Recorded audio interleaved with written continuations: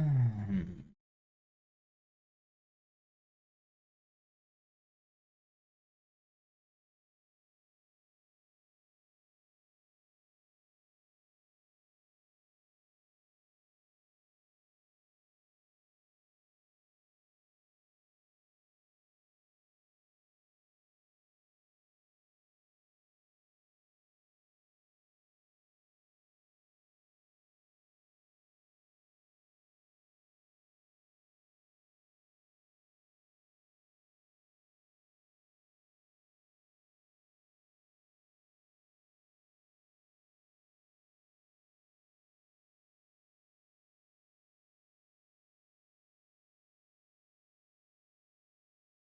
Bow, bow, bow.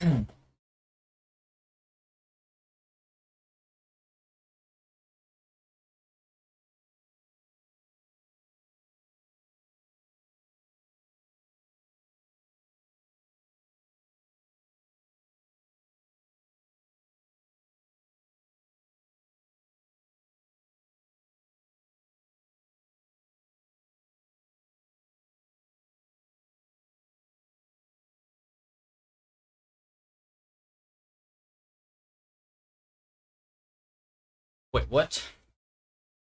Wait, what? Mismatch types.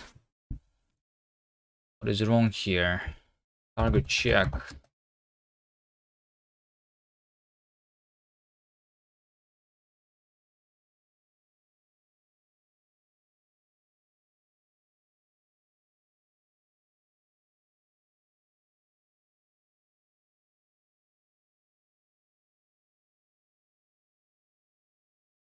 What? Did this? When did this stop working? Okay. Fine. Let's open this.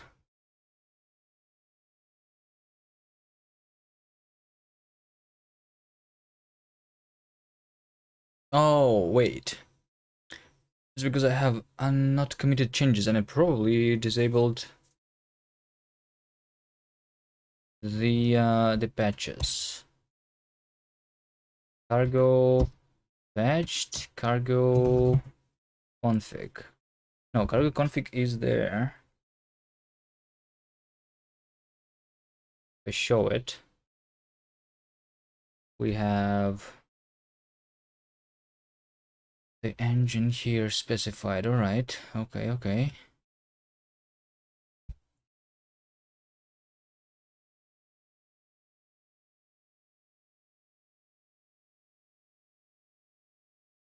Expected assets found bool.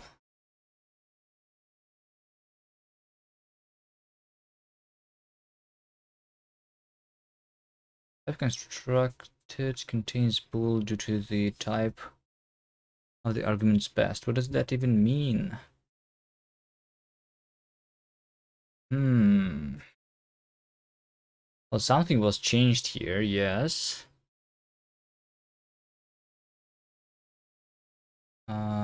Default, if this is when we have a list.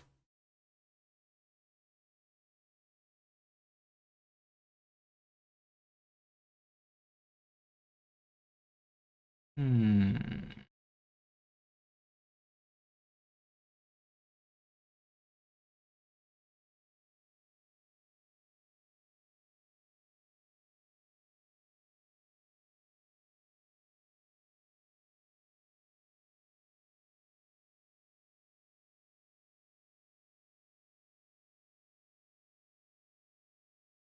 Okay, well, I see the problem here, but still. This is not even being used.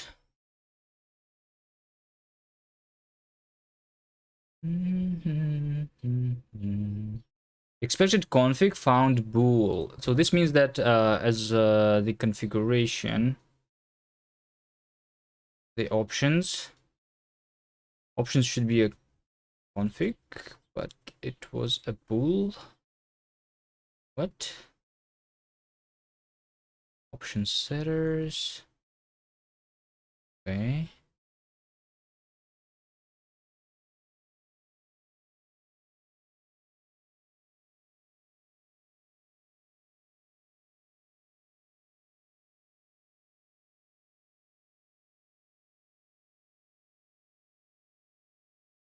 Why is it compile? Oh wait, it is compiling because I just changed it. All right. This makes sense. So this means that the patch is actually being used. Good.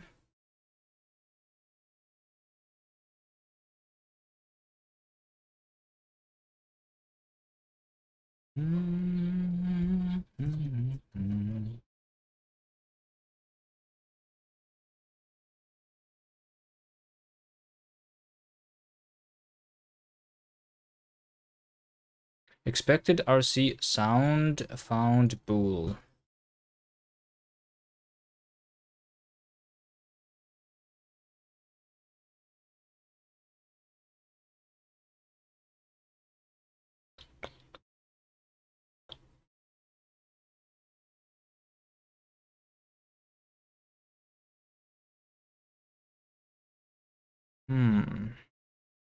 I'm not understanding what's happening here. What if I just revert this? Because this was for me fixing the bot or something. Because loading the lists, I think, is not supported. Is not working here. So what if I do...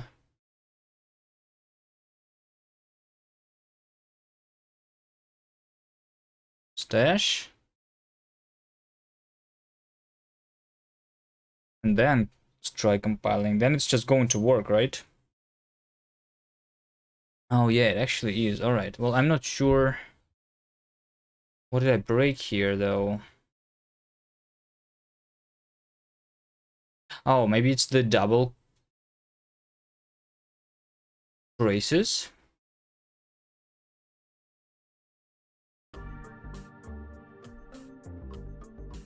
Okay.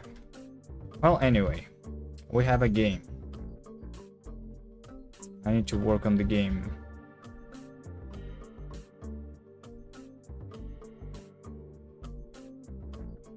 Bam, bam, bam.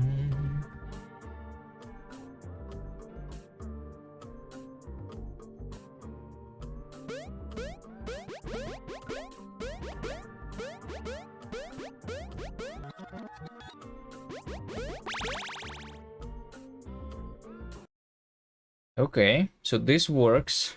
Everything works. I need to open GitLab and see what David did.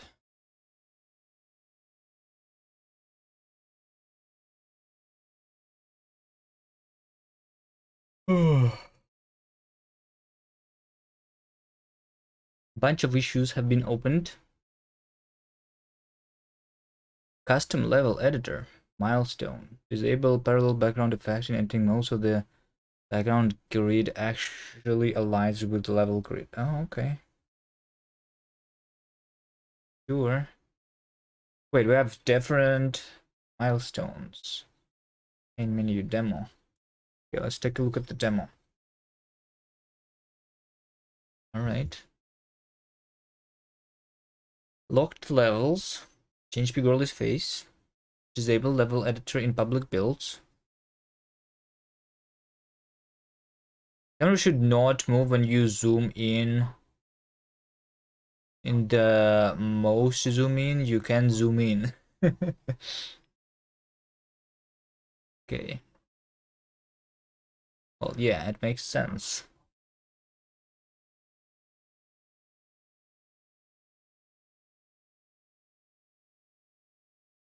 But we cannot even zoom in. Why is this? related to demo if we cannot even zoom in at all?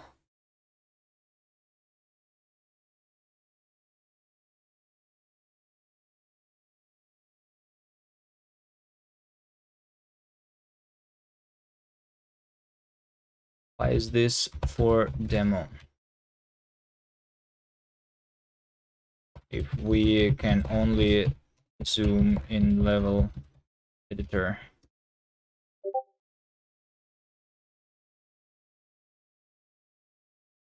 Okay, disable level editor in public builds. That's what I'm going to do. That seems like an easy thing. All right. I think it's actually going to be a feature. Features editor. Default is nothing. Run. Features editor. Okay.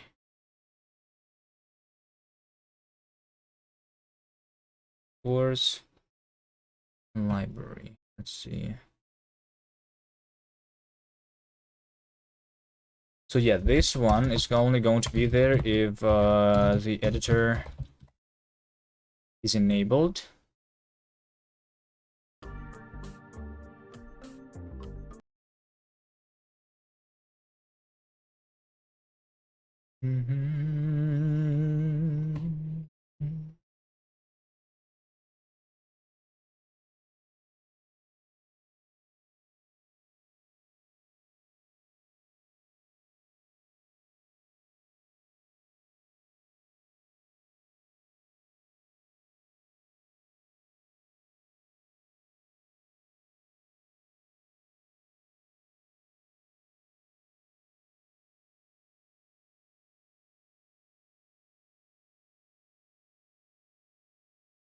Okay, so basically what I want is I want to not even compile the editor here. I want over here to say CFG feature is editor. Otherwise, I'm not even going to compile this thing. So I'm going to do regular cargo run. We're not going to compile at all because the editor is not there. Yes. CFG feature editor.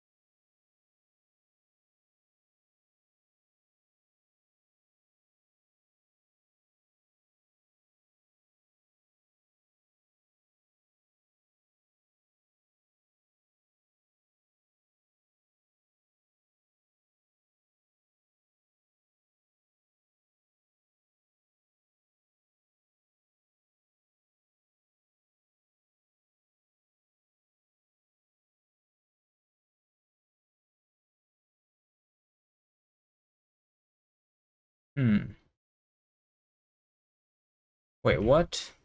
Why can I not? Oh, because I didn't close the... Okay. Sense. Alright. This is going to be very easy. This way, if I just make it not compile, then I'm not going to forget anything. If G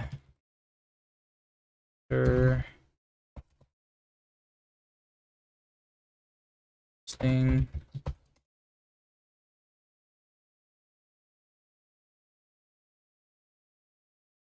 Is this it? No more editor in the game?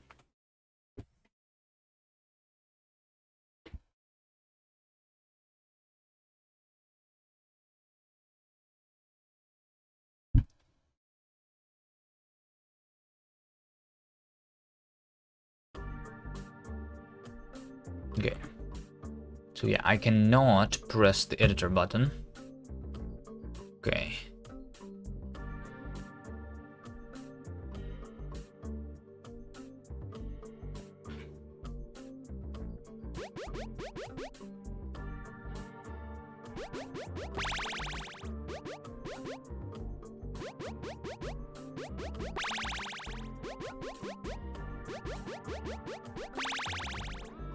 All right, easy. And then if we have an editor feature enabled, and then we compile and run, then we are going to be able to run the editor.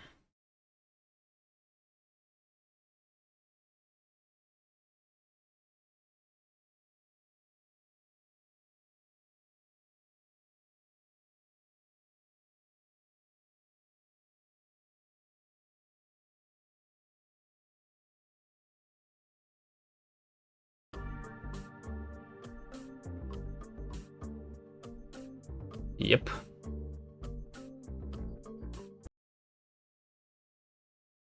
Okay. Okay.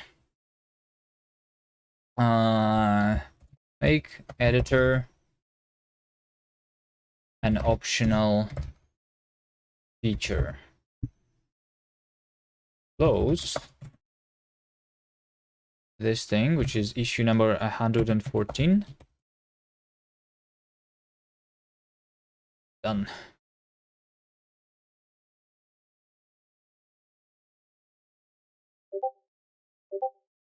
Okay, then what?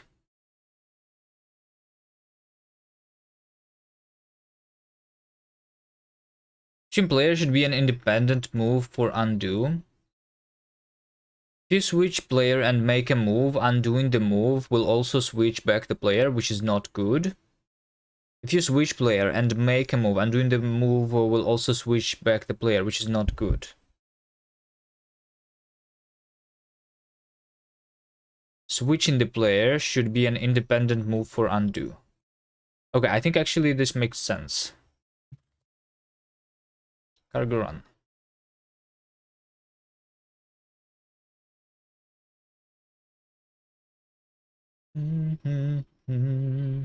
So I think in the history over here, what I'm doing, change player selection.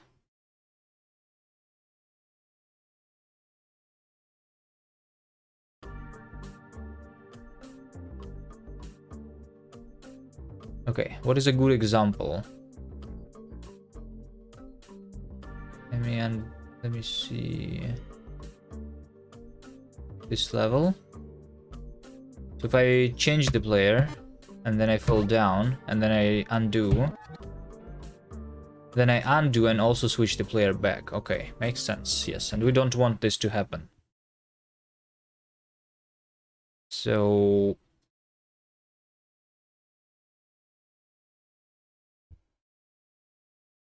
so when I'm switching the player over here, no, not over here. When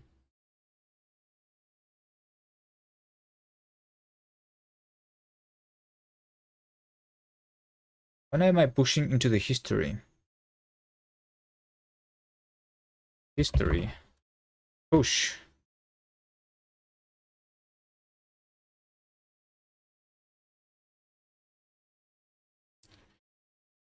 Do do do do do do do.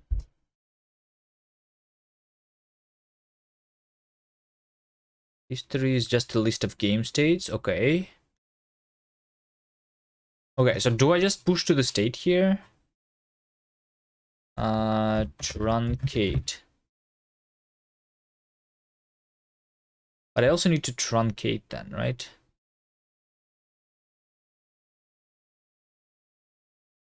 What is play? Hold on. If input is sound, then we play. Change player selection, play. Okay, actually, yes. Okay, makes sense. Change player selection. Hold on. If I do self-play, this means that I'm actually in the playing mode. If we are rewinding.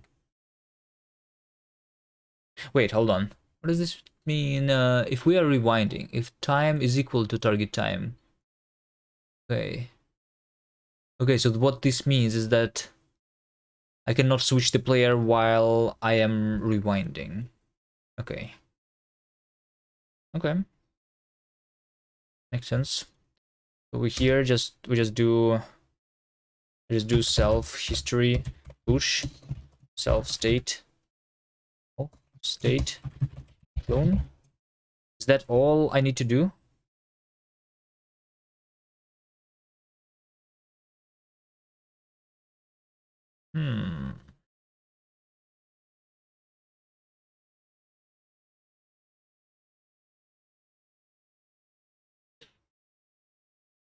Isn't it going to look weird because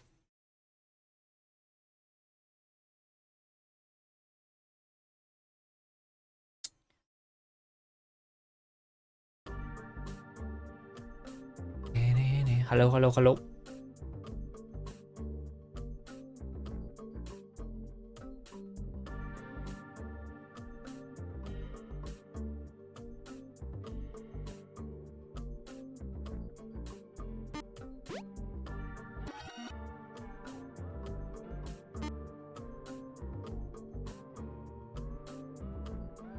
Wait, hold on. Now I cannot undo to the very beginning. But if I hold on, if I change the players multiple times, then I can do. Wait, hold on. No, undo doesn't work.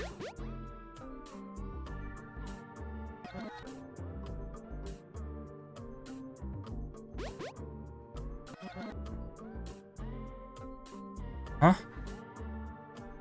Something weird is going on.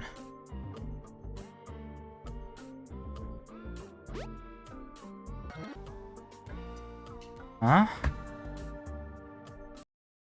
Even resetting doesn't work. History push state clone. So if I'm playing, hold on, play.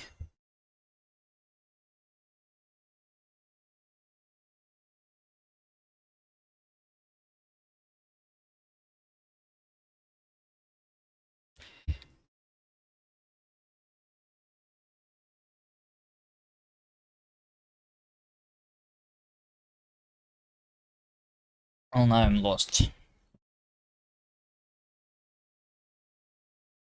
I don't remember.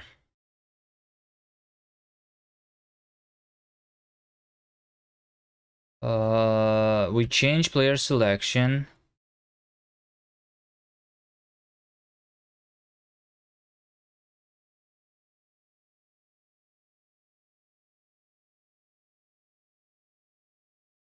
We change player selection. Hold on.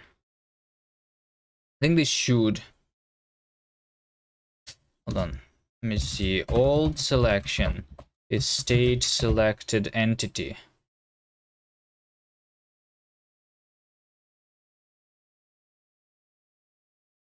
What is a selected entity? I think just selected player. I want to see if this changed. So if state selected player is not equal to old selection, then I'm going to need to push here. Log debug. Changed selection.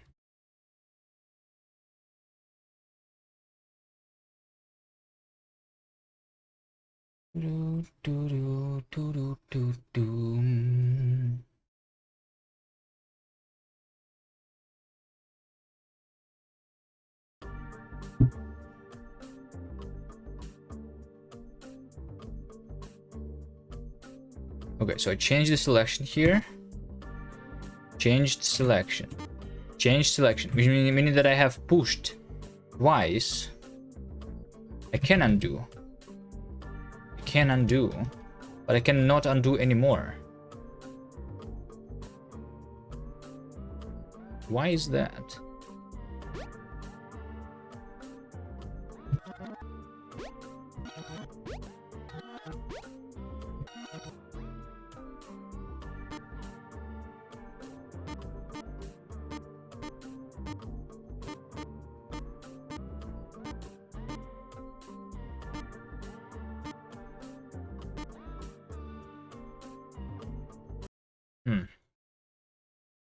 Is it because... Okay, hold on. Oh, wait.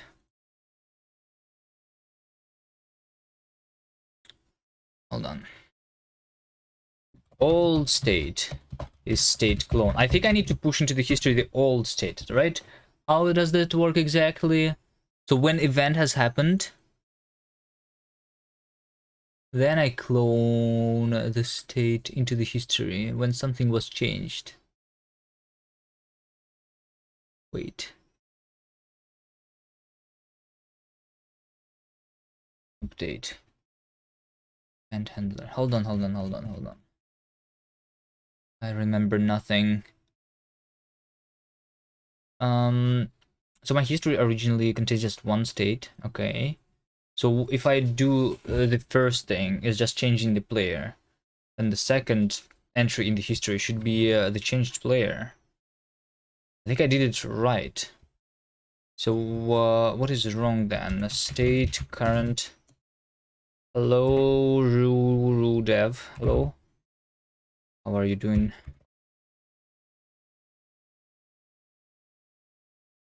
I'm working on a game here that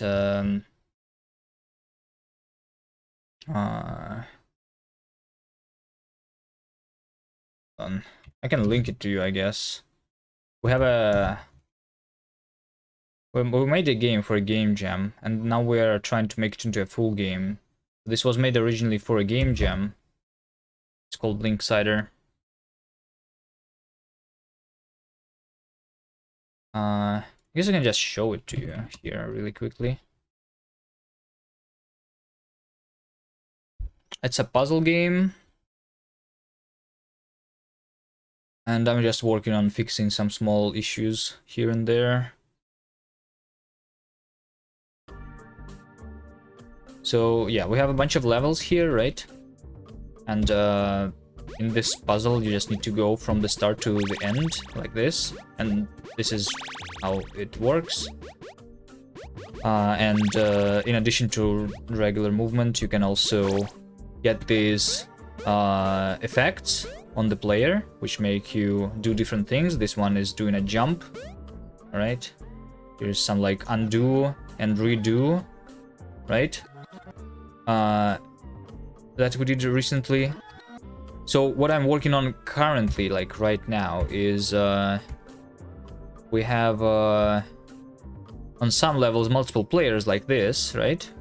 So I can switch between these players, but then when I change to this player and then I fall down and then I do the undo, as you can see, the player is also being selected this one, even though I pressed undo once. So there is a bug that I need to fix where changing the player should be a separate move. So when I undo, it should undo the changing of the player, basically.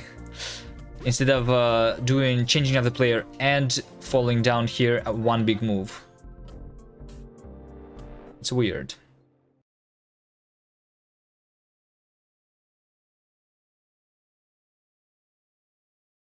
I need to remember how my history is being saved here.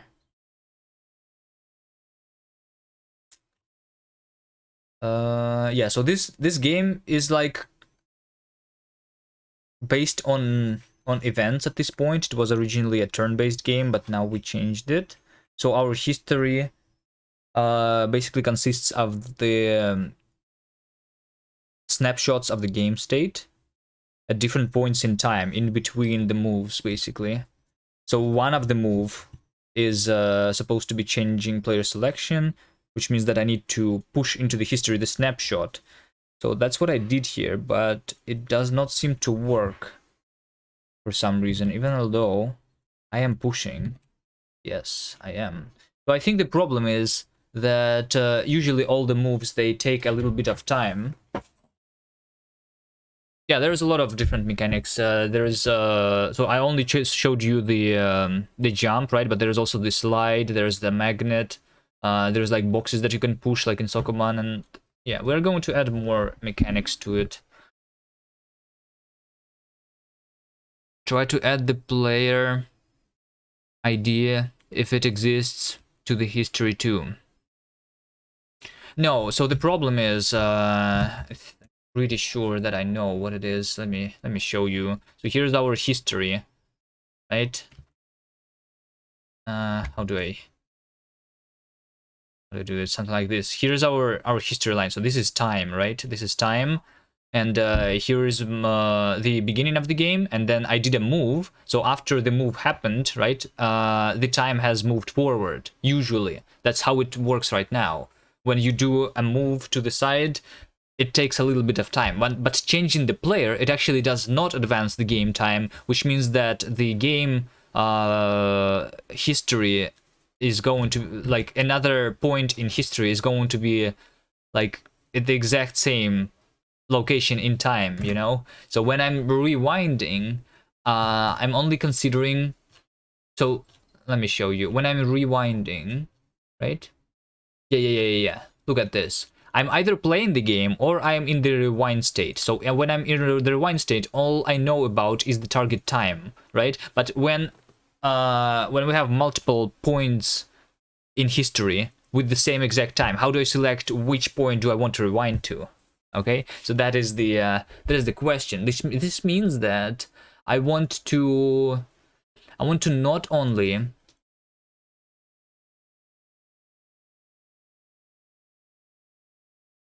a rewind to a specific time. Maybe I want to rewind to a specific like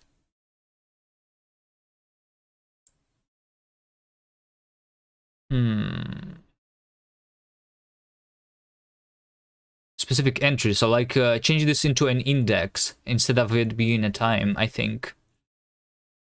Maybe add the changing of the player as a history point. I already, so that's what I did.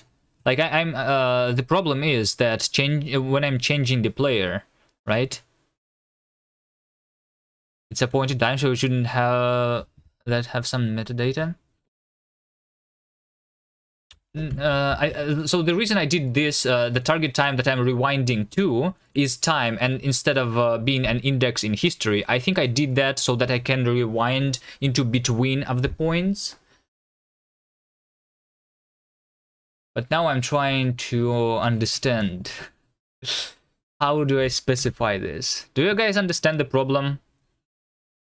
Do you guys understand the problem? We basically have 2 points in time with the time being exactly the same, so I don't know where should I be, you know, at this index or at this index, because the time is equal. So one of the ways to fix this, if I say target, is going to be an index in history instead of point in time. So instead of having this field, I'm going to have this field. That's one of the ways. But then I remove the ability to rewind into between the points in history. Although I'm not sure if I need that. Maybe I will in the future. Who knows? Like if I actually do like a video player, you know, in a video player you want to be able to rewind into any point in history, not only to the keyframes. So if it's 2 players, it's having 2 points in time, and that's the problem. The problem is that the points in time are the same points in time. I don't even know how to, like, the time does not the time is not going forward when nothing is happening on the screen.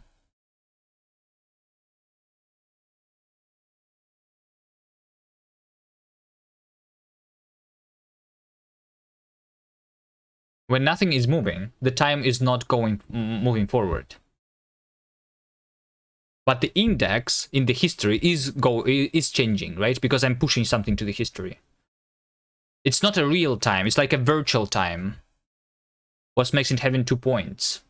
Because basically you instantly change the player, right? So the distance between these two events. So this is me. This is the game state where the selected player is player 1. And this is the game state where the selected player is player 2. Because nothing was moving in between these two states, so the distance over here is 0. Okay, so I have these two snapshots in my history, but the difference in the time is 0. Which means that the only thing that I can differentiate those keyframes is the index, not the time. You know? So I'm just wondering, can I think I can. It starts to start using Excalidraw instead of Aseprite. I don't know, I was using Paint before. I'm not really used to Aseprite. I was using Paint before. Paint is something that I really like for doing the explanations in. Isn't this beautiful? How I draw stuff here? Unfortunately, Paint is not like only on Windows, and now I'm on Linux and I don't have my Paint anymore. Is Excalidraw something like on the web? Excalidraw is a web thing. Okay, well, you know what? I actually have my own web thing, which is called Yeti Draw, Groovy Man. Okay, I have my own web-based thing. I own my own web-based Paint, basically. This thing also has like multiplayer. Basically, it's a multiplayer Paint. So if you go to this website, you can draw something for me. I can do explanations here, I guess. But I never like made it work better.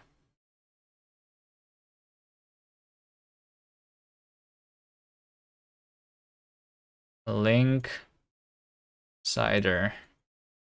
So is Excalidraw, try it. Oh, I have seen it. I have seen it. Link Cider. Oh, here you go. Someone drew a heart. Nice.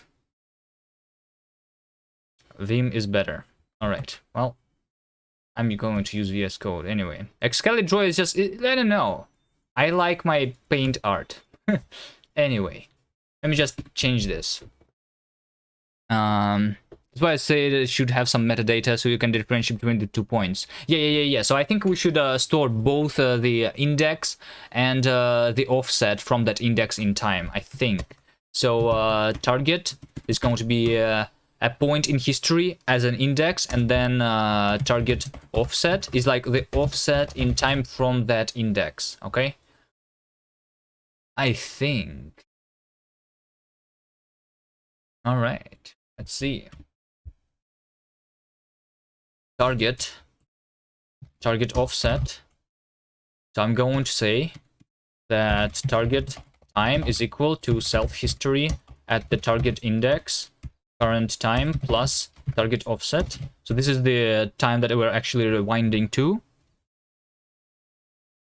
You didn't even know Rust could infer the lifetime on an impl block? Like this thing? Yeah, this was added at some point. It's not super useful though. I don't really care about this. But it can infer, it's like the same in a bunch of different states, right? Like, it's like same as specifying this over here.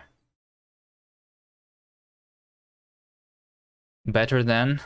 Well, it doesn't save you a lot of typing, so I don't think that really matters. But it makes it like more uniform, because you can do this here and yeah. If you have is one lifetime, then it's nice. Yeah, if you don't use this lifetime inside the impl block, then it's nice. But a lot of time, I think you are actually using this. So this is basically a view into our history, which is why I don't really need this lifetime inside the impl block. But I don't know. In a lot of cases, you actually need it, right?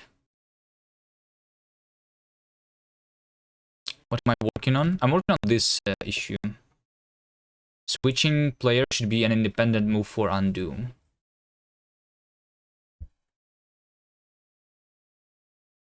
Okay, you know what? Let me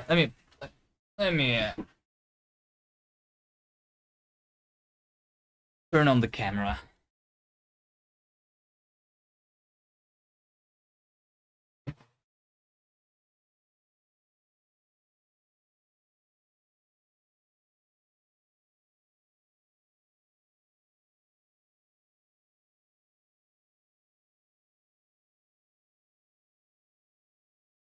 Unless you guys preferred not seeing me. Where's my cam? My cam is here. I don't know. I was lazy, so I didn't turn it on. I wanted to chill, but now I don't want to chill anymore. I'm in my working mood now. So I'm okay with turning on the camera. Alright. Are you ready? Yo, what's up? And you can even return stuff with that lifetime by just using this.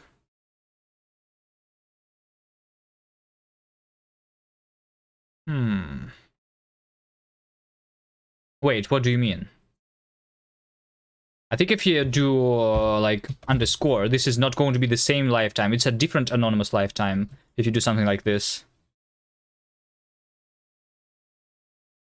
In order for those lifetimes to be the same, you need to actually name them. Rust is anti-based. How about that? What does this mean? Rust is anti-based. Like not based?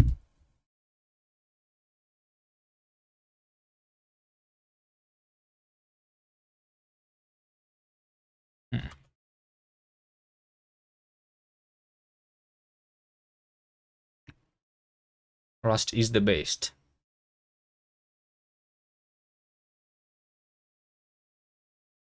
Yes.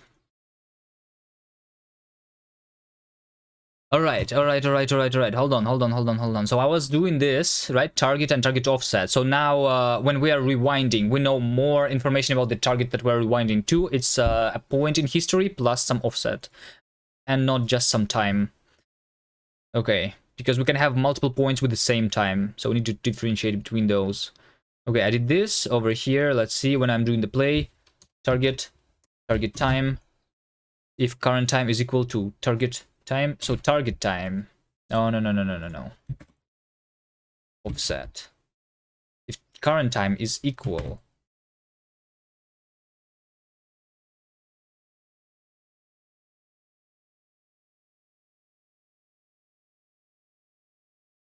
to this. All right.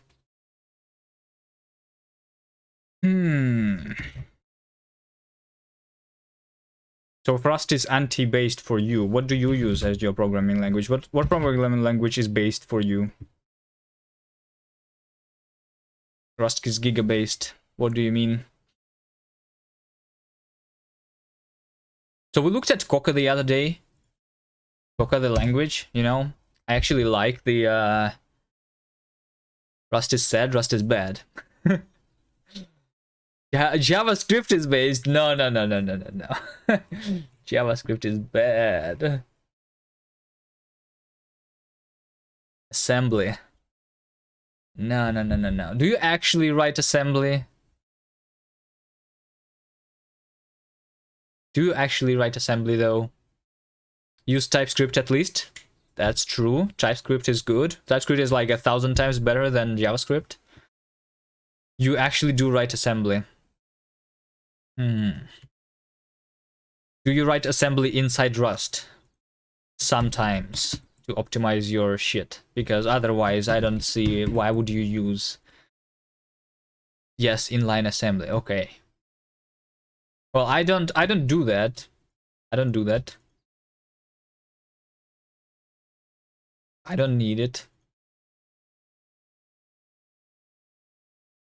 But I can see some use cases for it.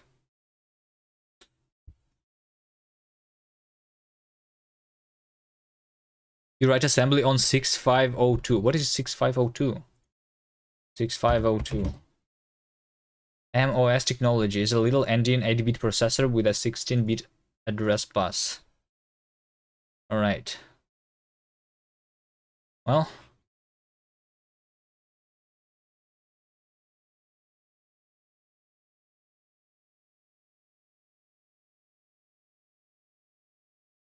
Oh, they have a lady command in their assembly. Nice.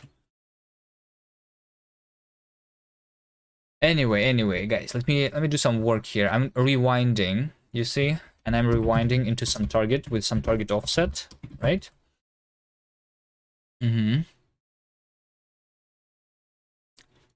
Okay, target time.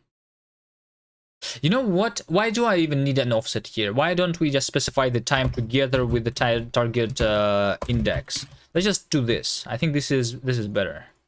Target index and target time, okay?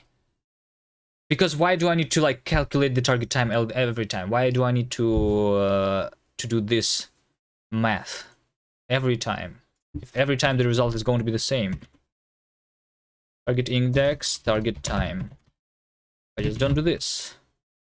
I don't even think that I need the index here, right? So I just do dot dot. Or no. I think I prefer to do it this way, to specifically ignore just this field. Target index underscore target time. Target time. Okay. Okay, so when we are restarting, we want to start the game from scratch, right? Which means that we are rewinding into the target time being 0 and target index is also going to be 0, right? So we are rewinding to the very beginning of the game. Makes sense. Okay. All right, when we're doing the undo,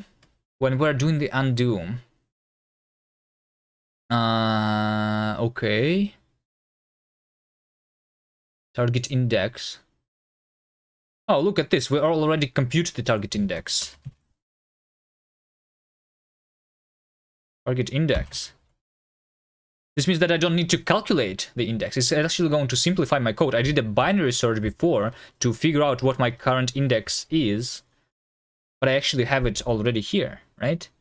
So I just do at mute index equal to index, like this. So I subtract 1 from it.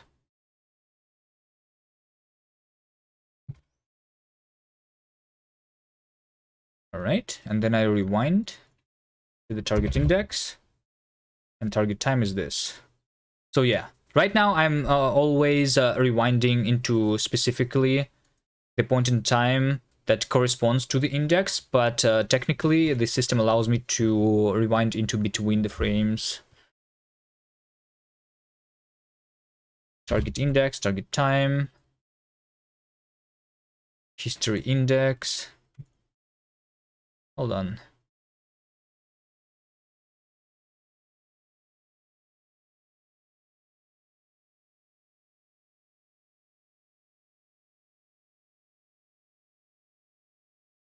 So this is wrong.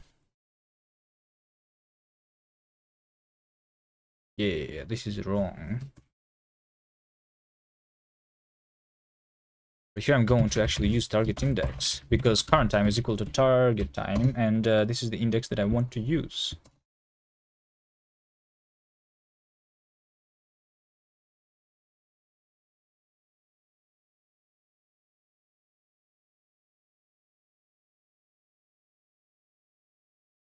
Okay. And then we have the redo. The redo should be changed, meaning that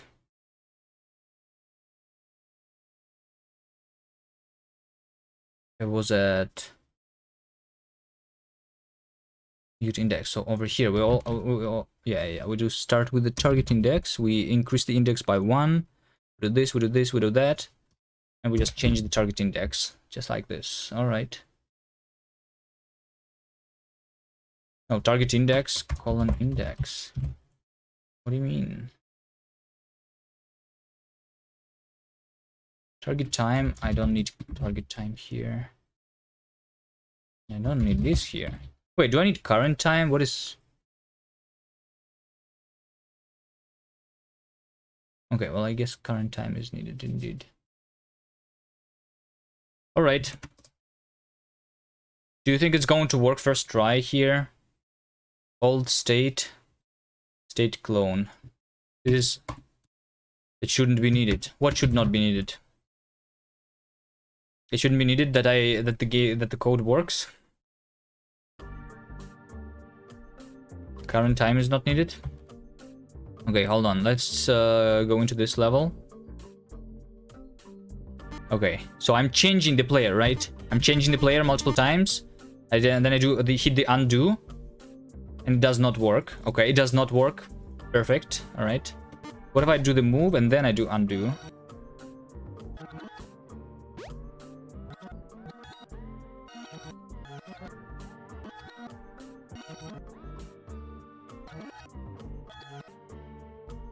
Well, that is not good. Okay.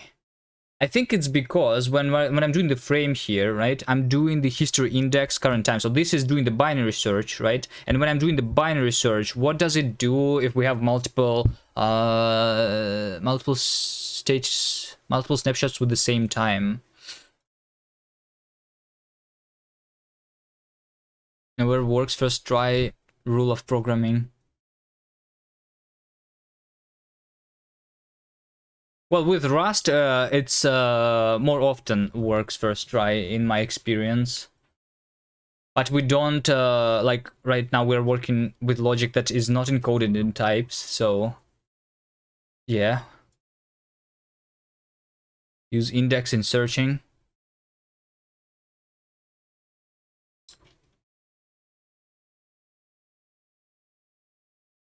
Hold on.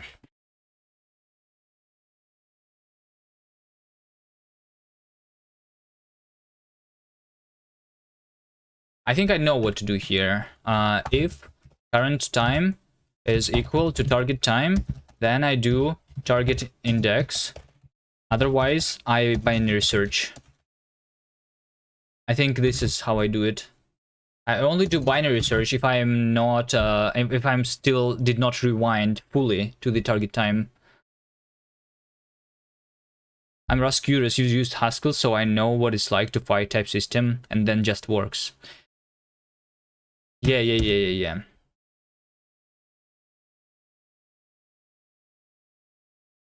Borrowing an ownership is part of the type system. That is something that, like, Haskell does not have, which is why Rust is better. Haskell did add the linear typing recently, though.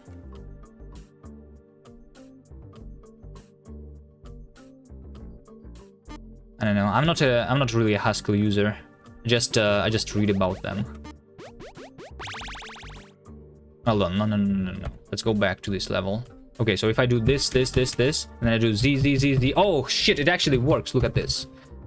So right now I'm just hitting the undo and redo buttons, and it works now with changing the players. Okay. There you go. So now we can change the player. We can fall here, undo. We're just undoing the fall, and then second undo is changing the player back. Okay, there you go. Very good, very good. Am I using the history index anywhere else? Because this is what can fail, right? But this is the only, so this is the only time I'm actually doing the binary search to figure out what index to show. So the reason is here, right? I'm only storing the snapshots, right, of the game state. But in order to show the movement, I draw the frame where I know what is happening, and by knowing what time has passed since the last snapshot, I can show the interpolated game state, basically. If index is already in the rewinding, then search is not needed. Well, rewinding is, we are in the process of rewinding, right? Because rewind also has the animation to it.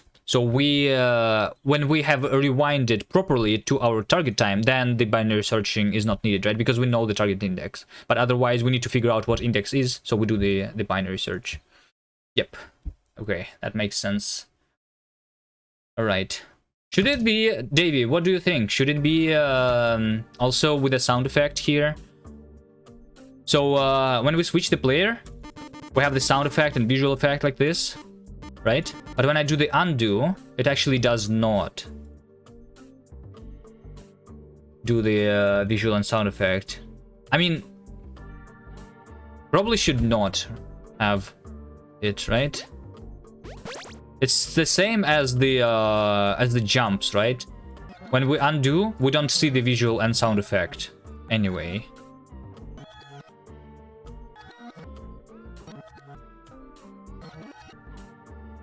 Would we want to see the visual effect here? Of the jumping? You know, there's like the little dust particles that we show. We don't need it, it's a short rewind anyway. Okay, well, we just close.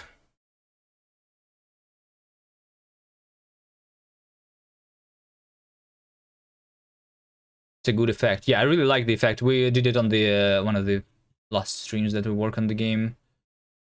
Alright. Issue 123. Okay. Close number 123. What distro am I using? This is NixOS. Using Nix, by the way. Here's my NeoFetch. Shit. Yeah, like this. Actually, you're not sure. Do we need it? I know it feels weird that when I'm switching the player normally, it shows the visual effect, but when I'm doing the same, basically using the undo, we don't. That's weird. At the same time, like, I don't really want to special case it. I think it's okay for now, and we can think about it later, right?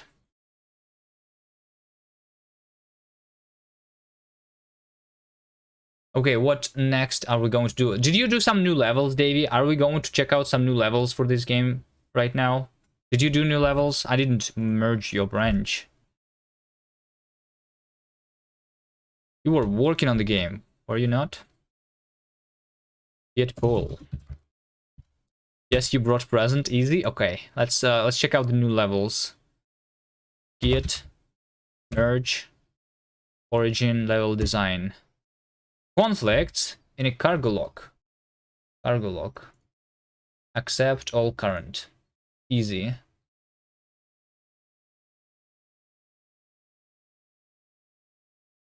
Okay. Check your commit. Do you have my dot files uploaded? Yeah, I have. GitHub, Kuiman, Nix files. It's called Nix files because we're using Nix. You like the styling? I think VS Code is not in my dot files. You can see my NeoVim configuration, but I'm not using NeoVim anymore.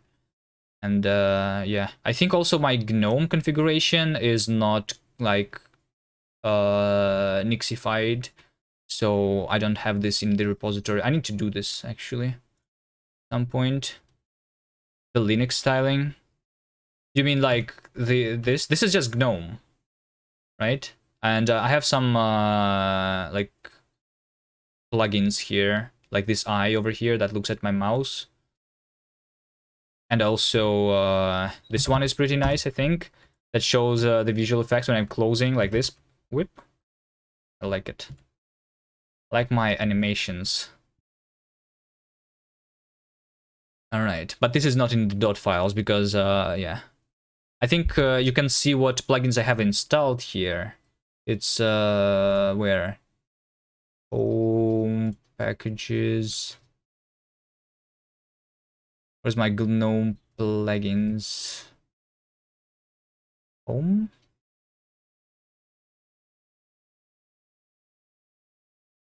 I don't even remember. I don't do Rising too much. Check out Hyperland, it's still better, but it's so good. Well, I started with Hyperland when I switched to NixOS. The problem is it was crashing on me all the time and using a bunch of like it was leaking memory and starting to lag after long periods of use. So I switched back to GNOME. NVIDIA? No, I have AMD GPU. It's just C++, you know, Hyperland is written in C++. They should rewrite it in Rust so that it doesn't crash, you know? You know what I mean? Okay.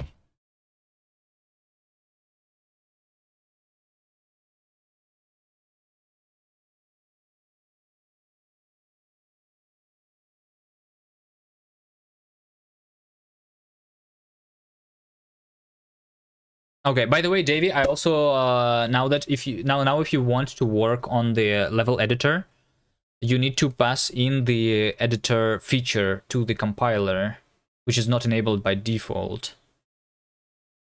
I was confused that they used C++ weird choice.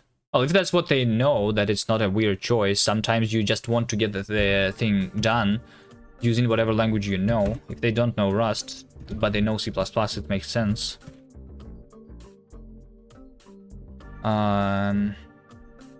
So yeah, as you can see, Davey, I cannot go, no longer go into the editor. All right, where's the new levels? Where's the new levels?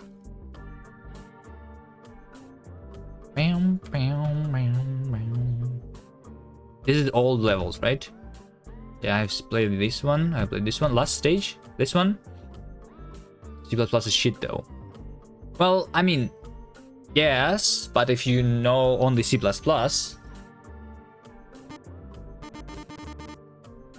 All right, guys, let's try solve some new puzzles. So we have new levels on this game, right?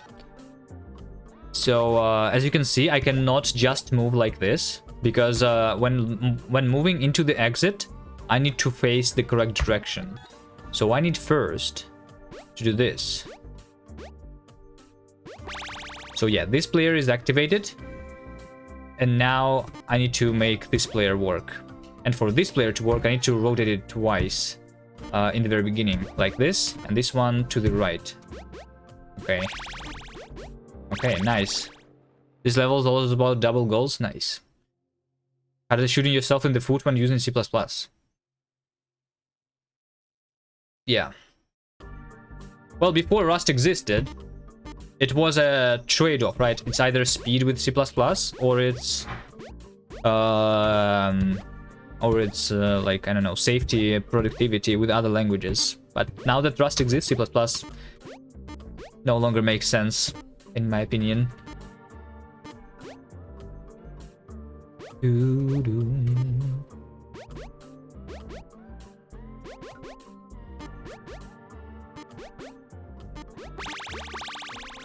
Okay, these levels are pretty easy so far.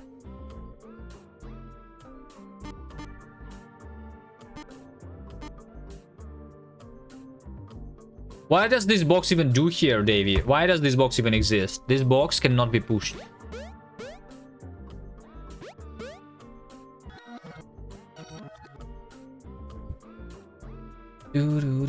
Okay, so over here we have a gap, right? So in order to cross this gap, I need to use this player and make this player move to the left like this, right? Yep. But now I need to activate myself. So how do I do this? Wait, Davey. Why am I not jumping here to the right? It's not a box. Oh, this is something else. So you created a new thing. It's a disable block now. So, but it's still you didn't do the new art for it though, right? It looks like the old box that should make me jump to the right here, but it does not. Okay.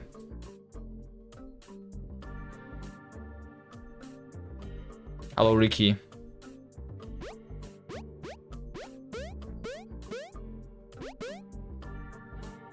Gray color means disable. Oh, is the box now changed? Because this looks like box looked previously.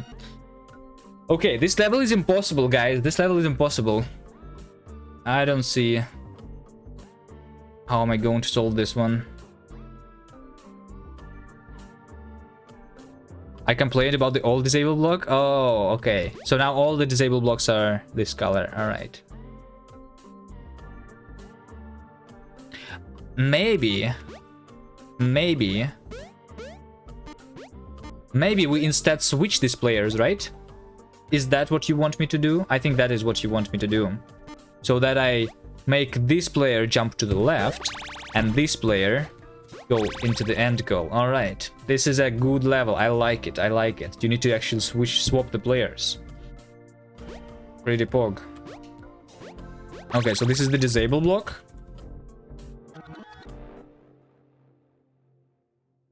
The disable block. All right, I'm not used to it. It used to be a red block, and now it's gray. Okay. Okay, these players are the same, exactly the same. The jump is on the same side for both of them. So in order for this dude...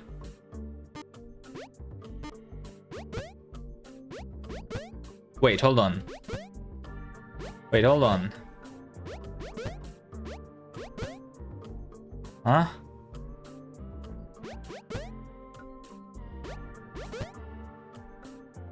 Huh?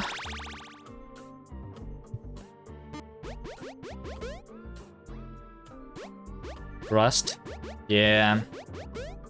So Nurtle, I was actually disappointed in Coca. Apparently the language does not even have type classes or like traits in it. So yeah, I'm not going to use that one. This one is my second favorite of the new levels. Alright, well, let's see. I don't understand how to solve this yet. So this one is very easy, right? But we need to make one of the players jump up here, which means that they need to be like this, but on that block over here, in the hole, right? Yeah. So in order to do that,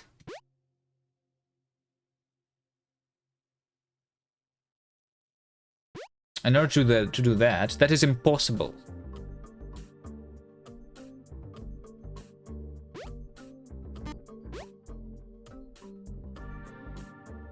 Okay, actually it's not impossible. I see it. X Blade, thank you for the sub. Thank you for the prime.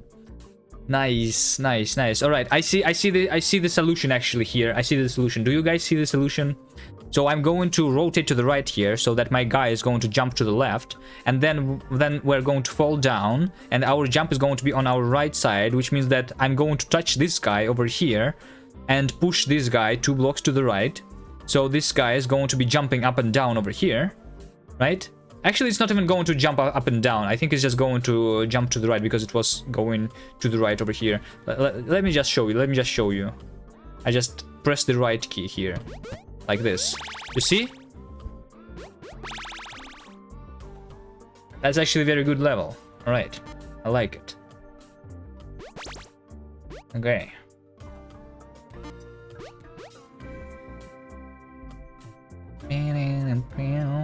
Now this one is your favorite. All right. So what is this one? Are you using a glitch in the game, a bug in the game to solve this level again? I hope you are not, because I'm not sure how am I supposed to cross this. This gap is 2 blocks long, which means that it's impossible. Hold on, this level is actually impossible. Wait, is it? Hold on, I just need to jump from this place, right?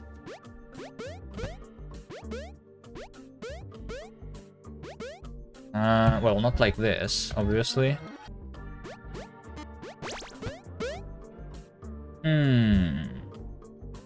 That's probably not the solution either. All right.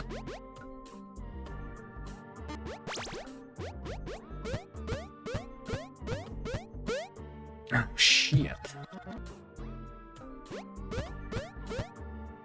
Maybe this. Yeah, I think this is it. And then we do that.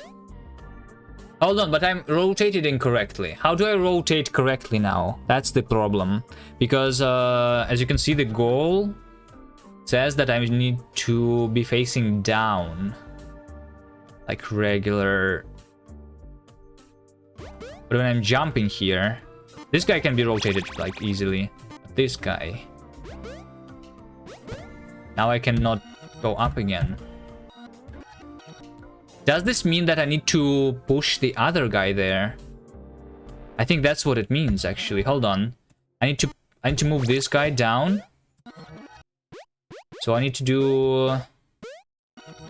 How do I do this, though? Hold on. Like the same thing in the beginning, right? The same thing in the beginning. And then...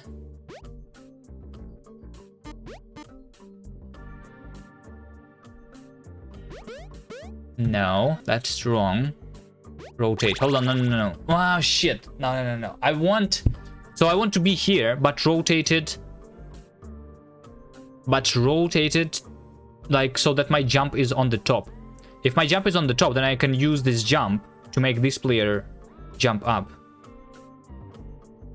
How do I get better in Rust? Any specific suggestions apart from keep building stuff?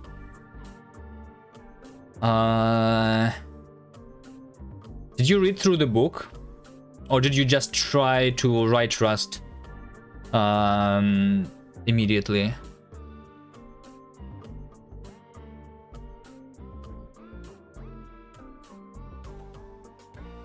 Keep building, lol. You're going through the book. Well, just go through the book. I don't know. I think when I just went through the book, the language made sense to me. It still required some time to get used to, right? But I don't think I would be able to do anything without reading the book. So I think reading the book is the most important part. Because unlike other languages, you cannot just try and write it without understanding.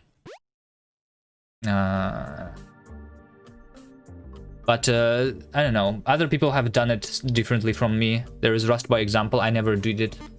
I basically just read the book and then built my my thing here. Programming as a whole is about doing more stuff to be better at it. Yeah. You badly want to learn Rust. I want to do something with it. You're hitting a wall. Have you programmed in other programming languages? I should suggest you just do something that you already know how to do in other language and just migrate this thing to Rust. Just rewrite it in Rust, you know? That's how you learn.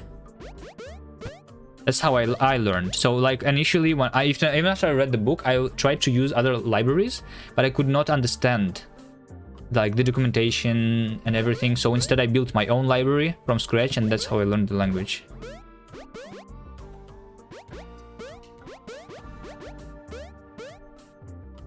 And by library I mean this game engine that I'm using to create my game.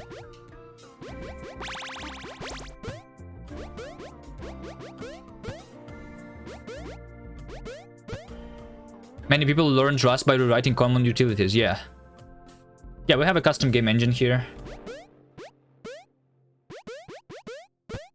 I mean, calling it an engine is an overstatement. But, yeah. I was using Bevy originally, but then I rewrote this. So this game was made for a Bevy jam originally in Bevy, but I don't like Bevy, so I rewrote it in my own engine. Hold on. How do I solve this level? Was my thinking correct here? I need a guy with the jump on the top here. How do I make it? How do I make it work though? You will not stop until I learn it and be comfortable in writing Rust. I think it took me a long time to be comfortable. Rust is one of the hardest languages out there, but it's worth it when you learn it. It is taking time though. I expect it to take a year before you're like comfortable writing Rust. But you don't need to like do everything. You don't need to understand everything to write simple stuff. For a lot of use cases, you don't really need to write out your lifetimes. Also, I suggest not doing any async. I suggest you don't touch async at this point. Try just doing threads and regular code without doing any async. I don't like how it's working right now in Rust too much.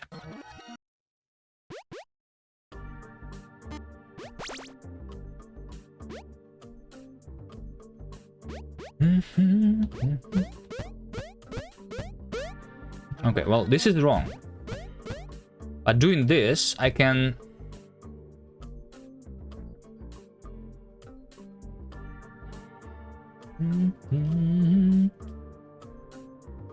Actix weapon diesel plus async is hell.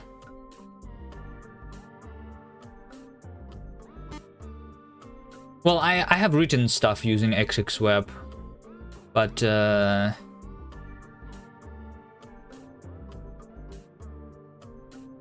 know for the most part it's okay, but sometimes you hit some weird issues with async.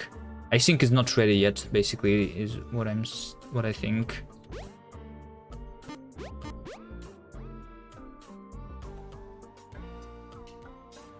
I don't understand. Hold on, David, this level is impossible. Okay, hold on. Let me try again. So if it's two ways we can think about it, right? Either the guy with the jump goes up or the guy without the jump goes up, right? So if the guy without the jump goes up, the only way we can do it is if this guy... Oh, wait, hold on. Oh, shit, no. The problem is, like, if only I could make this player rotate to the right here, right? But it's already in the goal, so I cannot make it rotate. 0 out of 3 stars. Okay, hold on. Does anyone see the solution? Am I the dumbest person in this room? Or what? This is harder than Rust.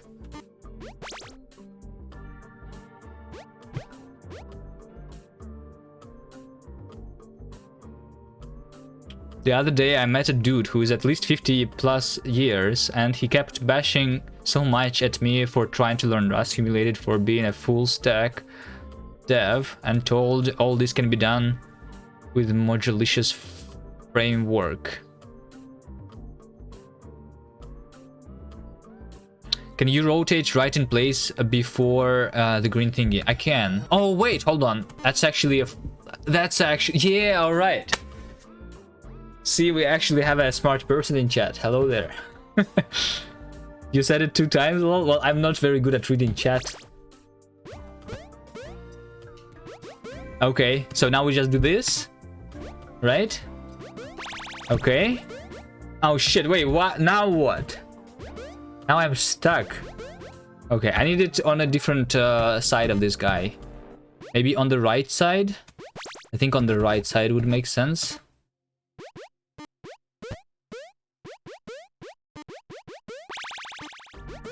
No, it does not. Hold on. Wait. It can only be on the top side of this guy. Yeah. That's the only solution. I see it. Easy game. Yeah. Was given the answer? No. I came up with the solution myself. No. It took me a long time because I was talking about Rust and everything, you know. Okay, what is this level now? So obviously this guy on the bottom cannot go into this goal because we have a jump on the left, right? Because it makes us like jump from it, and we need to be stable in order to enter the goal.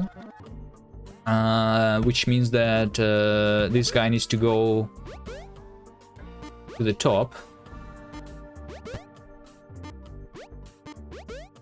So we need to switch these guys' positions. Hold on, this is impossible though. How do you switch positions? Hold on.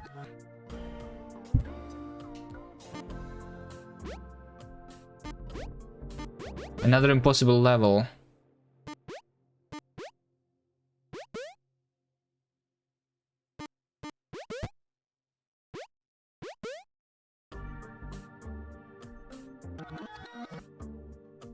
This is impossible.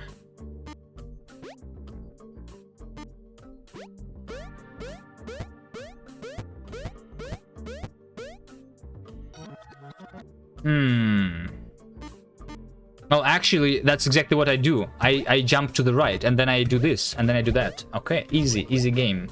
And I do that, and I do this. All right. I'm 56. Use Rust if that is what you want to use. It's fun and very versatile language. Oh, yeah. It's, by the way, about that, I think it depends on your goal, right? If your goal is just to learn, then learn for sure. But if your goal is to build something and you are time restricted, then you should probably not use Rust. So in that case, they might be right.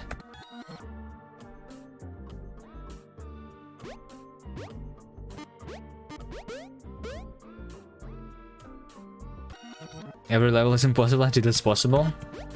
Yeah. Until Davey actually makes an impossible level. Okay, so this guy with the jump on the right is going to go on the top goal, and the other guy is going to go on the bottom goal, obviously. Obviously, alright. No!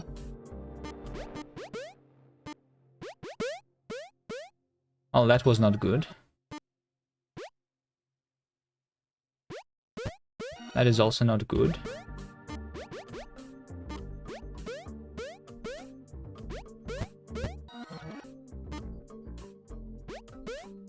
That's something that I should not do.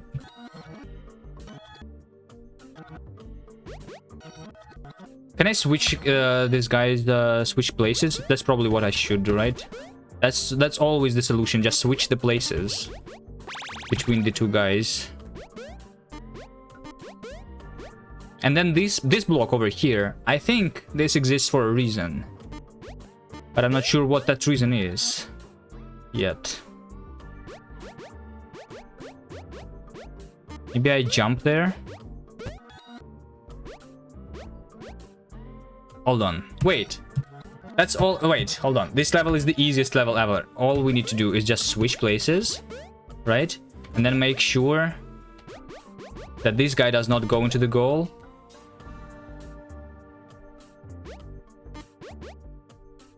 Oh, wait, hold on. No, I was just saying that I should just...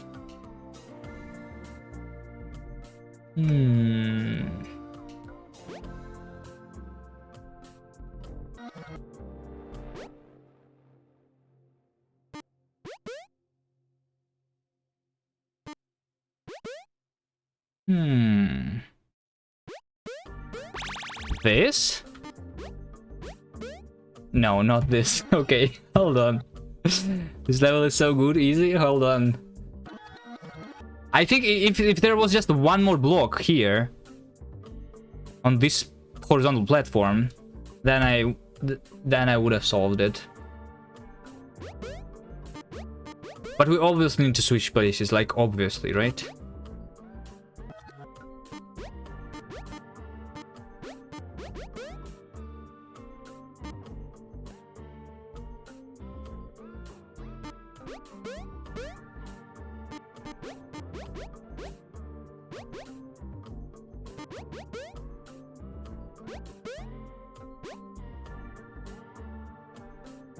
So the problem is that I cannot rotate this jumpy guy into that guy, because this is the only place where I can do this. And if I rotate, then I'm going to fall off. So I don't want to do that.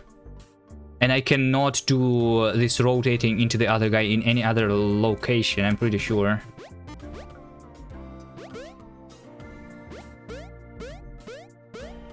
Okay. I would be able to do this. Wait, I'm able to do this in the very beginning though, right? When I'm on the right side. So I just do this.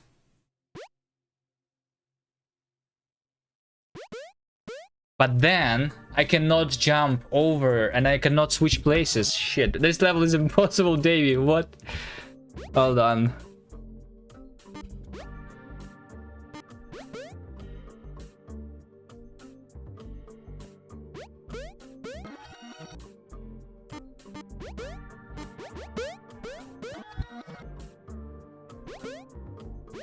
Okay, if I do something like this,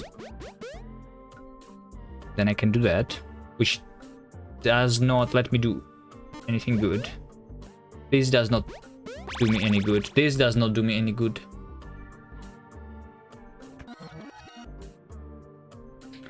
Okay, let's think about the last move that I'm going to do, right? So who is going into the goal first? The guy with the jump or the guy without the jump?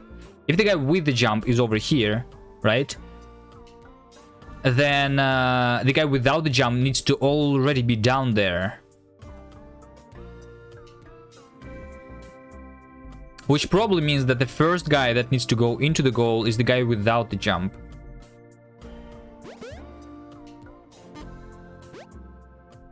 Both complete at the same time? How is that possible though? That's impossible. What do you mean?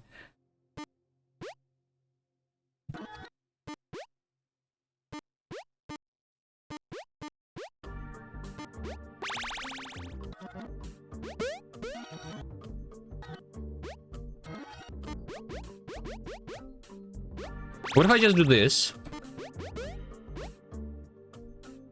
And then I do that. Okay, easy game. Easy game. I kind of RNG'd it, but yeah, the solution is easy. Alright, now what? How many levels, Dave? How many new levels did you do?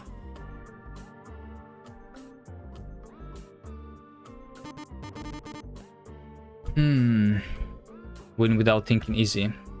Well, maybe I lied. Maybe I actually did think about the solution there a little bit.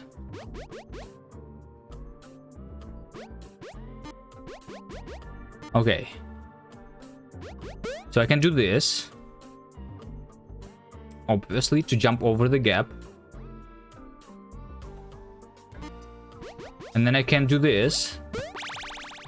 But unfortunately, the other guy falls into the hole, which is not good. I'm assuming we need to do the same thing in this level as we did in a bunch of other levels.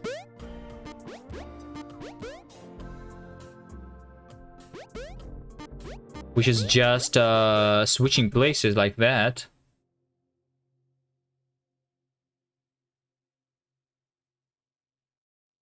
Yeah. I see the solution. Okay, I see the solution. I need to push this guy to the right. Then I need to move this guy to the right. And then this guy is going to fall down here. And we're going to jump to the sides. Right? The problem is, how do I...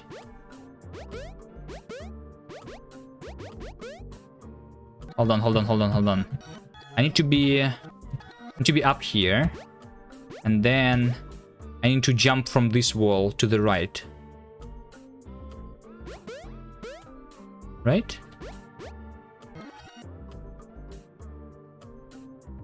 Yeah. So that I can push like this. Wait, hold on a second.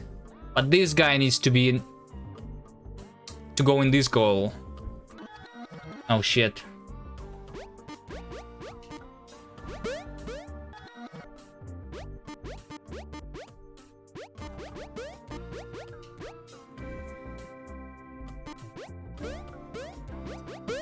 Okay, so I'm not going to move that guy then.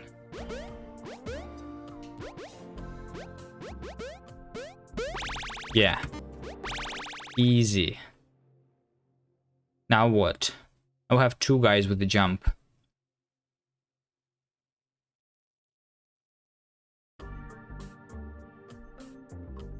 Is this the last level?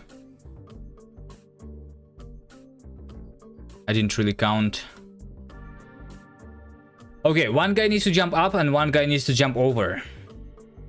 This level has a bug I have to fix. Wait, really?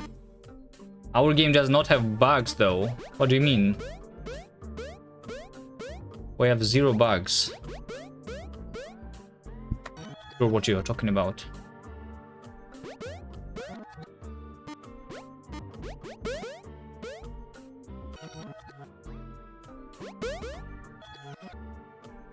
It doesn't require the bug to finish? Okay.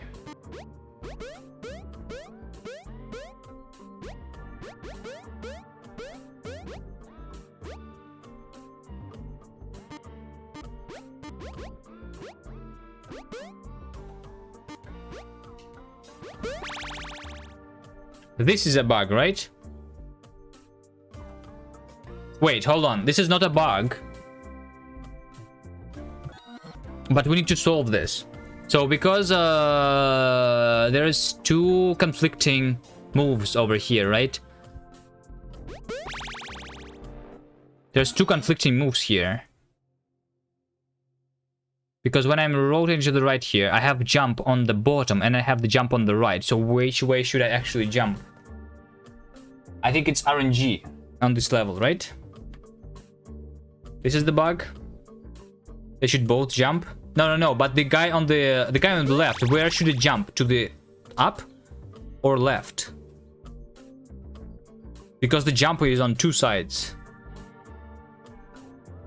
We don't have it specified in the game logic right now. So it's kind of RNG, I think.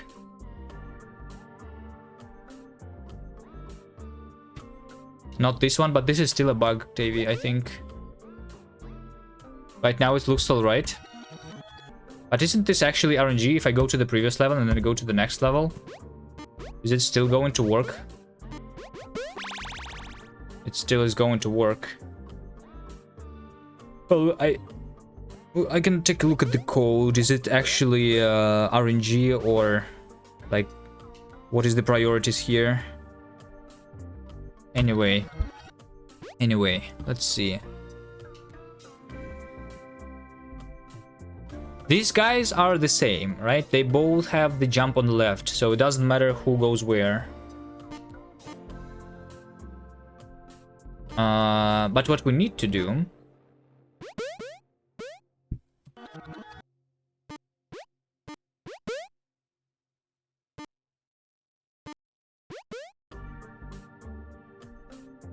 so when this guy jumps to the right,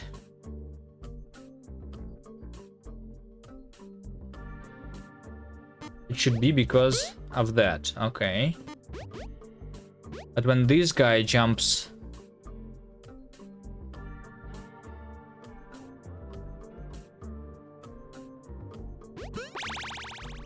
up, wait, hold on. I can just, oh, this is a bug, right? This is a bug that you okay. The guy that is in the goal should not be moving. All right. Yeah, that makes sense. All right. That probably is a bug. The other guy should be pushed to the left and then up.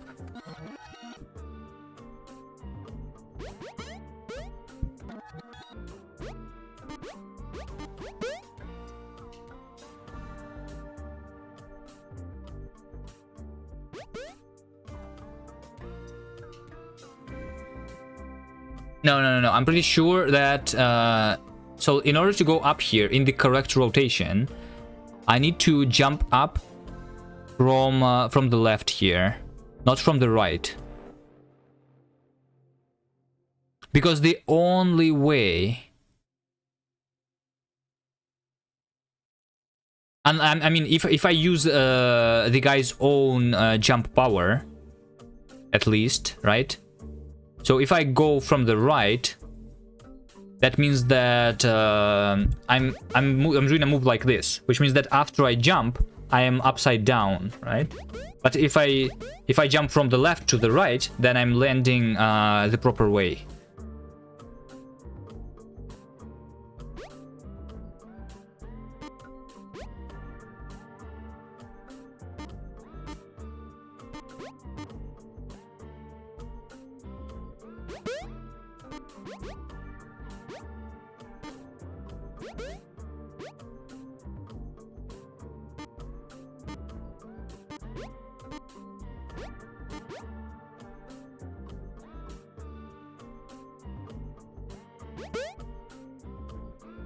Just switch them.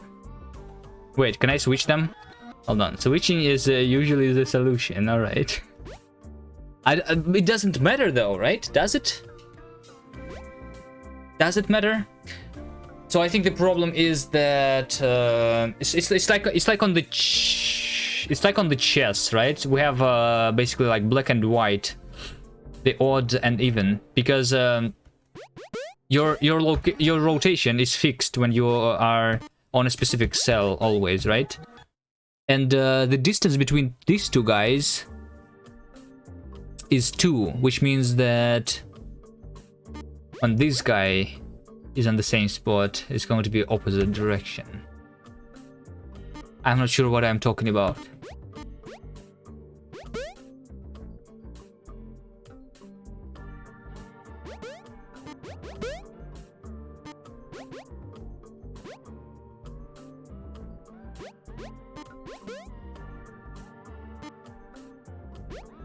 Wait, hold on.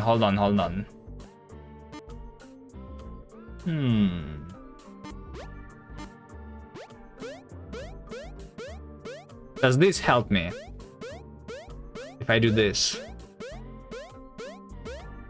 I don't think this helps me. I cannot even switch my players when this is happening.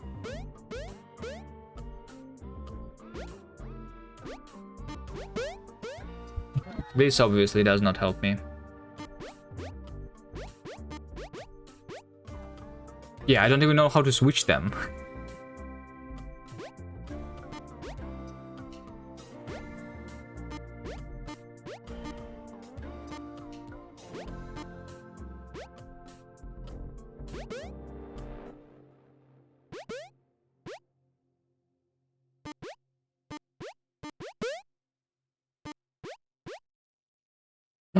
Hold on, I'm here. Ah, shit, now I'm not here. Hold on. So, you see, I'm in the correct position. So this guy can jump up now. I mean, it no longer can, but if this guy was not here, then I would be able to do this. So this is what I want. I want this position, but the other guy should be on the right.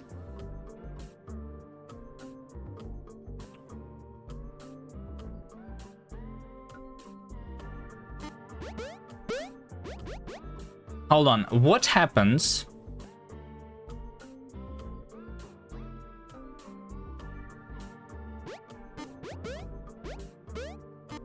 Does anyone see the solution?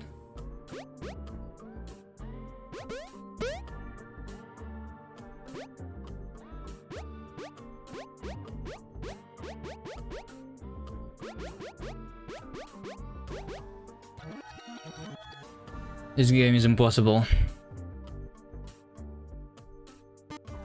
Ricky, why are you laughing at me? Do you know the solution? You do not know the solution. I am the maker. No, I'm not. I'm the programmer. I'm not the level designer. JV is the level designer. I only made the code work.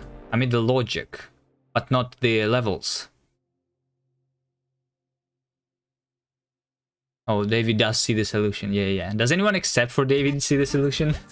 I think this is we finally see the level that Davey made that is actually impossible. Pretty sure. Like, if we swap them, what does it even do for us? It doesn't even do anything for us. Oh, wait, look at this. I solved this. This guy finally is at the top. Unfortunately, the other guy fell down. So we need something like that.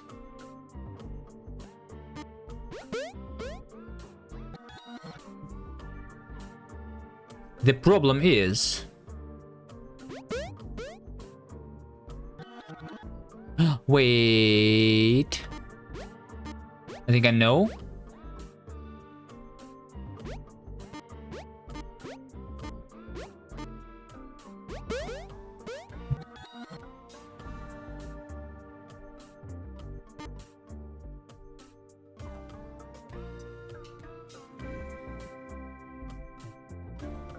Okay, so if I am vertical like this and my jump is on the top and the other guy pushes me to the left, then I would be able to jump up. Do you guys know what I mean?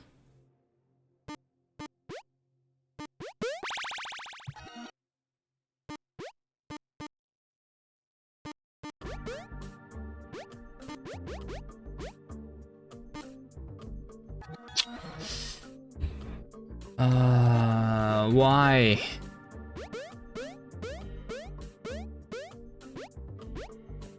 Am I actually going to surrender? Nice, Twitch is repeating the same ad every 10 seconds. This is not an ad, this is me trying to solve a level. What do you mean? I want the jumper on the right for the upper goal.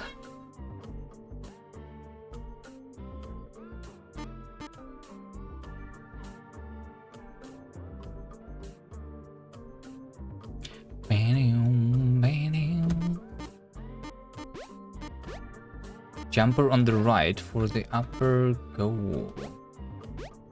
Hold on. Let me think. If I am rotating to the left here because the guy is blocking, so that I will jump to the right, then the other guy is going to go on this block, which means that I need to have my jump on the bottom, which is basically impossible. Which means that this level is impossible. The right guy should go on top now. Then go down the other side. Hold on. What does that mean? You want me to go... the right guy goes on the top like this, right? Wait! Oh, shit! Like this!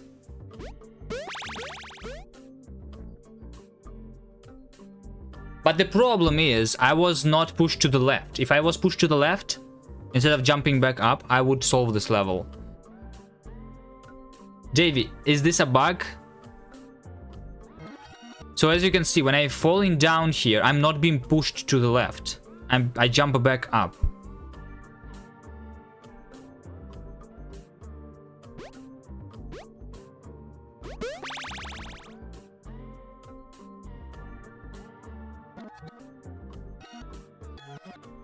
Go to the other jump side and jump. Oh, jump where? I can only jump down. Why am I this bad at this game? Maybe this? Hello, Elseman? Hello, Arya? How long am I trying to solve this level for? Is it an hour yet? I think it might be about an hour.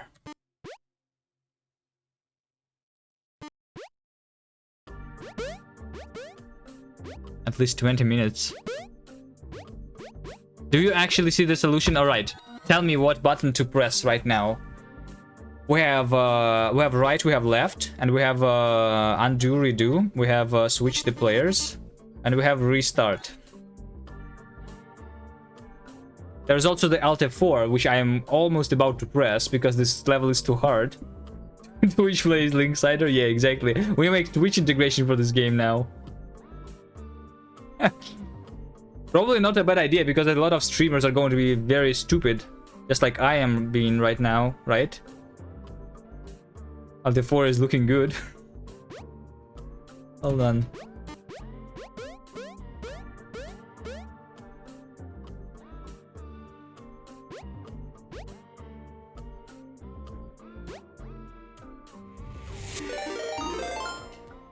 I did it before. I did what before? Practical NPC, hello there. Thank you for the raid.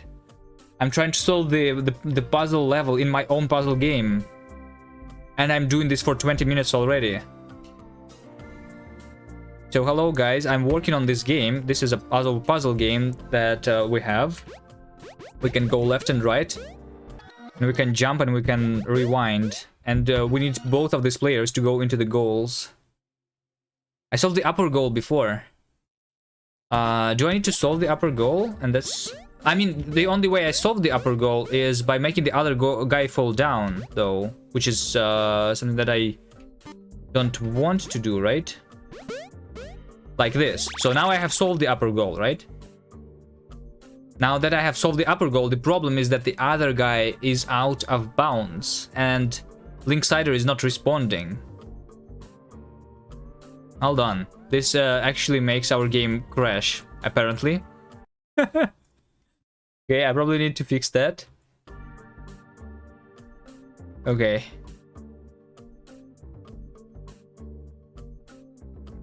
Okay, we have 2 more levels after that, by the way. When you fall, you crash. Yeah, I guess we will fix that today too. What am I making this in? I'm using my own custom engine, and this is made in Rust programming language. You can see this over here. Here's my Rust code, my beautiful Rust code. Looking pretty clean. Yeah, it's pretty good. I can show you some other levels. Let me show you. This is the beginning, right? So here's how you go into the goal. You just do it like this.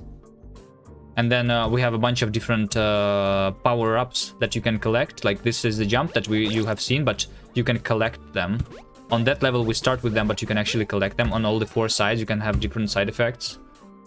Rust, ooh. What do you mean? Rust is POG. Rust is not ooh. What do you write? Do you use what? What do you use? What do you use? Tell me right now.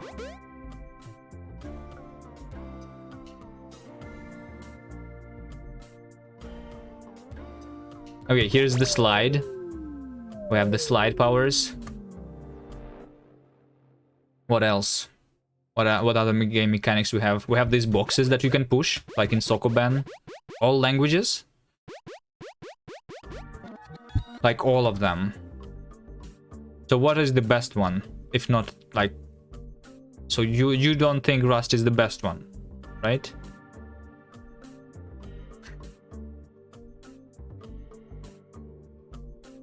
Here's one of the other cool mechanics, which is the magnet, which lets you climb the walls. Like this. Anyway, back to solving that level. Brainfuck is the best one.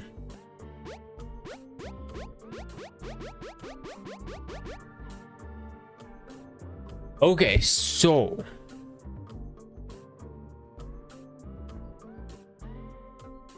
Wait, I actually know. I need to make them both jump at the same time. Right? So in order for this guy to not fall down like this, when I'm doing this move, I need the other guy... Yeah, I need one of the guys on the top here, actually. Actually, that's what I need. Like this. This is what I need. Exactly. Yes. But then...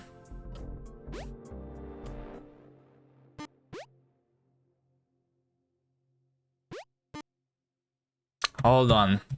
So now the only problem is that I need this guy also to have the to be on this position, but with the jump on the top.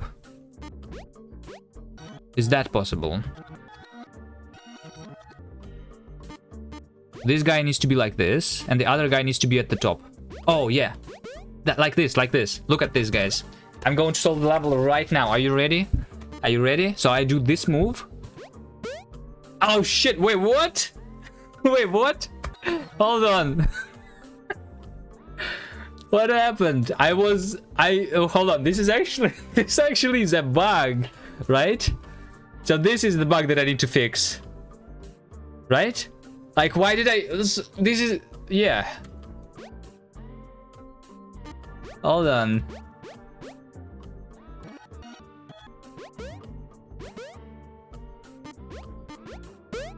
Yeah, this guy needs to jump up. In the other situation, when the guy could basically be pushed to the side or jump up, it always jumped up. But in this situation, for some reason, maybe I need to switch them, because like it depends on their ID probably. So the guy with a smaller ID to jumper bug is annoying. Yeah, we are going to fix this today probably then. So I need to swap these guys then.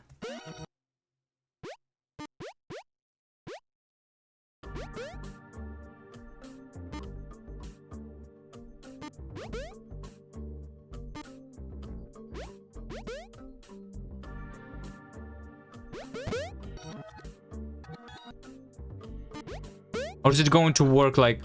Hold on.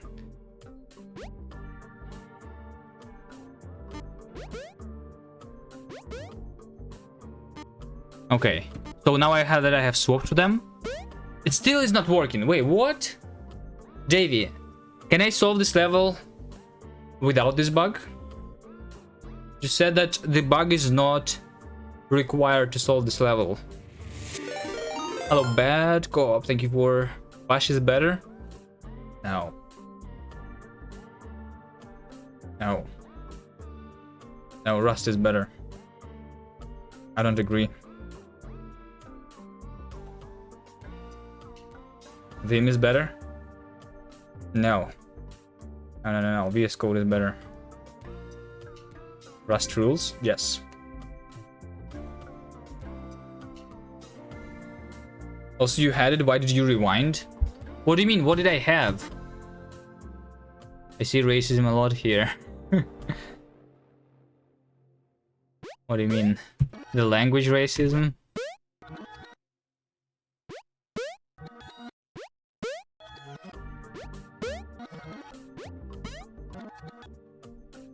I have it, but there's a bug here. So when this happens, this guy on the right needs to jump up instead of jumping to the side.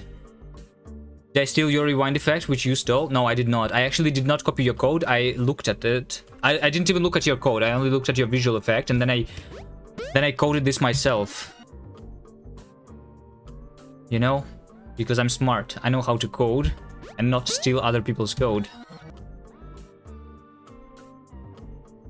I looked at it. Oh, I looked at the visuals, not at the code itself. That's different, you know? I didn't copy, I rewrite. Yeah, exactly. I mean, I didn't even rewrite. Rewriting means that I have seen the code, but I did not.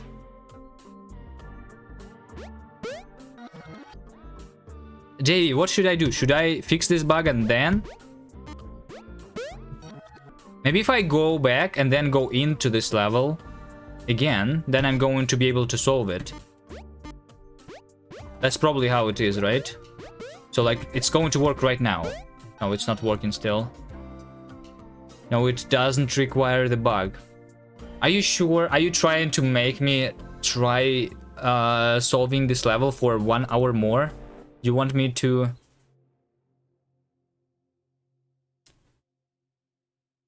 You want me to just stare at the screen for 1 more hour? Okay, fine.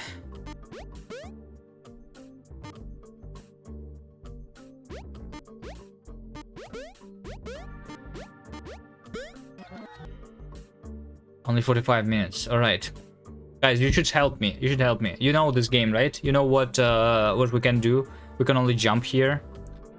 So I need one of the guys to go into the top goal and the other guy to go into the bottom goal, right? So as you can see, this guy is not entering this goal on the top because it's upside down. It should be at the same position, but it should be rotated differently. Left. I pressed left, Ricky. What next? Alright, Ricky plays the game now. Ricky, do you see the solution? What is the next button that I should press? Switch? Okay, I switched. Now, left. Okay, now. What should we do now? Switch? Alright, now what? Now left, okay. No, bad cop. See? That's wrong. That's a wrong move. That makes us fall down. Left? No, Arya, you also failed. You should not fall down. That's not how you play a game. Play an ad and I will give you the solution easy. Up? Up means switching the players, by the way. Up again? Up again switches black. Wait, you must solve the goal on the right first because it's impossible to solve without another object to jump. The jump?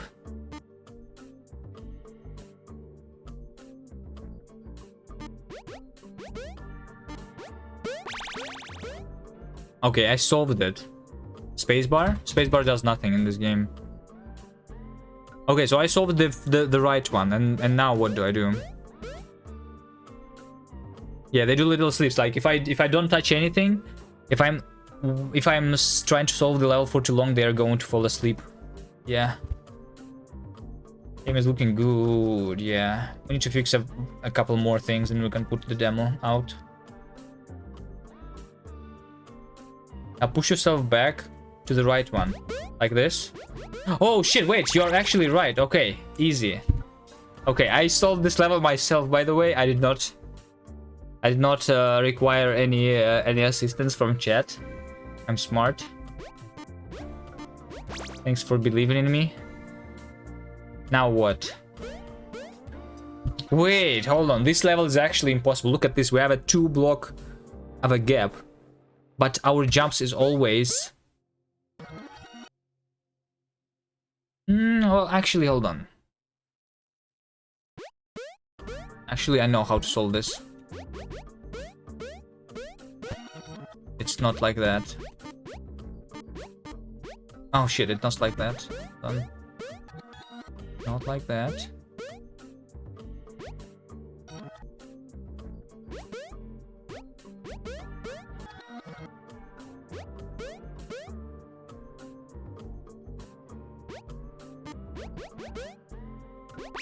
That's one guy. For the other guy, I want this one to be rotated to the right.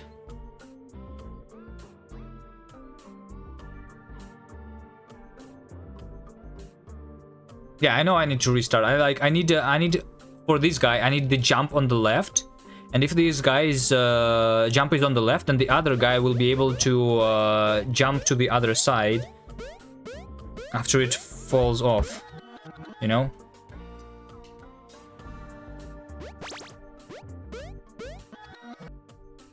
Which means that I need to solve this this bottom guy first.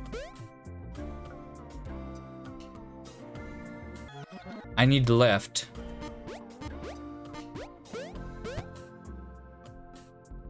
What do you mean I need left?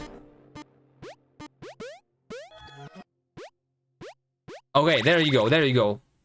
Wait, but how do? But if the jump is on the left, then how is this guy jumping up? Because this makes it so that this guy is solved, right? But how do I make the other guy jump up at the same time?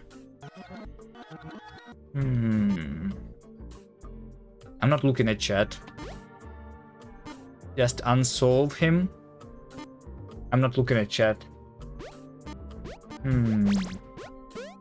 What does unsolve even mean? Hold on. You cannot unsolve things.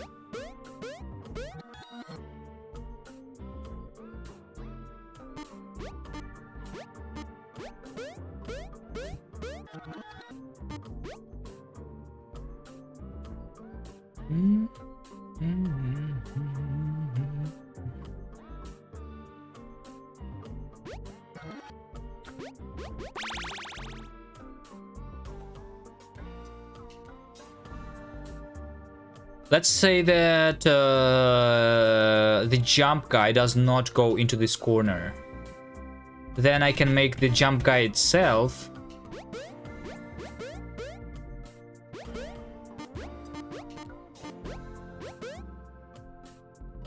go here, for example.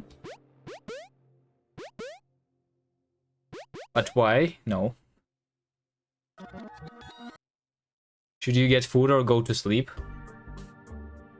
I don't know. Just a coin.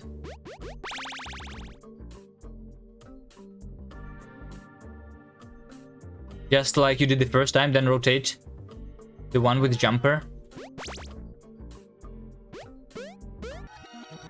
Yeah, you're right. What did I do the first time, though? Do you think I remember?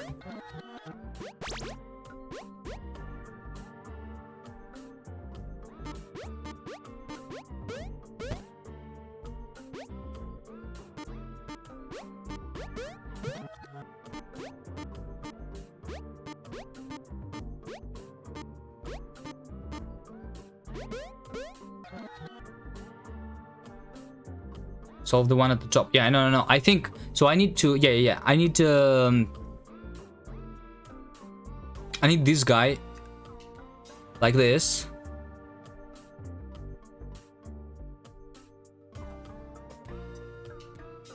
No. Hold on.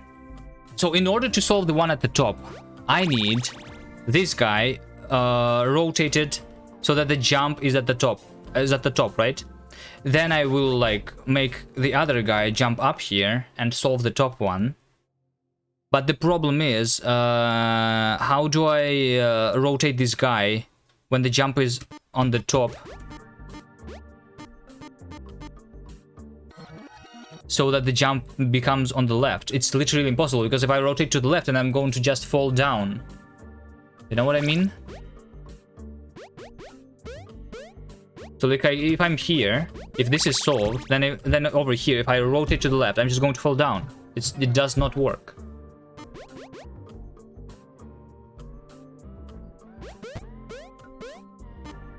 And if I rotate to the right, then I also fall down. Which means that this level is impossible. Rotate before taking the jumper. What does it go into solve though? Because no matter how exactly I'm rotated, I still need to, over here, to change my jump from being on the top to being on the left. And it's literally impossible, right? Make the jumper on the right. Okay, I can make the jumper on the right, but does it matter? Over here, it's on the right. And now what? It's still going to be exactly the same.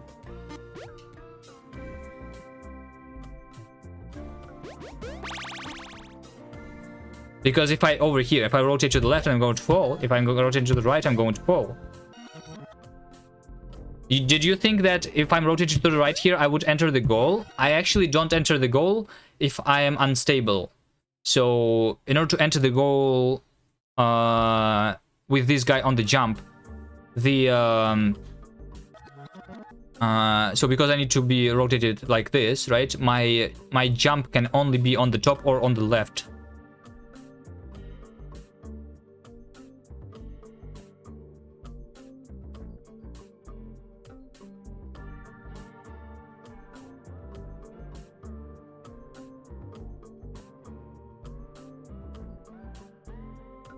You're working right now? No, I mean playtesting is going to come a little later, before we put the demo out, I guess. But you are seeing me solve these levels right now. The other levels. Solve the left first. And then rotate to the right. Oh, so the left first and then rotate to the right. You are... Okay. Hold on. I did not look at the chat, by the way. I solved the thing myself. Hold on. How do I do this, though? It's impossible. Hold on. No. How do I solve the left first? Because I need to not go into the goal here. I need to first fall into this. Being rotated to the right. Which means, actually, that I need to do this, and then do this, and then do that.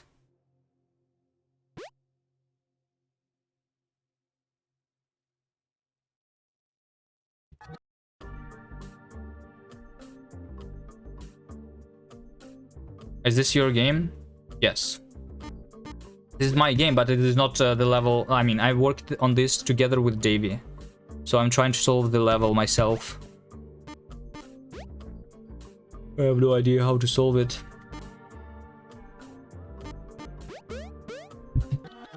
So I need my my jump on the top, but I need to go here with jump on the left, which means that over here I need to have my jump on the top, which means that over here I need to have my jump on the right.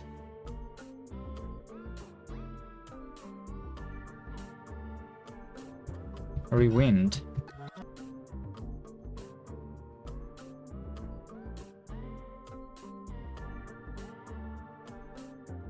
Try jumper bottom. Jumper bottom does not work, I'm pretty sure. Move bottom guy left. Oh! And then we fall down. Genius move, Ricky. Genius move. Alright.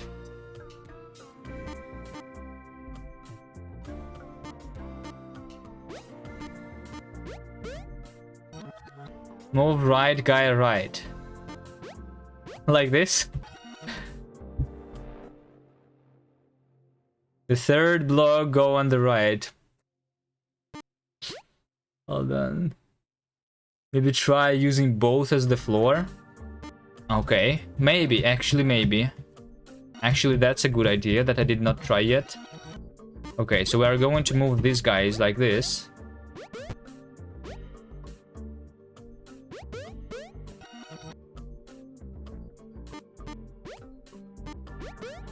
Oops.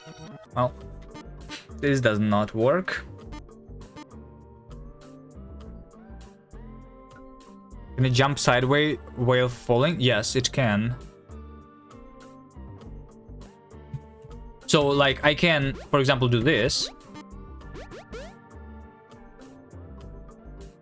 Wait, I can just show you, I guess, in the very beginning of the level over here. If I just do that, then as you can see, we are jumping from the side when falling, like this, right? But this just gets me into the infinite fall. So I don't want that. Currently, my idea is that we need to jump on the top, and I need to go here. But before going here, I need to have my jump on the left side.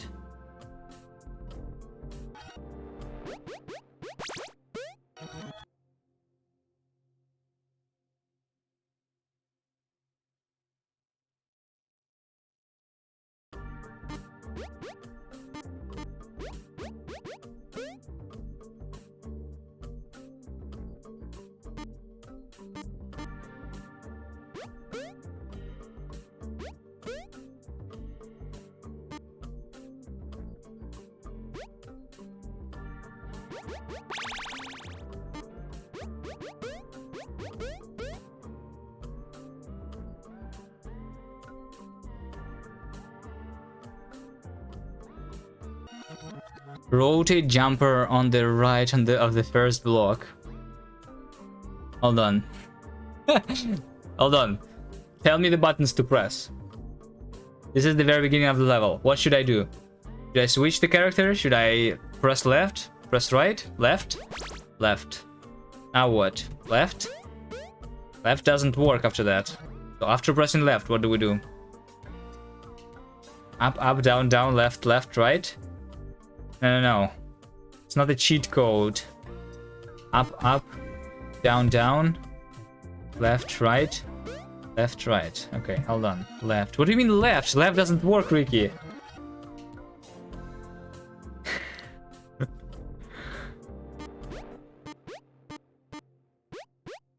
You guys are not helping. Alright, we're going to be stuck on this level forever. And there's one more level after that. You guys realize that? Can you be the first block on the slot with the green jumper on the left side? That's exactly what I'm trying to do. I'm trying to put this guy with the jump on the left side. So I want to put this guy over here, but with the jump on the left side. That's what I'm trying to figure out how to do. Because if we get to that position, that we can solve the level.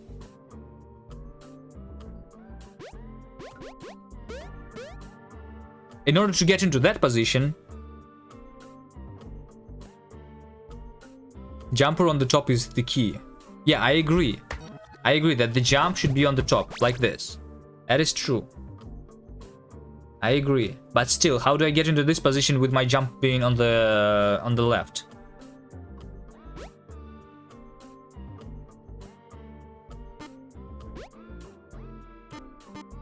So in order to this to be on the left, when I move,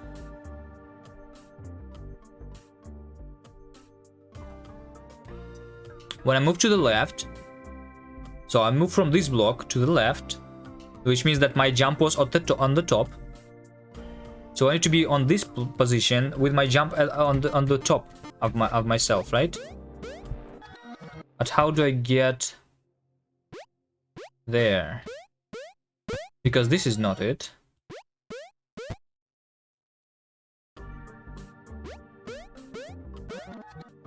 This is not it.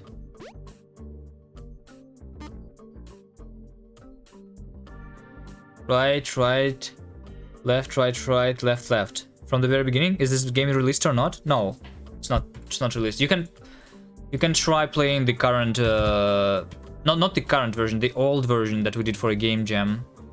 You can play it over here, but it has been reworked. Like, this version does not have the rewinding and a lot of other things, and the mechanics are a little different.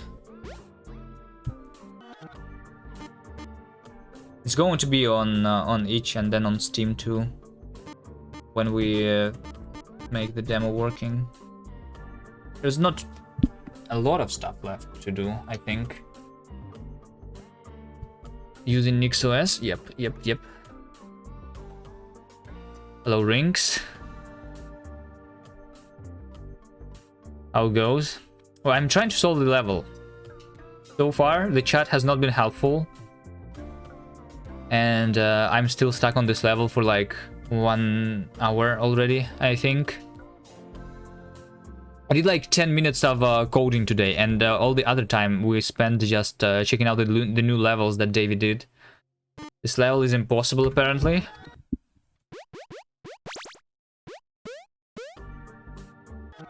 Okay, right, hold on. From the very beginning, right? Right, left,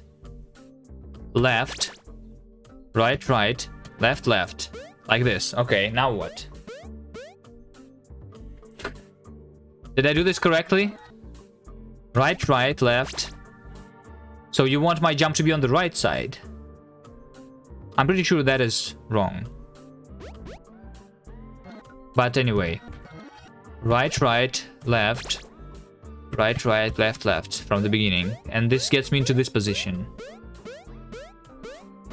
You need another right in the beginning? Okay, so we do right, and then left.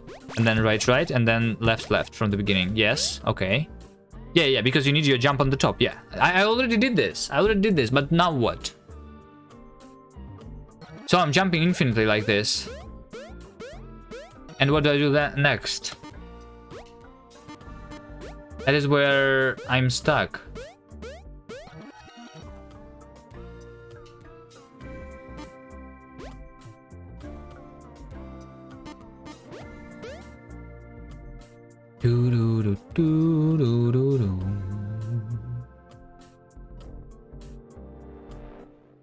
Unless I'm completely wrong and the guy with the jump is not going into this corner but into some other goal, then we have been thinking completely wrong all this time. Your brain is gonna explode. Well, yeah, it's a puzzle game. It's not the first level in the game. It's a hard level, yes. And then you guys just pull the little guys and the glowy squares. Yeah. Exactly.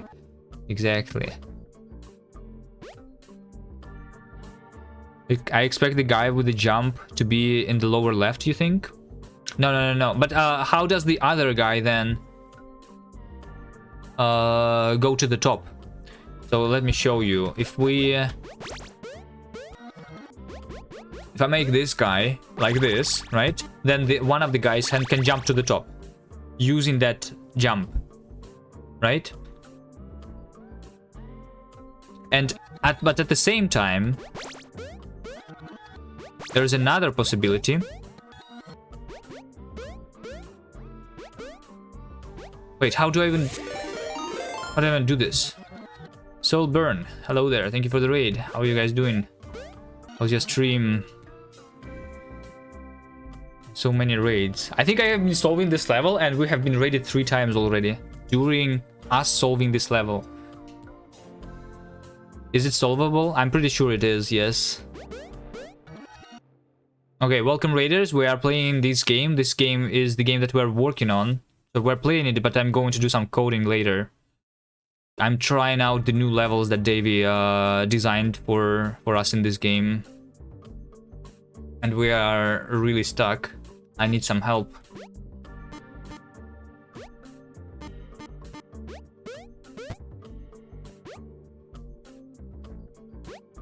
Okay, here's the other thing, Rinks, right? So if my guy is like this...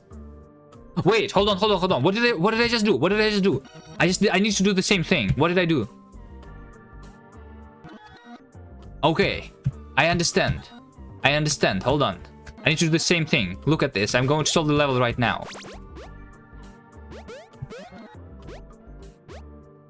What did I do? How did I do this?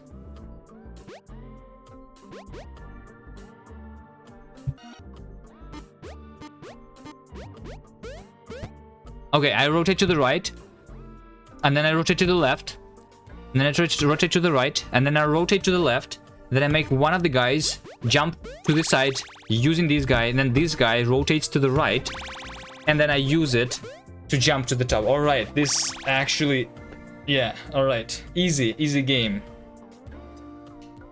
I've unfortunately got a raid and run. Yeah, that's okay. Hope you had a nice stream. Have a nice day. Have a nice rest.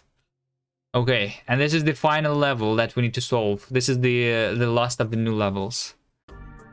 Easy, yeah, easy. See, I didn't even need chat. No one from chat told me how to solve that level. Okay, so these guys, from what I understand, these are the pushable blocks. So these gray blocks is the ones that I cannot jump from. They disable our abilities. But these guys,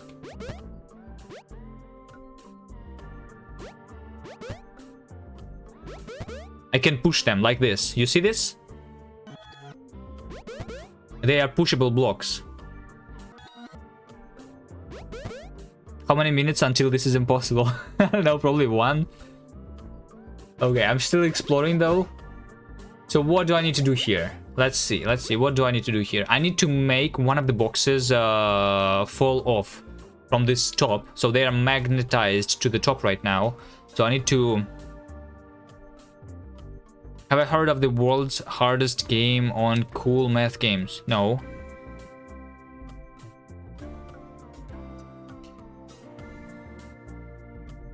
Okay, now this final level is bad. I think this level is easy, is what this means. So bad means easy in Davy's opinion. I'm pretty sure.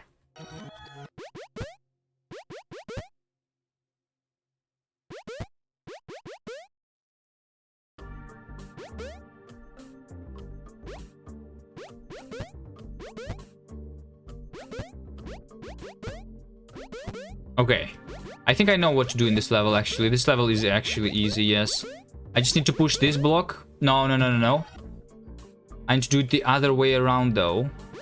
I need to push not this block back. I need to push this block on the left, more to the left. What is the world's hardest game on Cool Math Games, though? Is this like a website? Cool Math Games? Free online math games?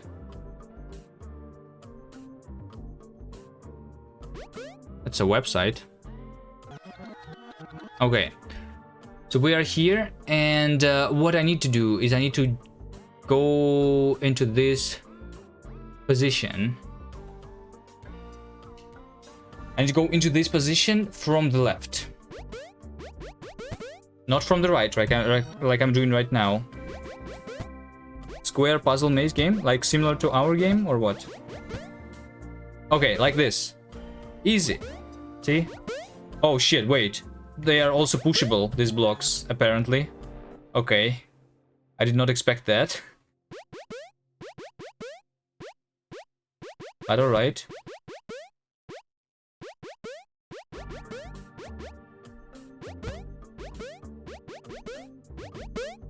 Okay, and now we need to jump onto that block, which sounds pretty easy. Okay, I need to be rotated 1 to the right. Am I already rotated 1 to the right? Yeah, I am. Okay. Yeah, this level is easy. It's not a bad level. I don't think it's a bad level. It's just much easier than the other levels that you have created here. It's a square puzzle maze game. You have to get through a maze to the other side. Double goal levels are so fun. Yeah. I agree. And then you can. Are you going to make a triple goal levels too?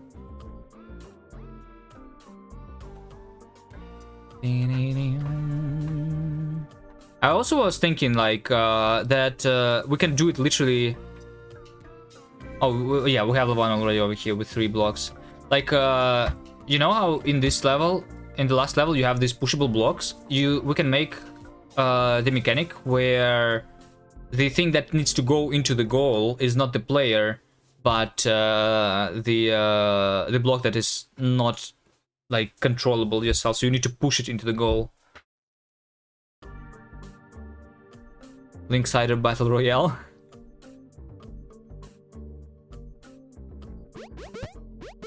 I'm not sure how to like make it visually, because right now this looks like a player, the goal, and the player has a face, right? But they're non-movable. There are free Linux CD keys. Try Google it. What do you mean? Are you upset that my Linux is not activated?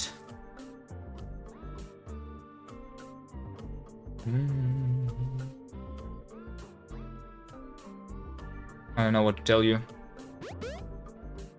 Are you going to ship it with the level editor? No, not originally. In the demo, like, we have an in-game level editor, but I literally, what I did today first, the first thing that I did, I split it into a feature, so I need to compile it with the editor.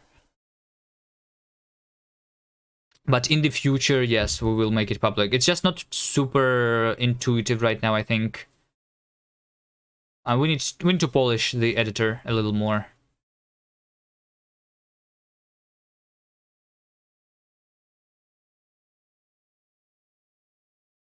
But anyway, if you guys want to see the level editor, it looks like this. We can create new levels and everything. We have our tool wheel here.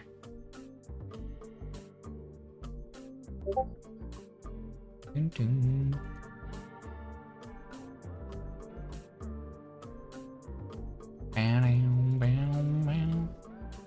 How's Rust Analyzer on Linux?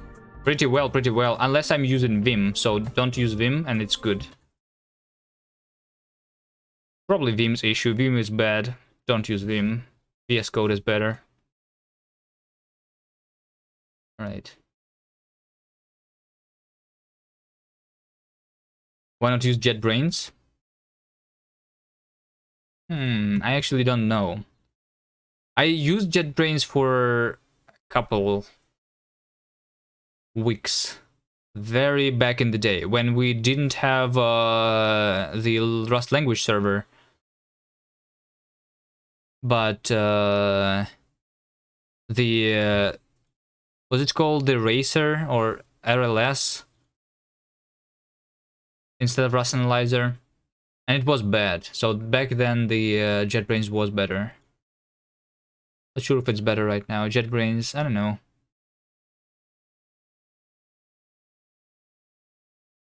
Most of the people use the Rust Analyzer anyway. What's wrong with it? What's wrong with it? Why is the JetBrains better? What can they do that Rust Analyzer is not going to be able to do? I have everything here that I want.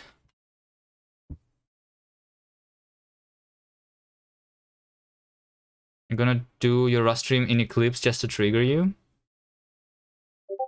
Okay.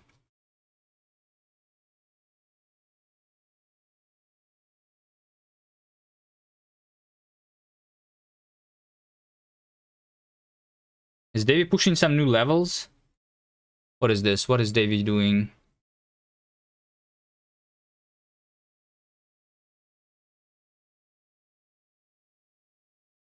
Rust Analyzer has some auto-completion issues and uses a lot of memory.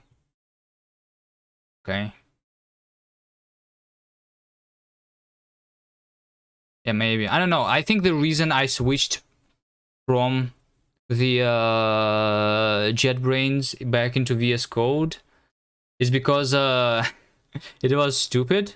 But the reason was because the formatter in JetBrains was not using the Rust FMT. They used their own formatting, which was different. And this was so triggering.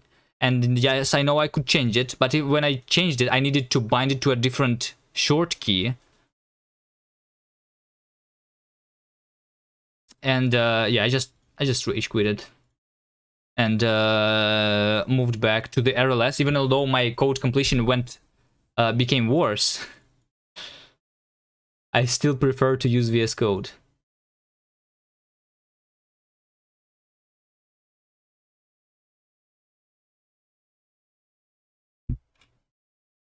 What libraries are you using? I'm using my own custom engine. I don't really think you guys should be using it, but in case you're interested, it's called, well, it's not in my personal repositories anymore. Here we go. We have 3 people that use it. It's called the Gang, the game engine. We use OpenGL for rendering, if that's what you're asking. And I use Winit for windowing on the native builds when I'm... So this game, it works on the web, it works on Linux, on Windows, on Macs, and it also works on Android since, like, recently. Kind of recently. Speaking about Android, I need to put my phone,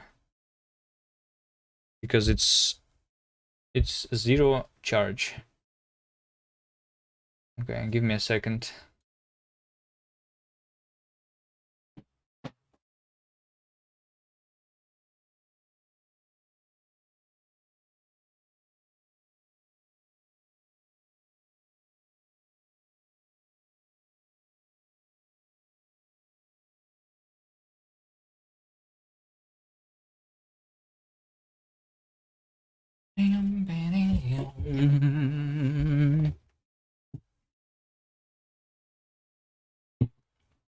Okay. What do you guys do? Does any one of you make games?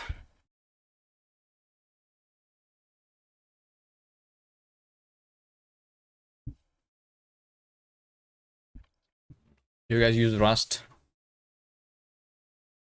Like apps? What kind of apps? Like mobile apps? Web apps? Try games? Games are fun. Games are fun. I will usually, like, before working on this game, I did a lot of game jams that you can see on my itch page. These are all the games that I did using Rust. It's a lot.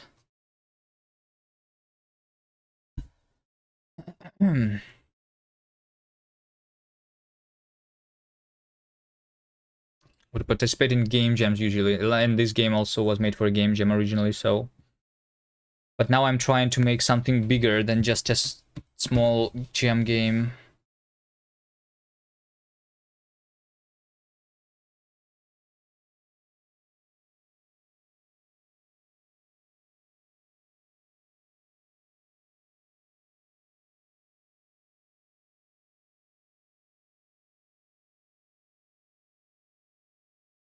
You're making a game jam games in Rust. Oh, you are? You have one that runs on ESP32 with Rust and STD. What is ESP32? You're making the games for microcontrollers? Init Coder. Did I see your games? No, I don't have you in my search history.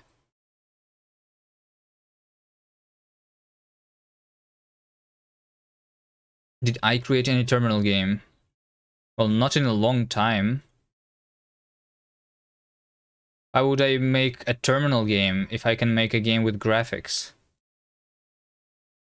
Games with graphics look better, no?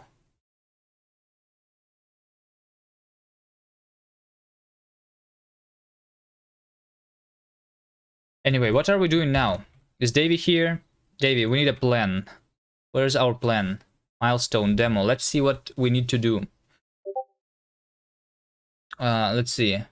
Player reached goal should not be pushed. So this is the bug that we have seen, right? When the player is inside the goal, it should not be pushed. By the way, Davey, do you know that you could have fixed this yourself? Do you know? Just look. Over here, we have logic toml, right? So one of the entities is player inside the goal. And all we need to do is to make sure that this is just like a regular block is static. Okay, just like this. And then I do cargo run and it's going to work. That's the only thing that was needed, I think.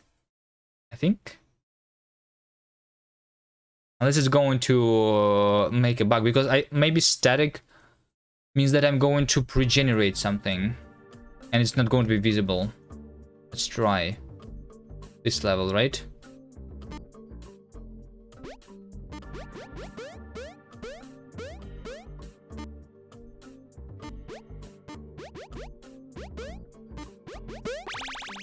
Yeah. So this is the problem. I need to fix this. But technically, like in terms of game logic, like it's a visual bug. But technically, it's working as intended. Okay, see, this working as intended. What do I use for Tommel? I use the Tommel crate. I use Surdy and the Tommel crate.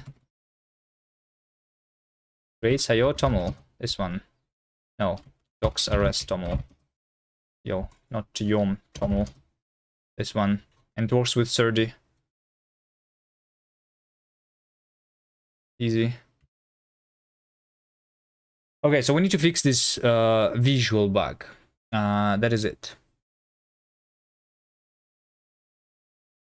So what happens right now? I am so for all the static blocks, I'm assuming that they never move and they never change, right? But in this case, this static block is actually changing.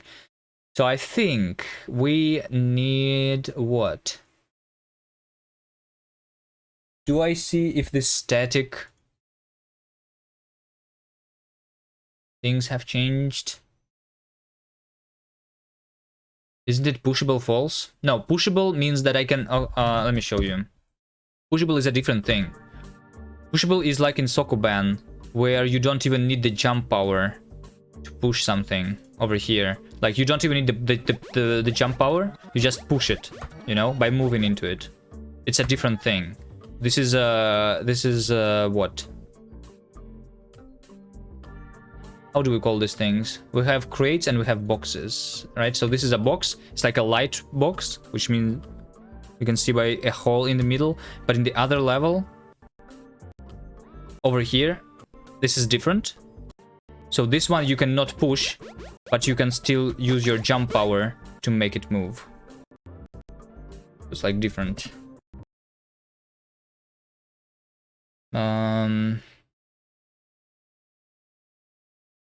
Box visual needs to be improved. Well, that's your work though, right?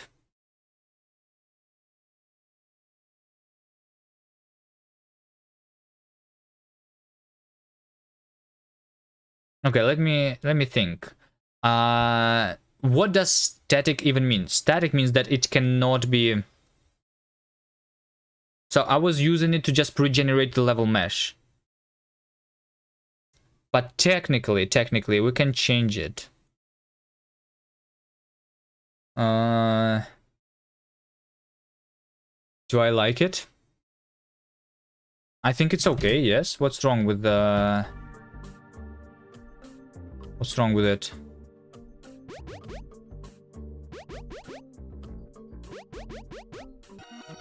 The color or what? I think the only problem is it looks too similar to this block. The block that is disabled should not have a hole in the middle, I think. Color feels weird. Maybe it should have the same color as the player, but not have the face. What do you think about that? Because it's a dynamic block that can move around, right? Oh, we have another raid. No way. Hello there. Tony, thank you for the raid. How are you guys doing? So this is the game that we're working on. We meet again. Hello, Tired Beaver. Hello. Is this game made in Rust? Yes, exactly. This is the game that is made in Rust. The infamous VS Code user. Okay.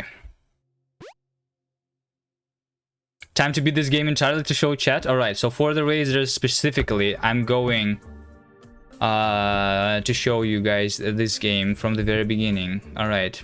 So this is the puzzle game where you press left and right to move. And then you need to go into the goal. This is pretty easy. Okay? That's all you need to do to go into the goal.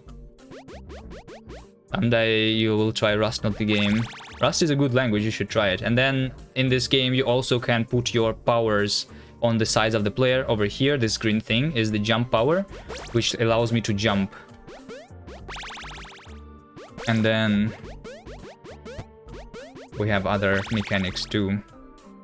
Let's go to some other level. Have multiple players.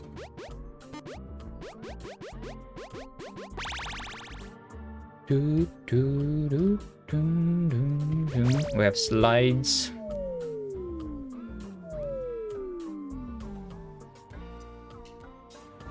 We have these blocks which disable your powers.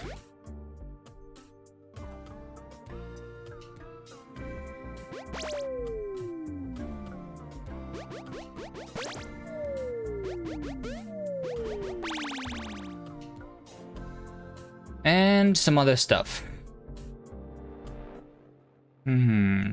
What is a good one? I think my favorite one is still the magnet. The magnet, this one. Look at this. We can just climb the walls and the ceilings. I like this one.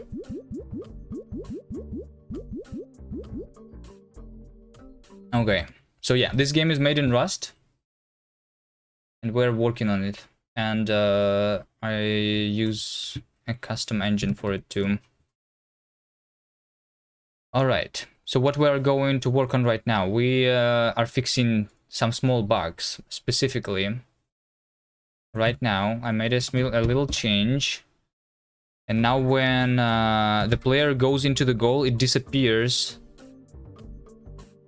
Which is a bug.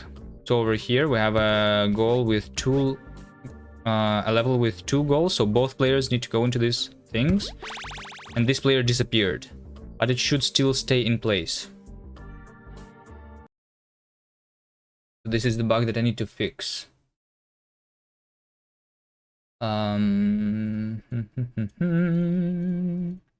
So right now we have for some entities they are static. Static means that I'm going to generate the mesh for them only once, and they cannot move and they cannot do anything. But in this specific scenario, we have new static entities appearing.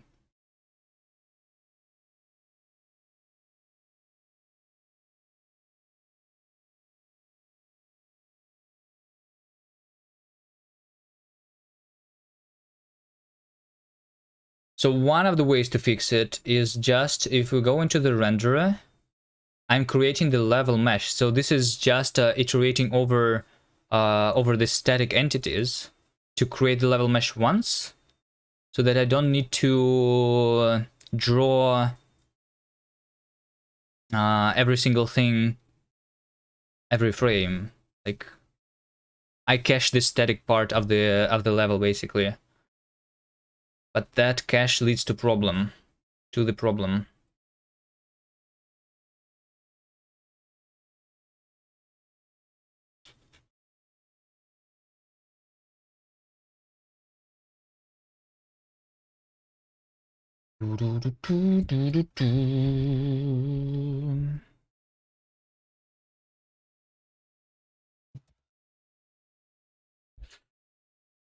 So one of the things that I can do is I can disable the caching completely, so that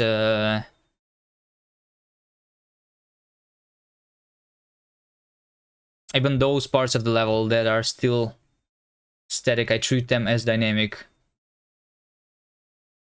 But I don't think that's a good solution.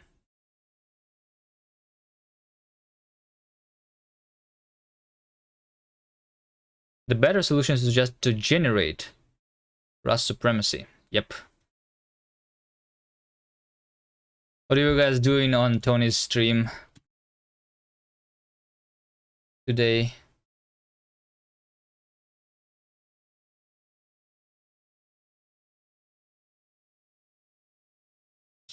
Gen activities, alright.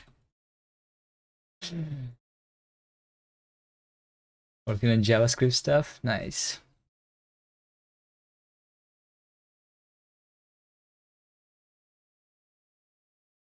Hmm.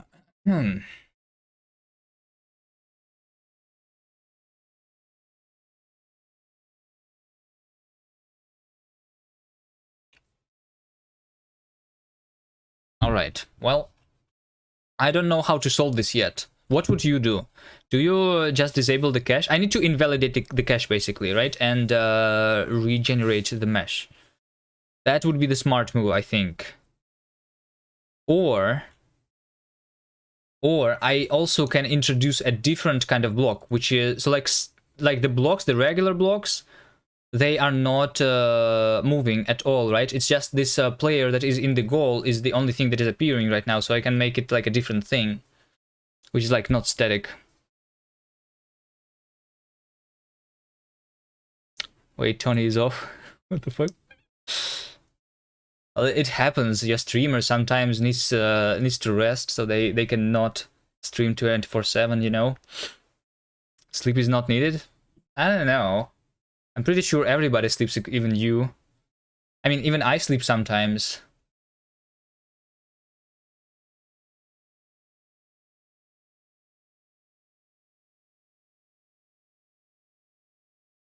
All right. Well.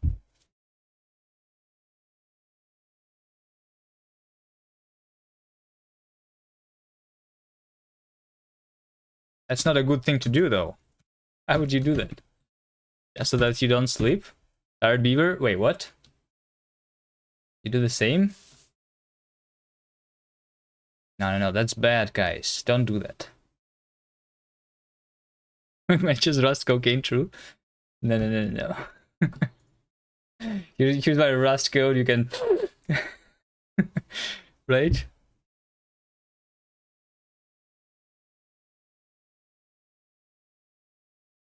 Do some Rust code and you never need to sleep ever again, okay?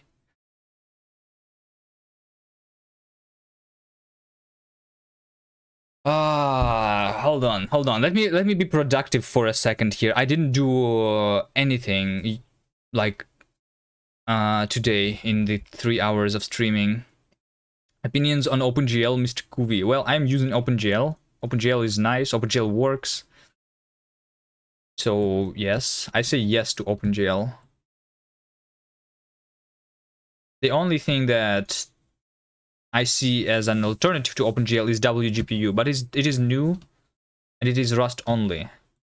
I mean, it's not Rust only, but essentially it's Rust only at this point. People keep saying Vulkan. Well, Vulkan is not as much cross-platform as OpenGL, so OpenGL is better. See, it's easy. You can use OpenGL on the web. You can use OpenGL on Android. You can use OpenGL on iOS, on Macs, on Linux, on Windows, on everywhere. You know, Vulkan doesn't work everywhere. But if you are only targeting Windows, for example, maybe didn't Apple deprecate OpenGL? Well, yeah, technically, but it still works. Compute. What is this? Compute, the general purpose GPU compute framework. But this is compute framework. What do you want? I don't want to compute. I want to render. What do you want to use Vulkan for?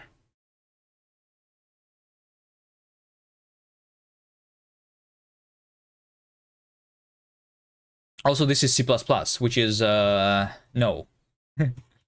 I use this if there exists the WGPU. WGPU is new, is good, and is Rust and not C++, which is better by definition, right?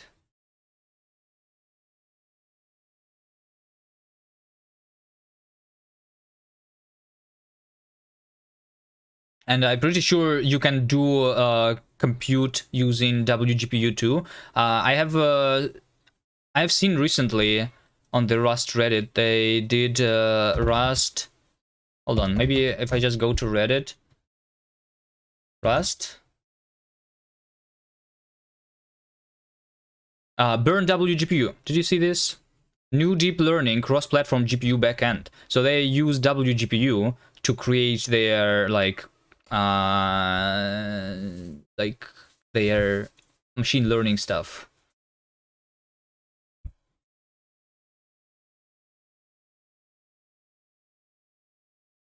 WGPU is a graphics library that enables programming of GPUs using both compute shaders and normal graphics shaders. On the other hand, CUDA only supports compute shaders on NVIDIA hardware.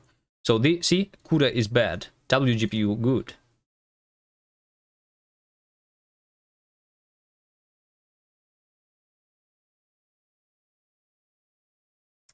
And WGPU is like an abstraction over all the modern frameworks. So it works on Windows using Vulkan, on Linux using Vulkan, on Macs using Metal, right? They also work on the web using WebGL2, and it's going to be using WebGPU once it's in the stable browsers, right? I think WebGPU is only in Chrome right now.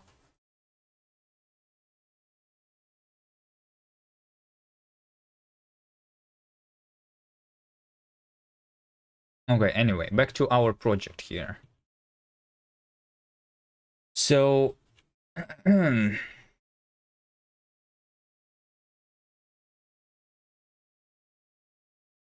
so. Yeah, see over here, static entities are cached in level mesh, so I don't draw them regularly. So this is why the player, when it is in the goal, is not rendered.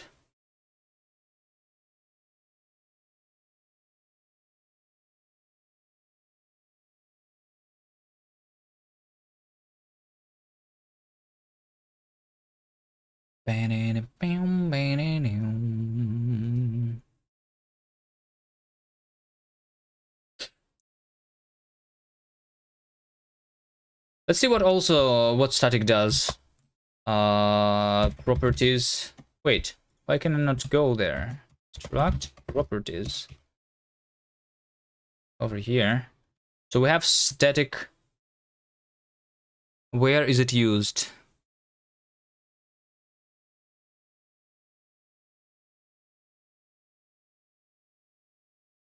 So in rendering. Wait, only in the rendering? Hold on.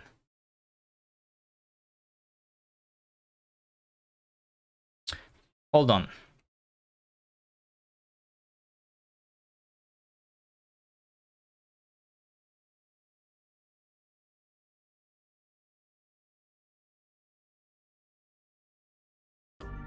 I'm pretty sure that on this level,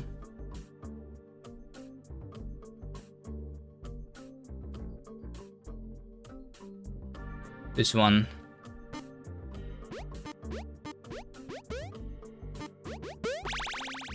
if I do this, yeah, this guy is not moving anymore. Okay.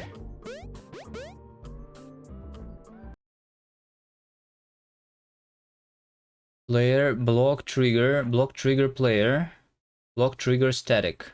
So that's the difference. We changed the player into being a static thing. Okay, let's do systems. Systems. When am I seeing what things are going to move? Try start moves.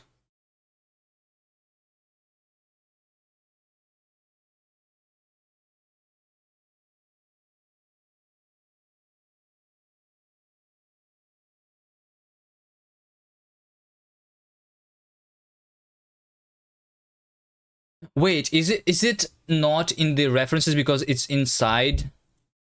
It's because it's inside the macro rules. Macros, I hate macros in Rust, okay? Don't use macros if you can not use them. So I don't find this reference because it's inside a macro. So the things that cannot move, they are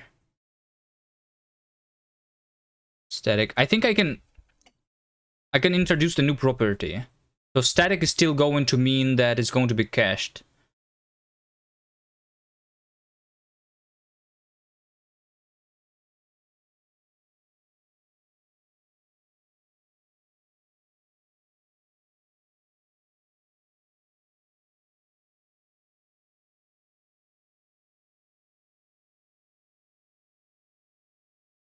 At the same time, like, I want the game to be working always, so I want to invalidate the cache. But it is hard to detect, I think. Is it?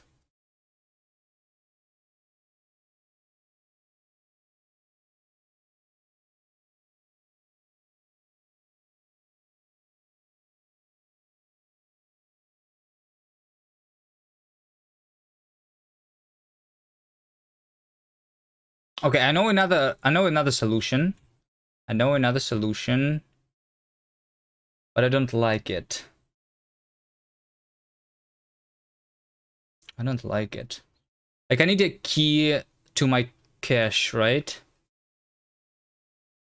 To see if I want to invalidate it.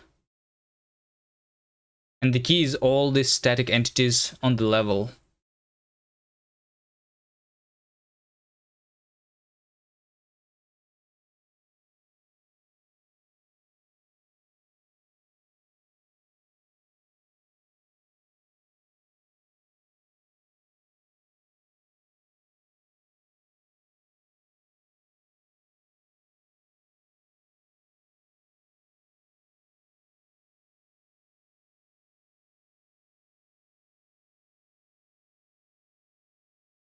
Let's see, I'm generating a level mesh in multiple multiple locations. One of them is over here. So when I'm going into the play state of the game, I only generate a level mesh once, right? Because it makes sense. But now, if I want to change this, I want to actually regenerate the mesh if something changed in my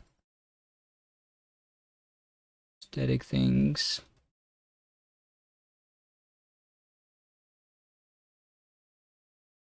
Okay, you know what? I'm going to be lazy and just do a new thing.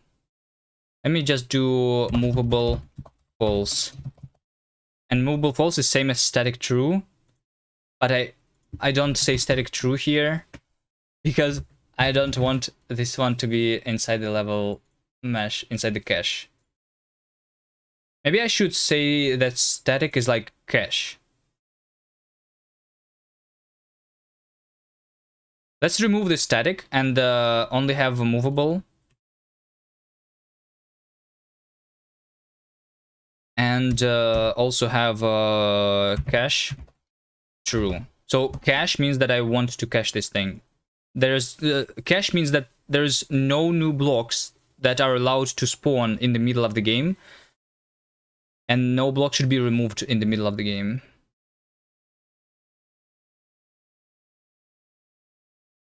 I think that makes sense, right? So I'm going to have movable. I'm going to say cache.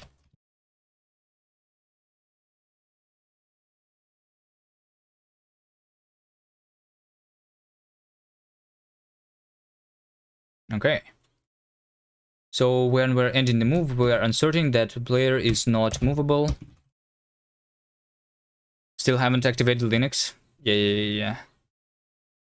I don't have enough money. I will make this game and I will sell it. I will earn my millions and maybe then I will activate my Linux.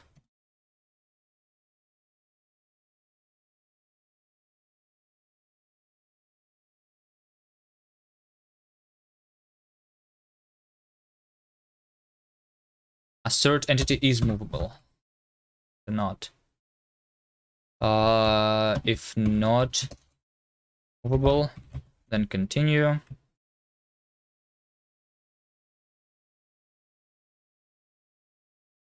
Linux is so expensive. Indeed. All right. Yeah, and over here, level mesh, this is where we are doing the caching. So over here, I'm going to use the cache property instead of a static.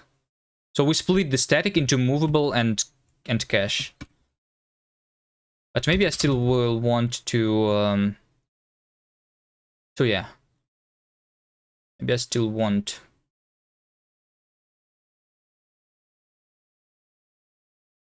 cached entities are cached in level mesh. All right. Go. Still static. That's it. I think that's it. That's pretty simple solution.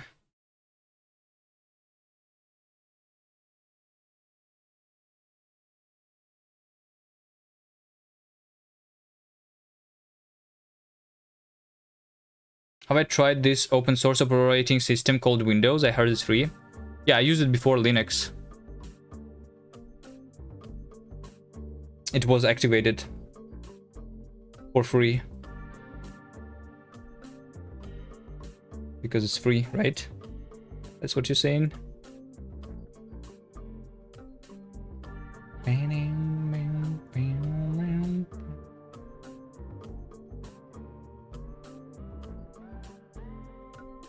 Okay, let's go to this level again. This one? No. This one? Wait. I can no longer move. Did I switch? Hold on.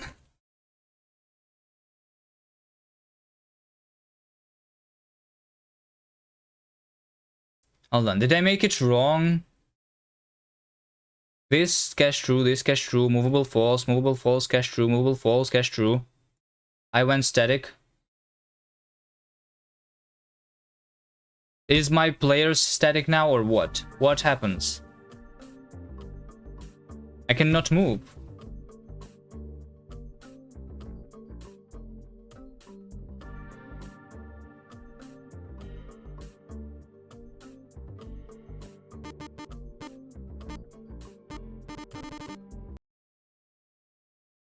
I think somewhere the if should be inverted. Let's see.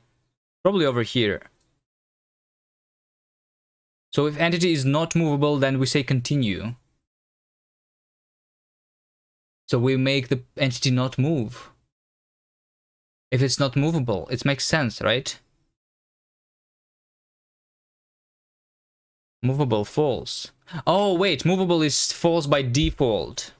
That's the problem. Hold on. I know what the problem is. I know the problem is I'm deriving the default, right? But now I want to actually not derive. I want the movable to be true by default. Do I? Or do I want the default to be false and then specify... Yeah, basically, because I don't specify that player is movable. Everything is not movable by default, okay? Okay. I think it's better if we make everything not movable by default. We only set things to true.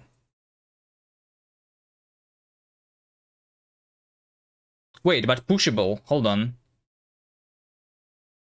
Hold on. Am I seeing this correctly? Pushable false.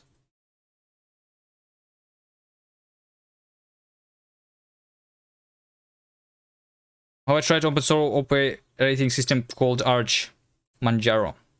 Yes.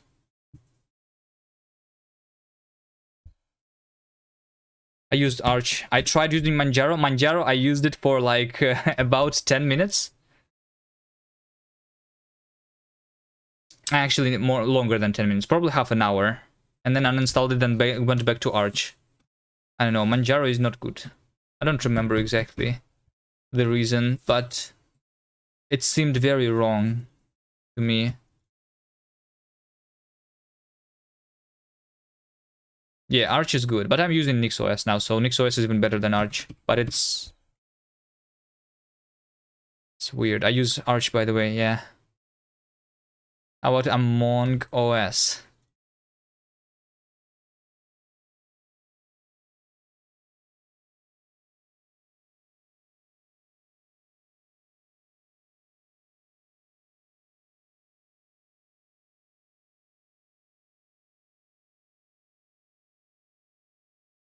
Sasiwasi.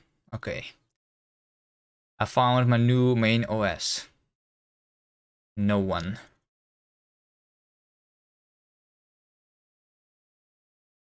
ASUS OS for Asus computers. Okay.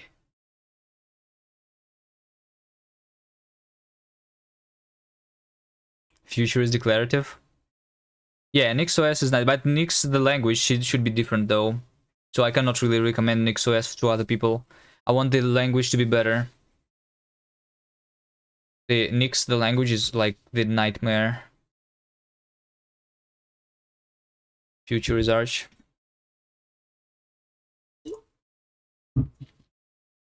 No, future is Nyx. Arch is nice, but Nyx is easier to maintain. When did I get to 90 viewers? I don't know. I got traded like 10 times today or something. I'm not even doing anything special. I'm just staring at the code. Easier is bad? What do you mean easier is bad? Easier to maintain is good. Easy, okay, if we talk about programming languages, then there are some, then like the definition of easiness is different between different people. So I think that Rust is an easy language because it's easy to maintain, and Go is a hard language because it's very hard to maintain code in Go, or it's very hard to maintain code in Python or in C++. But at the same time, Python, people consider that it's easy because it's easy to get started with. But easy to get started does not mean easy to make to do your job, you know?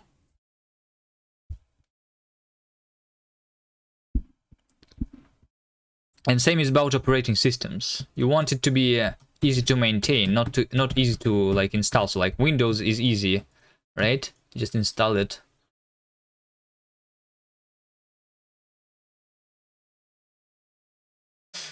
Bash is an easy language. Your opinion doesn't matter. Well, I'm sorry, bad cop.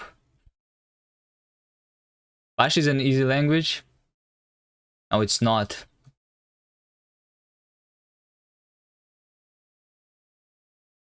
Arch updates equal its breaks. NixOS updates, if it breaks, then revert. Yeah, exactly. So you know what? You know what? Actually, now that we speak about breaking Arch and breaking NixOS, look at this. Docker run Alpine HTTP invalid host header. How many of you guys use NixOS? Did you update your NixOS recently? I'm pretty sure that your Docker is not going to run. I can revert, but I don't care about Docker right now. But don't update your NixOS. But if you don't do Alpine... No, it's a bug in Docker, I think, or something that has been fixed already, but it's like taking a while.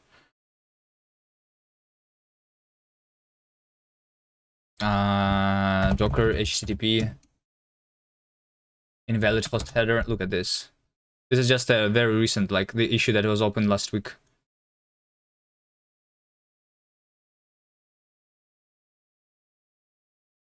So something about Go version, by the way. Speaking about bad languages, something about Go changed and broke the entire Docker for a lot of users.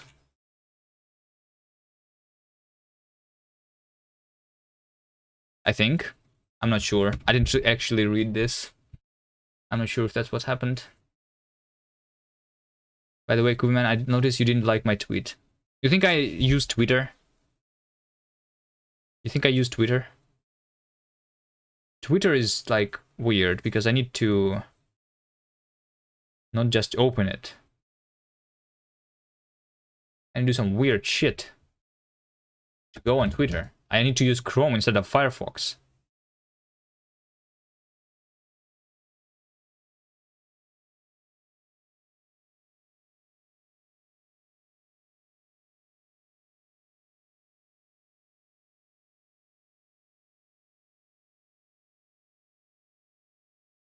Twitter, you mean X?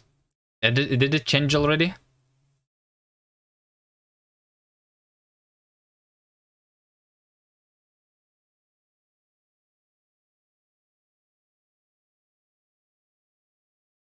Notifications.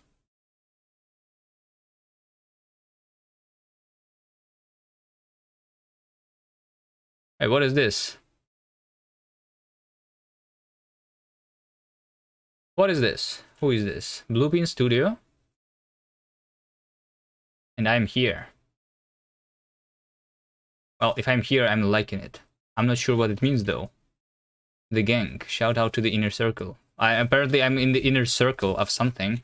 Alright, where's your tweet? At cop? Is this you?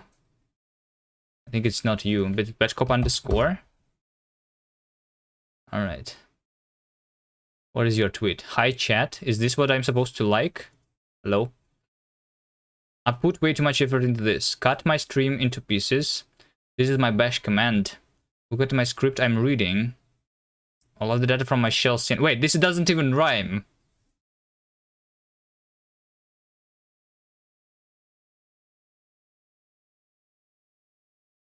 What am I supposed to like here? Just got my TwitchCon ticket. Who else is going? Well, I'm not going. I prefer to sit in my cave in front of the PC and not see other people in real life.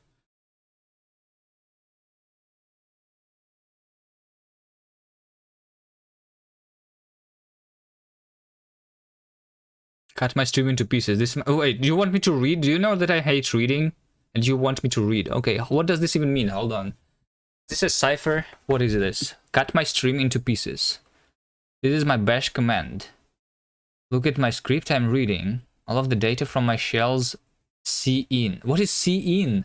Cin is in C++, but you are writing bash. Cin is in C++, not in bash. All right. In bash it's not Cin. It's like std in, no? No, in bash it's like wait, what is it even in bash? std out is ampersand 1 and std error is 2.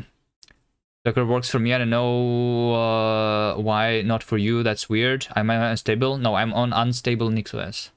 Nix package is unstable. I'm using Flakes. Maybe that's different. I'm not sure. Wait, hold on. I'm using master. Maybe that's different? Because I'm using Flakes.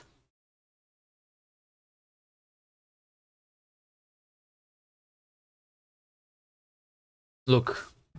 Here's my flake. I'm using NixOS. Oh wait, NixOS unstable, not Nix packages unstable. Did I switch? I think I was using Nix packages unstable or something. NixOS unstable and Nix packages unstable are different things, right?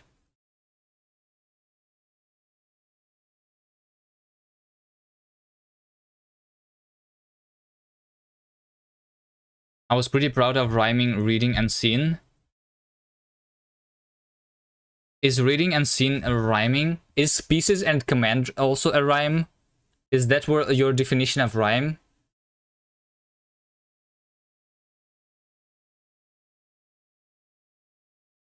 Well, I guess Bash is not going to complain about your text here not having a rhyme. It's not like checking anything. It's a Bash, you know? Maybe you're outdated, you haven't updated Flake for like a week. Yeah, it was like a bug in the last week. It's supposed to already be closed, the issue. I found the issue on the Nix packages. Docker. If you go onto this issue, then you can see in the Nix packages, Docker fails to run containers. This thing, but this thing is already closed, but I just tried updating my Flake earlier today and it did not fix the issue for me. So I'm not sure. Does it take a little bit of time for the pull request for the issue after it's closed to like hit? But I'm using unstable, which I thought...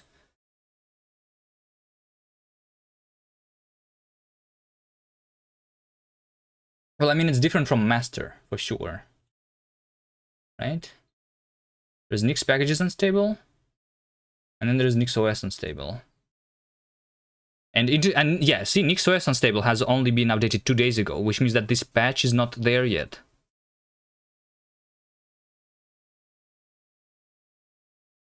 So I can use the master, or I can use Nix packages unstable.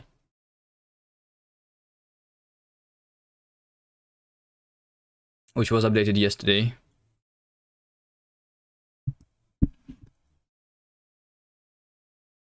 Cut my string into splices. This is my last for each. And the Rust Shieler meets Badcop, the Bash Shieler. You know what? Badcop is actually supposed to do a Rust stream. but she's just like postponing this for a very long time for some reason.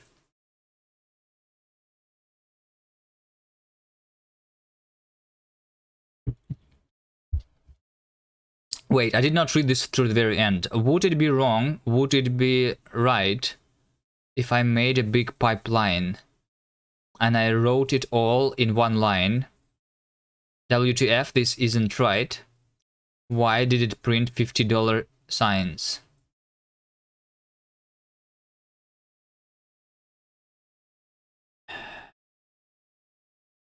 I don't understand. This is too much for my brain. You know, I only understand Rust and this is Bash, so I have no idea what this means.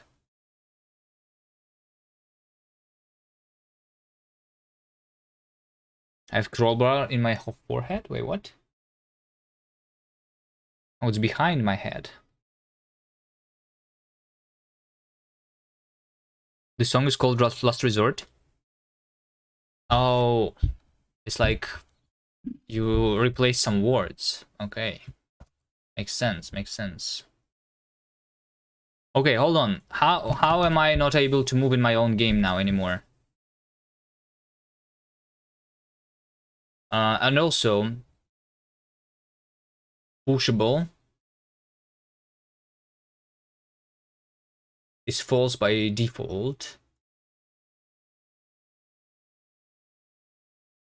Pushable false, pushable true. Oh, yeah, I mean, yeah, pushable false means that I don't even need to write it down, right? I only need to spell out the truths, which makes sense.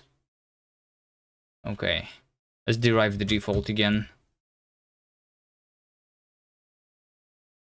Okay, there you go, guys. The game is going to work now. Mesh statements better than switch statements. True. Green screening be like? Guys, I think I should fix my green screen. Hold on. You see, like, there's different times a day where I need to use this chroma key or this chroma key or this chroma key, like, because the lighting is always different, and I think this one is actually not set up correctly, so I can do something like this, so it looks better.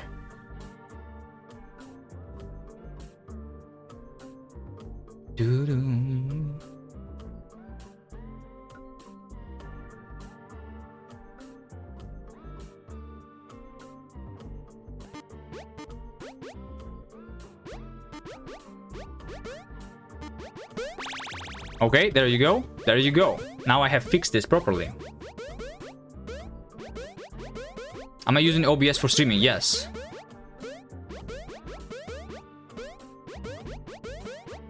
Change the exposure of the cam to reduce the light because it's too bright. Is it too bright? Alright, guys. Now we are into the OBS settings. Apparently, alright. Let's work on the OBS settings. Okay, filters. No, not filters. Right? We do properties of on the camera. Alright. White balance temperature. Hold on. What is it? Exposure. You said exposure. Exposure dynamic frame rate. Hold on. What does this even mean? I have a dynamic exposure, I think.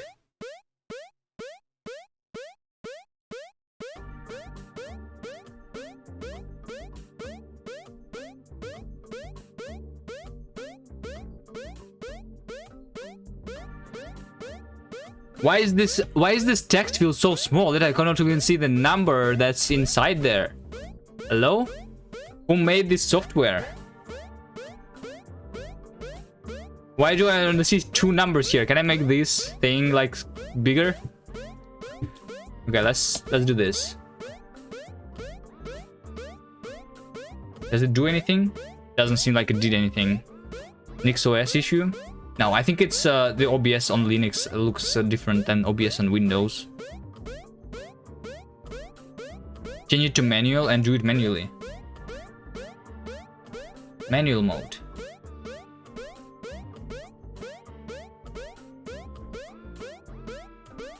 Three, 4, 5, 6, 7, 8, 9, 10, 11, 12. Is this okay? Is this a good exposure for you?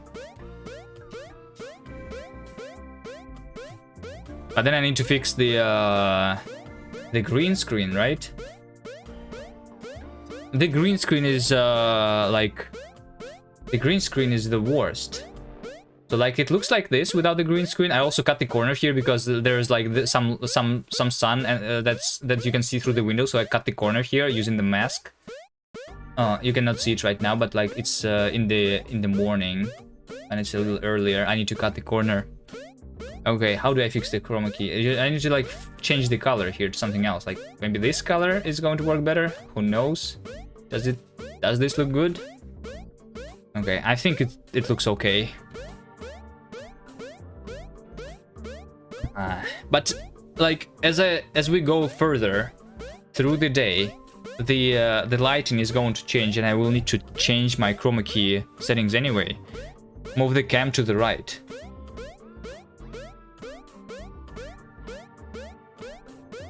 To the right of what? Like over here? You want me to see only half of my face?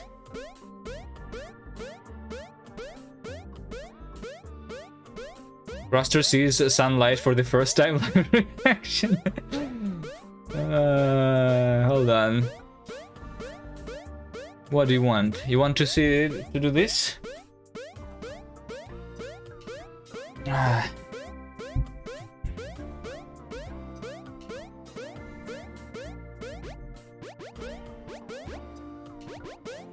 Better, I guess.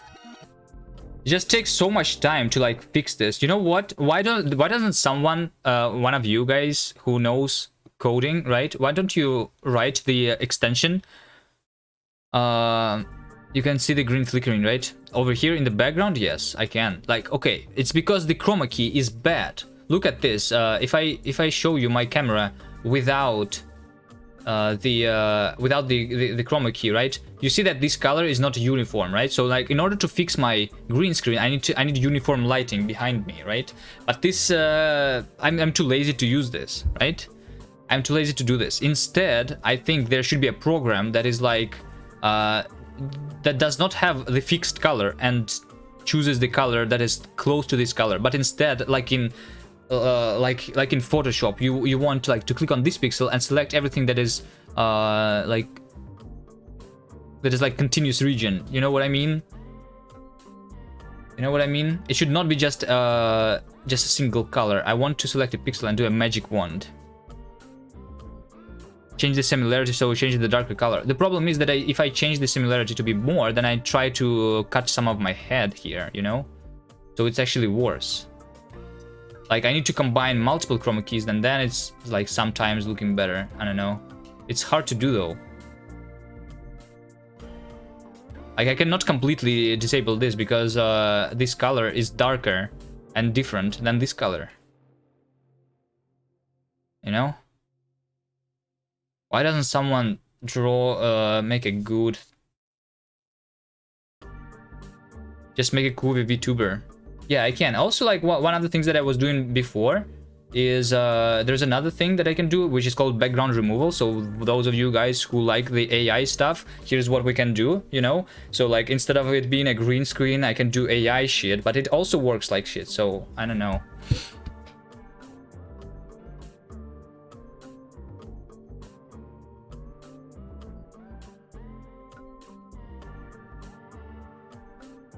And also, if you guys complain too much, I'm just going to disable my camera, you know? Oh shit, I almost closed my OBS. Hold on. What should I press here? OBS is currently active. All streams, recording will be shut down. Are you sure? I think I pressed no here. Okay. I use the NVIDIA RTX AI stuff to remove background. It works really well. See, the other problem about this AI stuff is that it uses a lot of my in the case of this thing, it uses a lot of CPU, and I'm guessing that NVIDIA is going to use also a lot of GPU, I guess. Just get a second PC, yeah, or I can do this. I can maybe use my laptop to stream, but then I need a capture card to like capture my shit, right?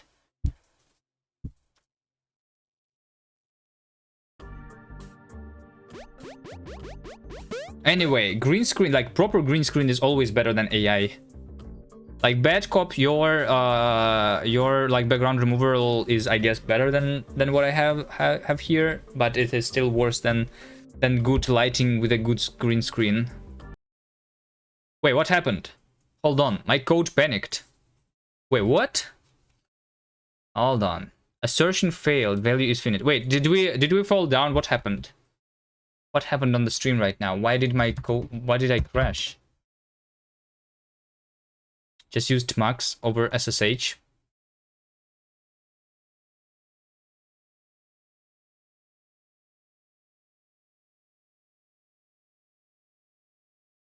Bad green screen is worse than just having a background.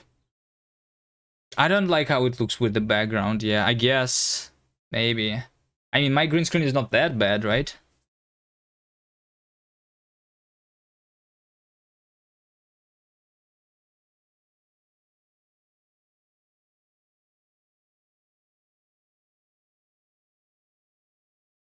Bash isn't a language?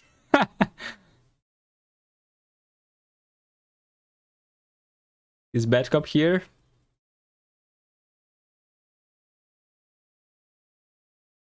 Oh, yeah, okay. We crash when we fall into the infinity. Okay. That makes sense.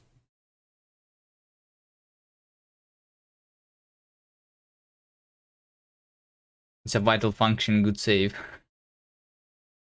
Having no camera at all. Yeah, alright, anyway, what are we doing? It's hard to do some work, and it's hard to be productive when there's actually people in chat, you know?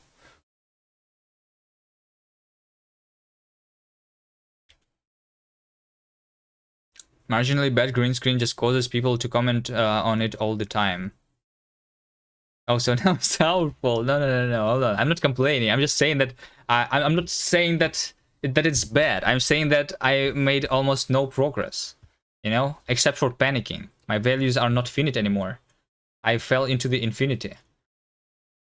All right, let me commit. Close number GitLab man Linksider. Twitch chat's goal is to derail streamer classic, as Travis says. Well, I'm not falling for your distractions anyway. I can be productive and talk at the same time, you know? I'm a multi-threaded human. I can do multiple things at the same time. Player reached goal should not be pushed. This is the thing that I fixed. Number 122. Easy. See? Productive. That's what I mean. Is GitLab better than GitHub? No, not really. We just made our code private recently, so that's why we use GitLab. GitLab is like easier to set up your own CI. Like GitHub gives you infinite amount of resources for public repositories. But if you do a private and if you want to set up your CI, it's much easier to do on GitLab.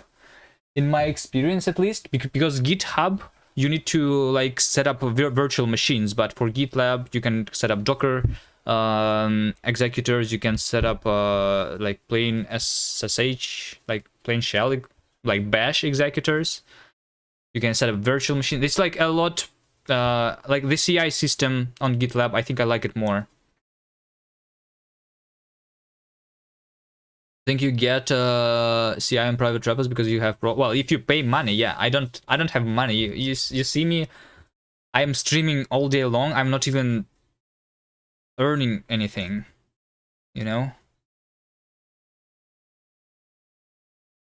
I think I get CI on private repos because I have Pro, Ubuntu Pro. It's $4 a month. It's pretty cheap.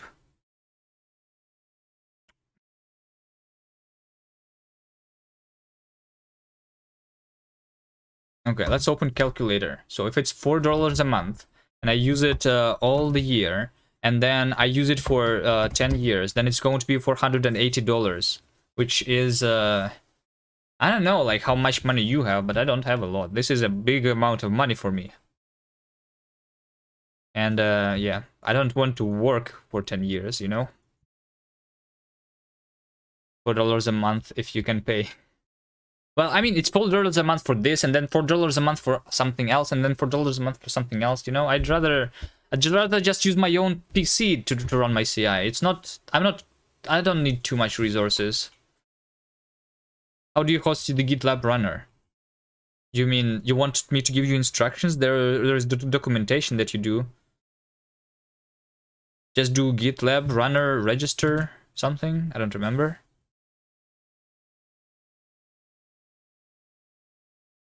Well, I did multiple ways. I did both the virtual machine ones for running.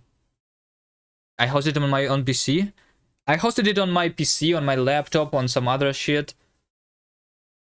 Yeah.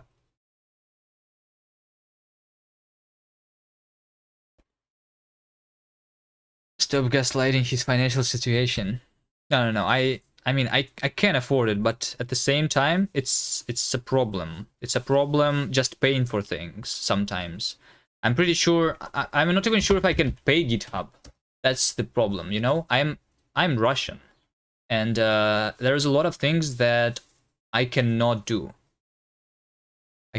For example, I cannot pay Steam to buy a game, and I probably am unable to pay GitHub too.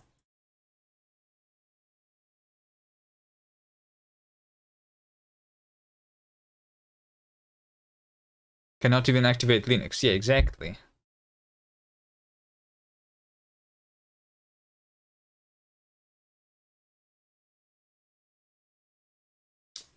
What am I doing today? Здрасте, здрасте. But we talk English here, alright? That's okay.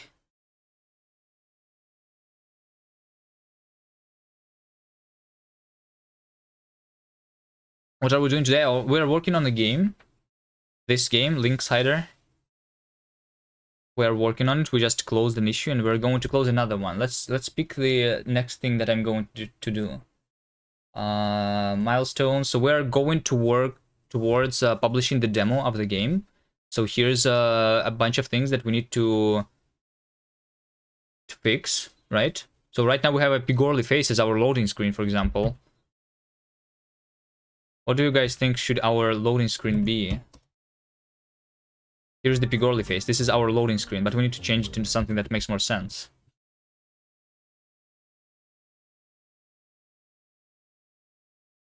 Чат тонкий на английском, да, Бэтков, да. Do you even... Can you Google Translate when I'm, like, speaking? Is there a thing that works like Google Translate, but for speech?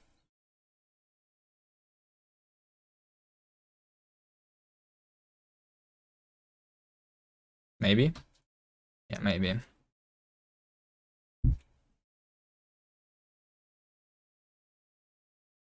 You could probably hook something up that kind of works. Can you do something in Bash real quick that does the auto translation?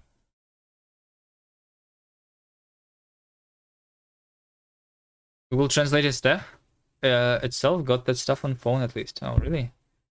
Can you post a link to it? My collection is very slow. You didn't hear the name of the game properly. Okay, well, if you guys want to check out the game is over here, but the version that is published is on an old version. So we're building a new version of this game with new game mechanics that work a little differently. Overall, the idea of the game is still the same though. This was made originally for a Bevy Jam, and we won the Bevy Jam. But we have rewritten it from Bevy into our own custom engine since then. You can build yourself the game. Yes, the public repository contains the Bevy version. You can go over here into the source code.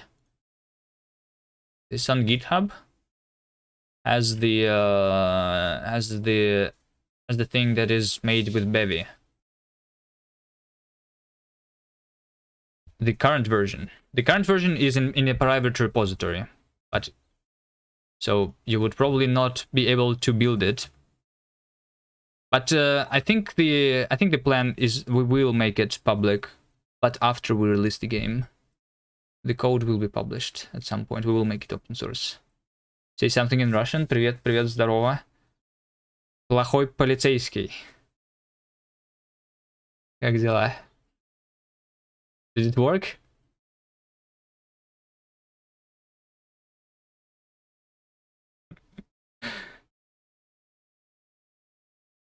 What the fuck, your computer just got hacked? Oh, it wasn't me. Alright, guys, so if we want to be productive, that we need to figure out what is the next thing that we are going to do. Some weird jump behavior happened with double jumper. Wait, what? A bug? Hold on. Davey, can you elaborate? Some weird jump behavior happened with double jumper. Was it close? Yeah, it was kind of close. Just like your CSGO matches. I think in CSGO matches they say something different.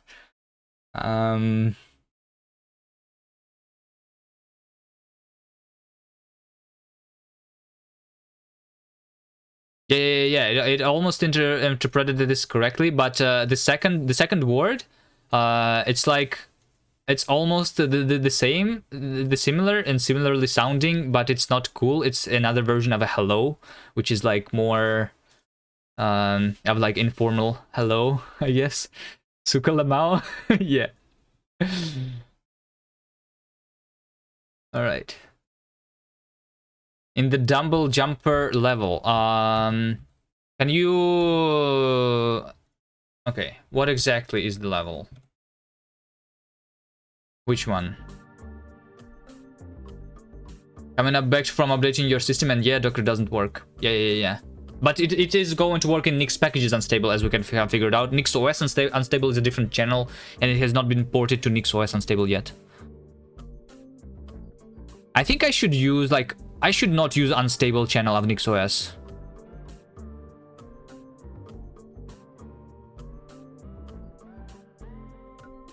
What graphics library did I use for my engine? I'm using OpenGL. Nix is better than Docker, just run Postgres via your shell hooks. That's what I'm doing actually, but for work I need to like export a Docker, so I still need Docker to like work, you know. But for development I just use Nix, yeah. Vulkan Gangman? Never. Vulkan is bad. Vulkan is not cross-platform. Why would I use Vulkan?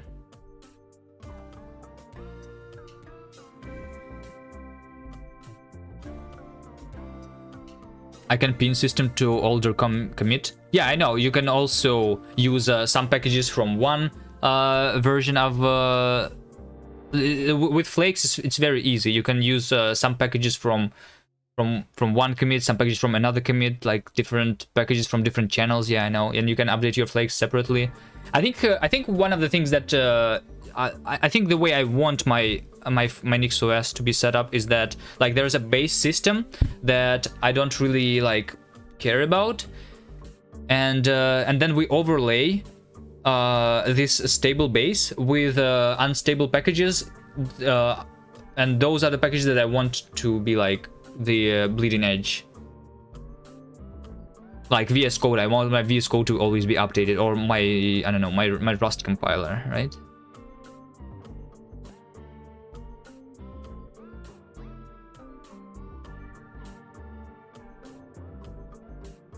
So I want to use two channels at the same time.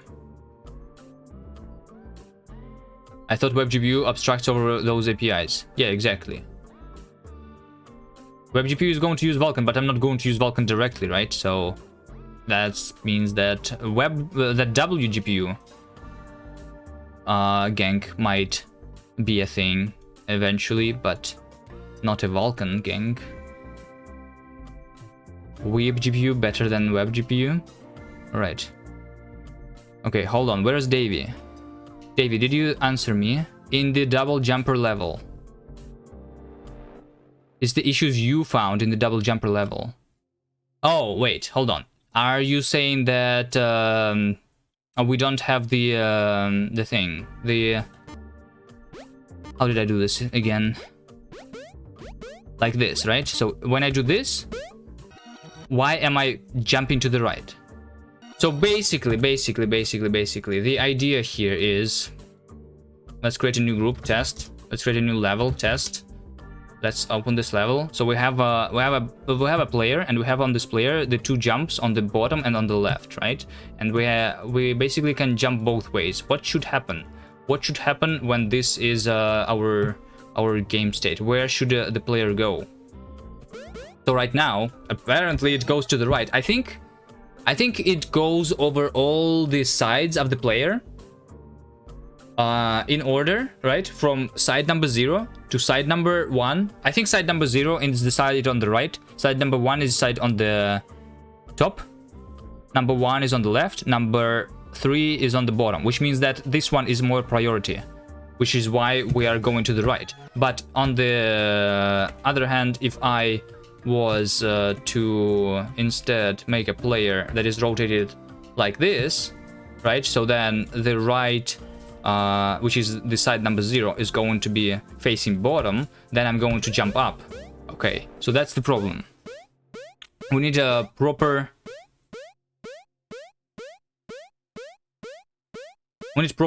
priorities.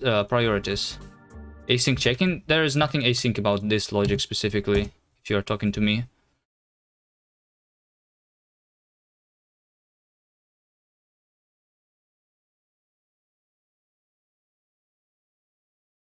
So basically, let's go over here into the logic, and we go into the systems. And the systems, they have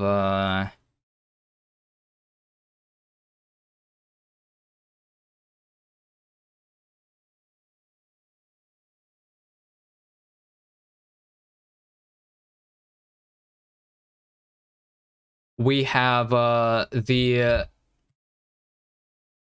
yeah, so we are iterating over the variance. So we already have the priorities over all the effects. Jump is more priority than magnet, then more priority than weak magnet, more priority than slide, more priority than the disable. All right, but when we are iterating over all the side effects, I'm just iterating here, and I'm seeing the first side that is active, and then I'm applying the side effect, right? Can you trigger two jumpers at the same time? You should explode or diagonal. Can't you combine all sides together? Well, for some things we already do this. For example, for the magnet. For the magnet, we have worked on the magnet for a very long time. So yeah, one of the things that we have is a magnet. So if we have a magnet on left and on the right, and then we are in between the two walls, right?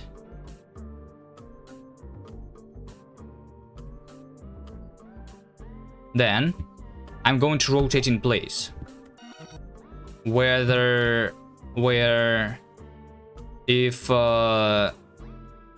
if the wall is on one side, so only one of the sides is activated, then I'm going to go up. You know, it's probably easier when we have magnet on all the sides. So like I can climb this, but when I'm in between the things, I'm stuck because I'm magnetized to both walls, right?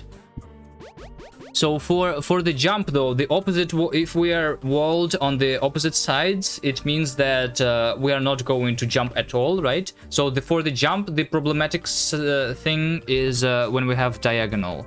But I don't think we want to be jumping diagonally, do we? I mean, we can figure out how this works, but I'm not sure how to make a diagonal jump. Imagine jumping left and right at the same time. Well, I mean, left and right is probably not going to happen. Okay, we need to figure out what should happen.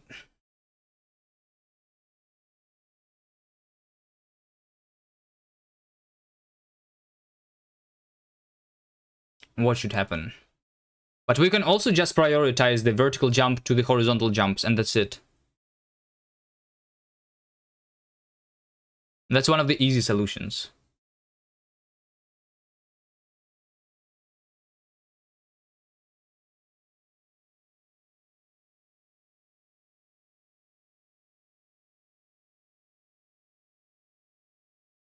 Well, diagonal jumps actually is not very hard to make, is it, Davey? I don't think diagonal jump is too hard to make in our new system. Hold on. Horizontal better than vertical, in your opinion? Hold on, Davey, but what if we actually make it a diagonal? Or do you not want that? Let me open a sprite. So what if this is us, and we have the bottom and the left, so we just go like this, you know? So the horizontal, we just go 2 blocks to the right. The vertical, we just go 2 blocks to the top, and sometimes we actually go like a knight in the.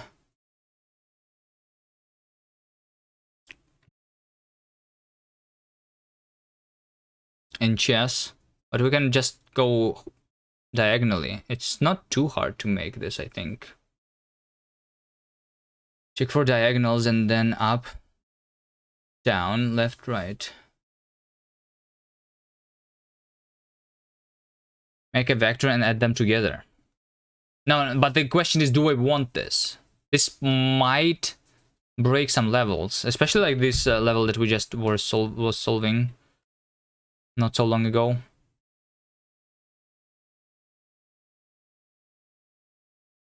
The question is, do I want this? Do we want the diagonals, or do we want to prioritize vertical to horizontal or horizontal to vertical? Or do we make it a configuration option so that Davey can play with both options? Also, if we enable the diagonal, then does it matter if we were moving before? So right now, if your previous move was horizontal and you do a vertical jump, like over here, a regular vertical jump is this, right? But you can actually jump to the side by holding a key here, because vertical jumps you can also like control a little bit.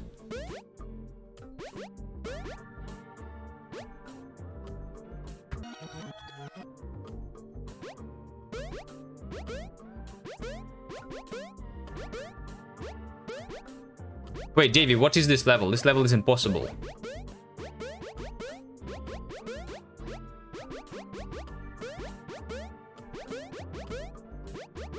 This level actually is impossible.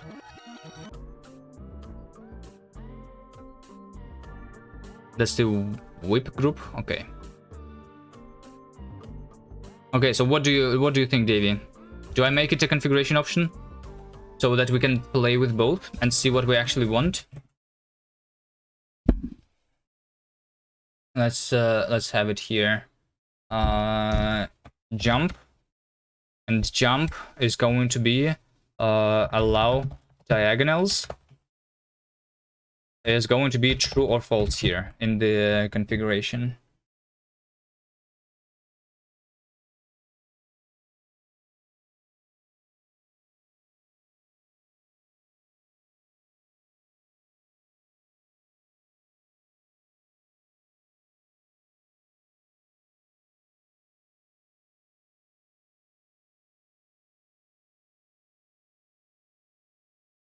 Diagonals could slide against the wall to have the same thing work there also.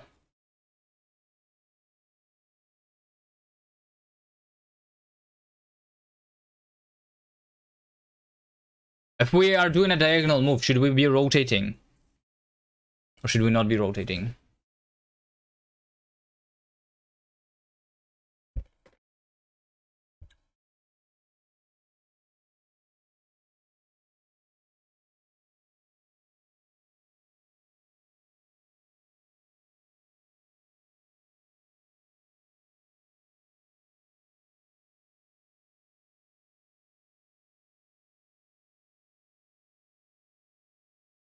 We should. But only if we were moving, right? If the previous move was horizontal.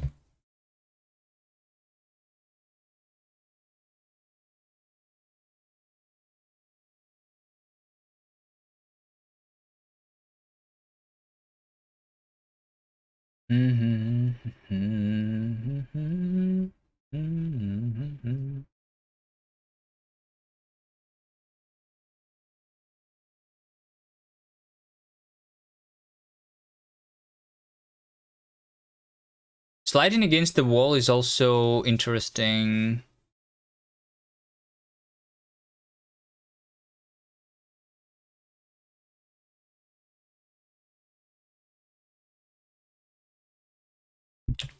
So what, are you saying that if over here we're going to have a wall, this green thing is a wall, then we should go to the right and then up?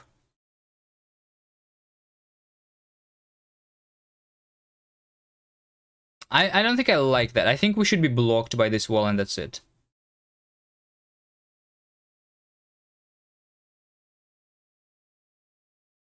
But I guess that could be a different configuration option also.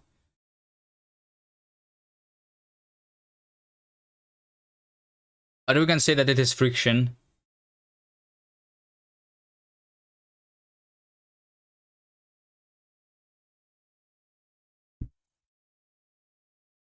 That's too complicated. The sliding along the wall.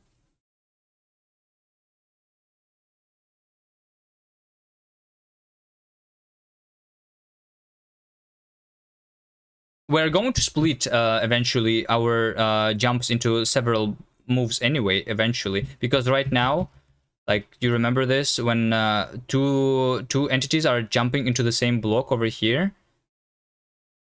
they should, like, bounce away from each other, right? So for that to work, we need to split the moves into the two block move into two moves of one block. But I'm not going to do that now, because that doesn't matter yet. So similarly for sliding, that's not too hard, I think, because it's two separate moves anyway.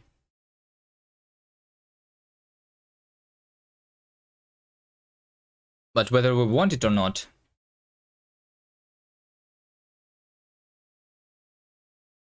well, we'll see. Okay, so here's our jumping system, right? I guess jump from over here. We need to specify the list of angles that are activated actually to do the jump, right? So jump from, it needs to be a hash set of angles, right?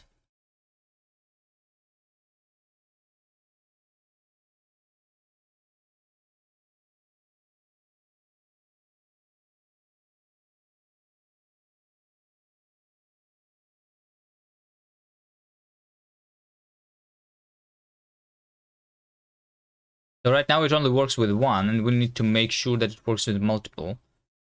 So the opposite one, they are going to just cancel each other. That's easy. And we can only end up with the diagonal or a singular jump.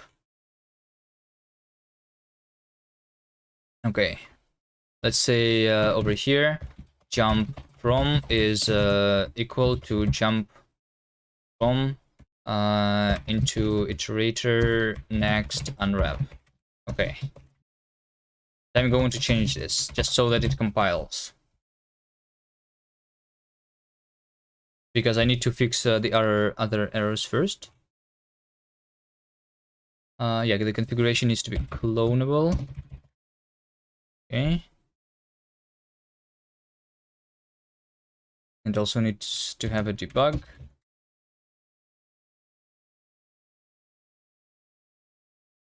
And then over here, so jump effect apply.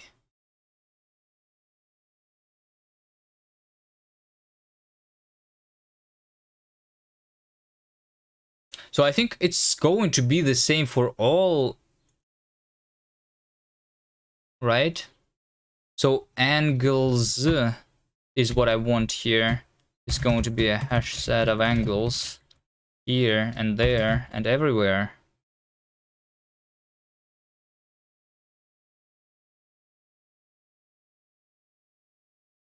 But we're only applying the jumps and the slides? Wait, really? Okay, sure.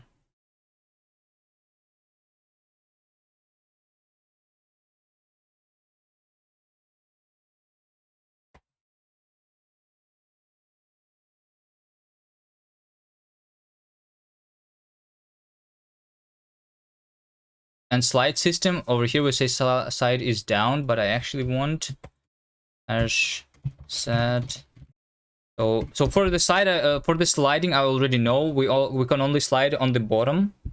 So we say over here sides, if sides any side is down, then we can do it. So if none of them, then we return nothing. Okay.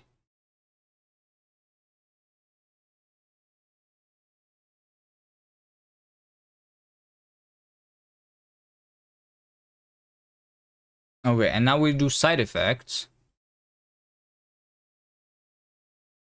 So over here we figure out if the side is active. Entity active effects. So all the sides we have different effects. Is there something like a compile time toml create? What exactly do you want to do?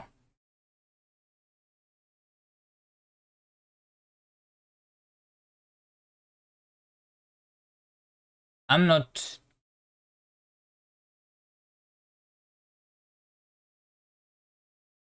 doing it compile time, I'm doing it at runtime. I prefer to do it at runtime because I don't need to recompile when I'm changing my configuration.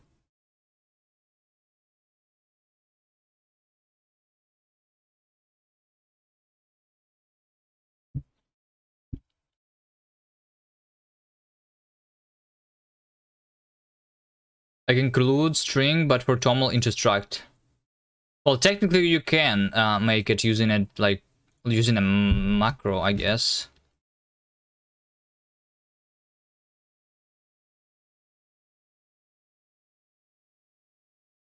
But I'm not sure. Like using procedural macros, you can do anything you want.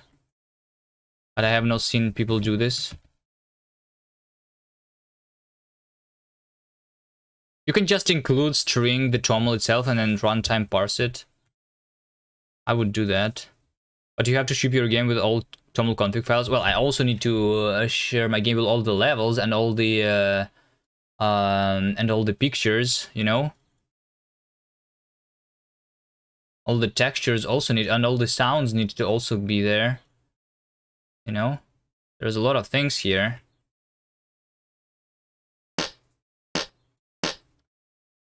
You know.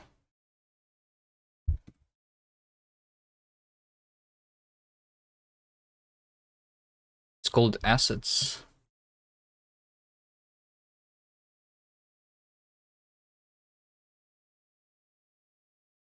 I don't want them to be embedded in the executable, right? I mean, sometimes you want, but I think most of the time you don't want them to be embedded in the executable.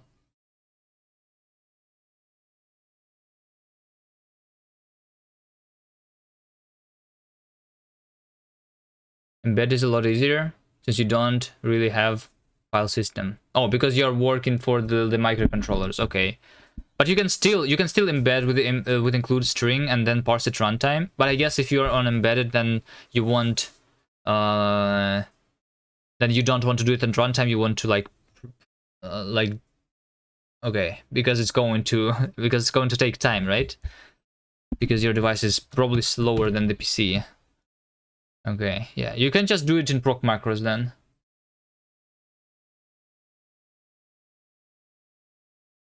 Apply. Okay, so over here we're calculating all of the effects. All right.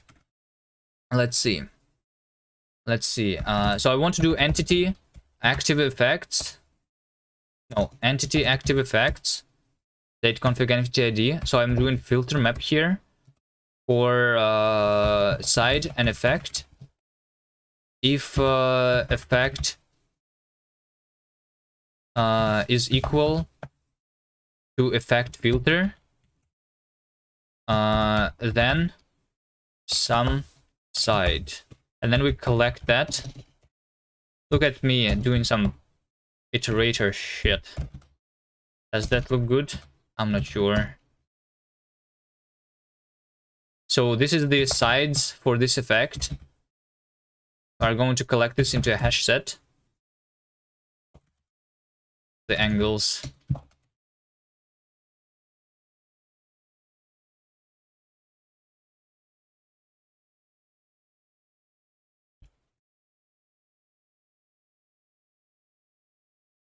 On ESP32, you can for sure do it in runtime, unless you're parsing it every frame. Yeah, of course, you do it only once. In the very beginning of your game. If you're doing a game. Are you doing a game? I thought you said you were doing games. You participate in game jams, right? That's what you said? Do you make your games only for your microcontroller, or do you make a web version of it too with the emulator so that you can try it out without having the device?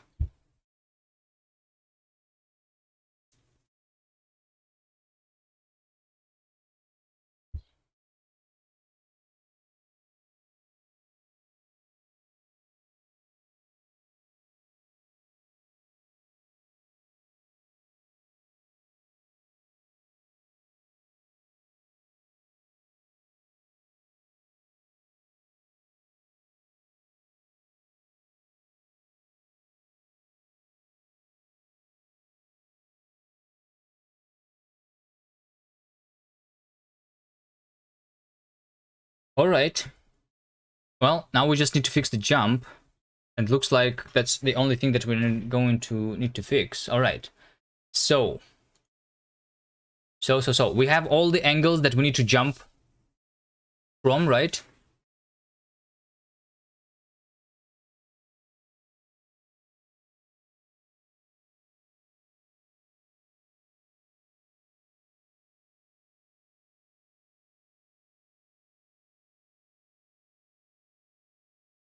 We have this hash set of the angles where we have the jump on activated. So I need to see if, like, I first need to cancel each the things, right?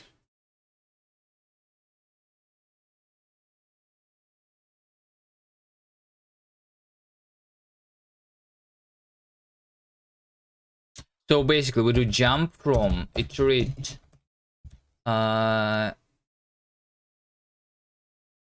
filter side where jump from does not contain side opposite.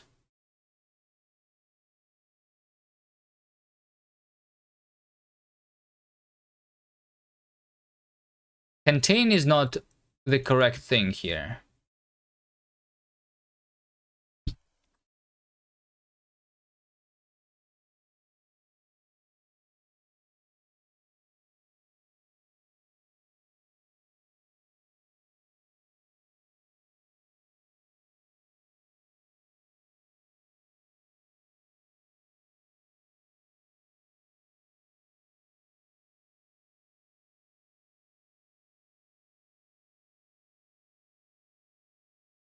What do I have to for the integer angles?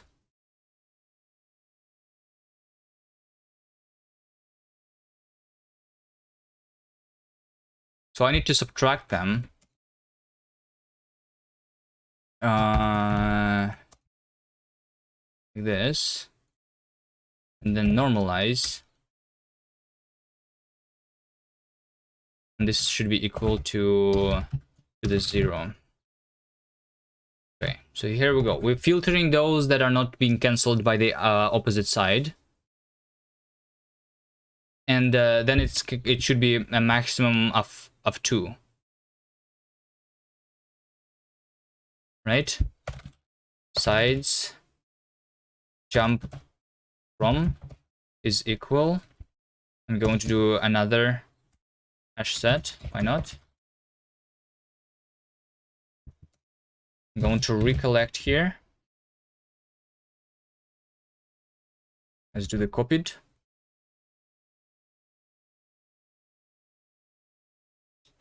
Okay, so then I can assert pretty easily here that jump from length is less than or equal than 2.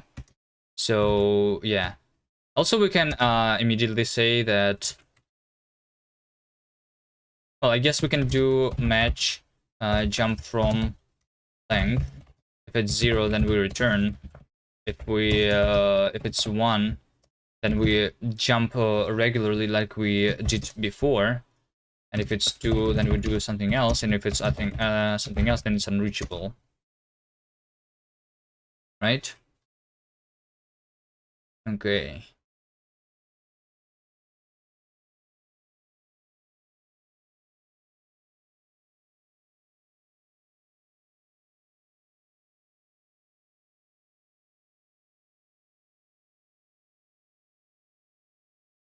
So what I think for the diagonal block should be, even although we are going to end up 2 blocks to the side and two blocks horizontally and 2 blocks vertically, we need to still check that all of these 1, 2, 3, 4, 5, 6, 7 blocks, those all should be like empty in order for us to be able to do the move, right? So I need to actually reserve all of those blocks to do the move.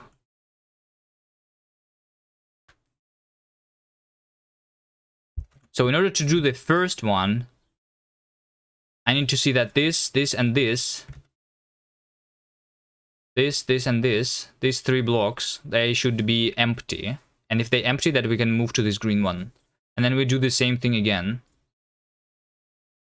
Pretty simple, right? Okay, so let me, for now, do...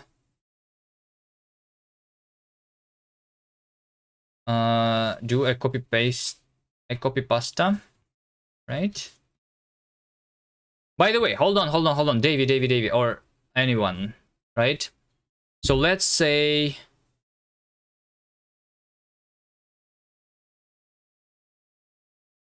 that we have a level where, so this black is the wall, right? This black is the wall.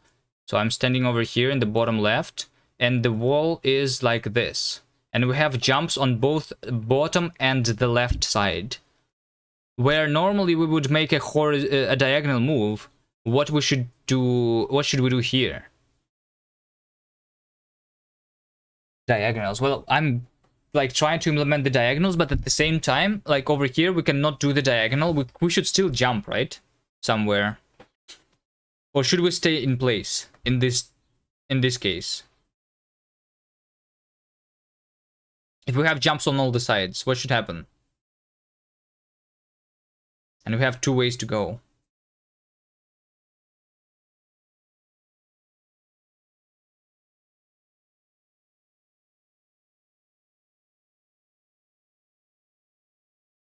Does it make more sense to not have any priorities and just stay in place? But it's going to look very weird. You thought about this case? You think we should be horizontally? Why horizontally though? Aren't we going to have levels with 0 gravity, and then it should be like horizontal and vertical should be exactly the same then? So like imagine that we have 0 gravity. Then there should be no difference, which means that we should not be choosing, which means that we should stay in place, no?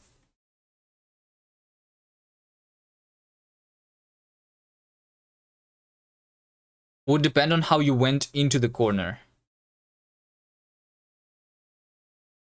Can you make stack stuck so player has to rewind? Yes. Yes, but we have gravity though. Well, eventually we are going to not have gravity in some parts of the level, no? For some entities. Would depend on how you went to the corner, also true. Actually, yes. Actually, yes. Hold on. So do we not do diagonals because it always should depend on how we get into the corner?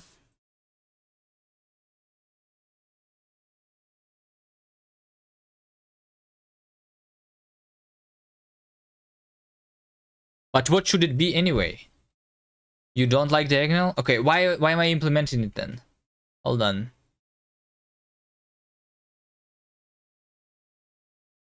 So what should happen? If we move into this corner from the right, where should we jump? To the right or to the up? It still is something that I'm not sure.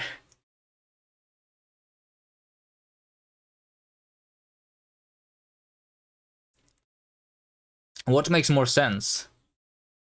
Keep going, so up?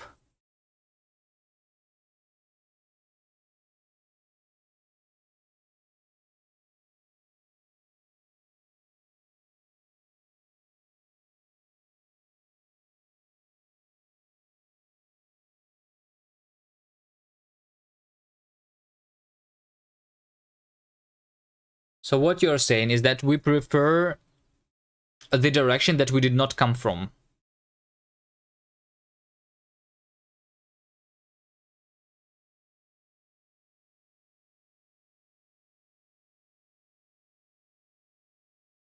But sometimes it's still possible to, like, for example, we can spawn in this location, or we can like unlock the doors or something, like, eventually, right? So that we still are not going from somewhere, and then we have two sides excavated on the both sides without us going from somewhere.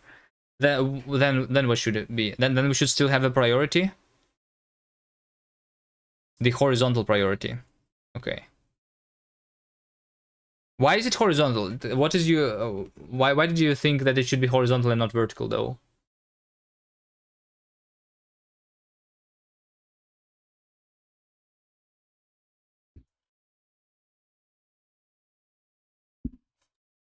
Let's do this. Okay, if we don't like diagonals, let's just do this. Prefer horizontal bull.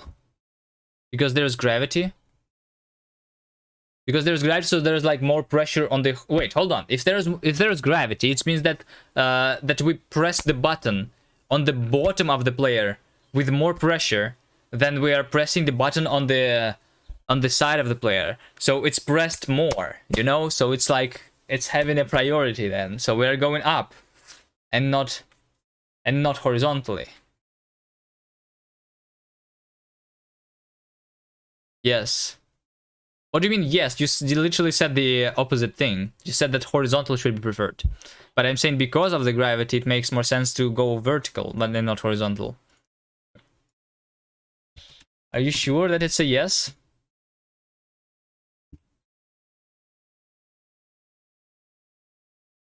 Okay, no diagonals.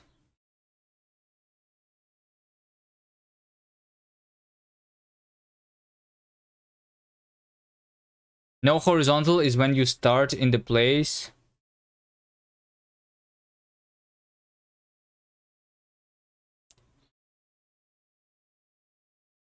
Which means there is no previous move. Yes, but why? Because gravity? I don't understand the logic here.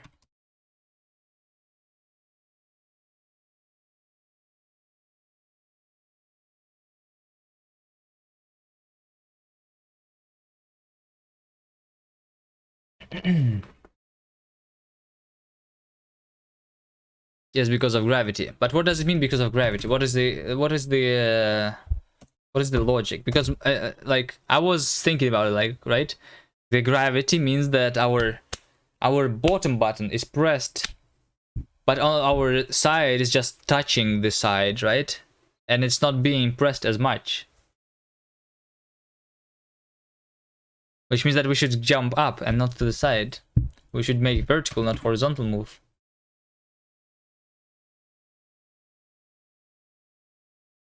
Okay, so basically we do this. We do this, and then we do let's jump from is jump from into iterator.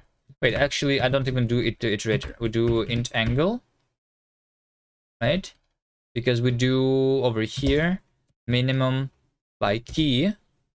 For angle, we say if angle to vac y. Hold on. Y is equal 0. Y is equal 0 means that it is horizontal, right? And when then we XOR this with hold on, I need a config here. Oh shit.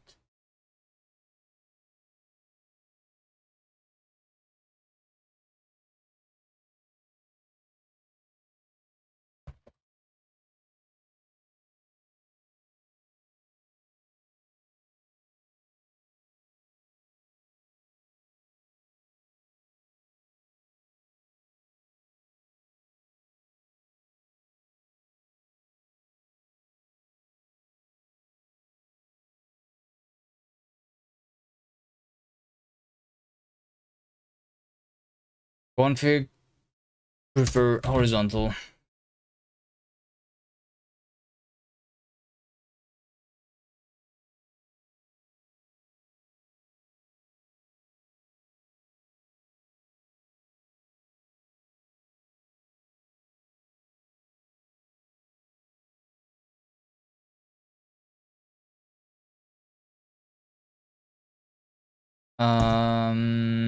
Let some, well, I mean, this is an optional, we just do question mark here. Okay, there you go. But pressing the button harder does not make you jump with greater force. Well, it means that the button is basically pressed before the side button because it's pressed harder, right? Number limitation of okay, integer. I need this. I need a boolean. XOR boolean. So this means when I'm XORing, right? So if this is horizontal, so this is true, right? And then we prefer horizontal. This is going to turn into false, and false is less. So horizontal is going to be preferred if this is true, and if this is false, then we're going to prefer vertical.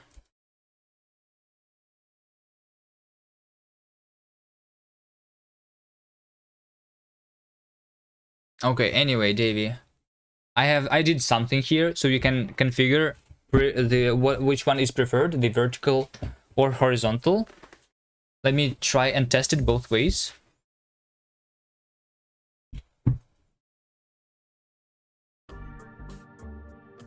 So right now I'm preferring the horizontal one. The Gordy face is like, there's like a jump scare.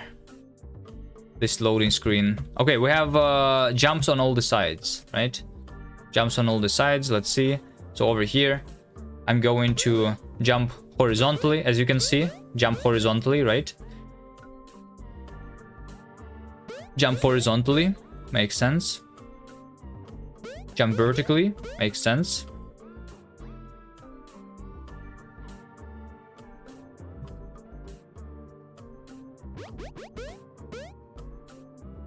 Oh, wait, but if we were moving... Wait, hold on. If we were moving, then we should move vertically here. Is that what you're saying?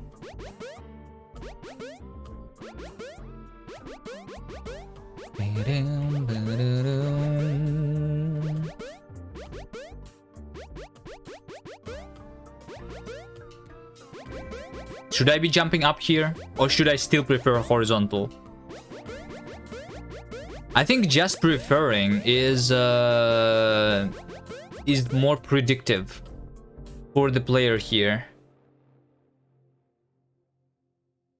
I would make it always the same, I think. The only difference that we have right now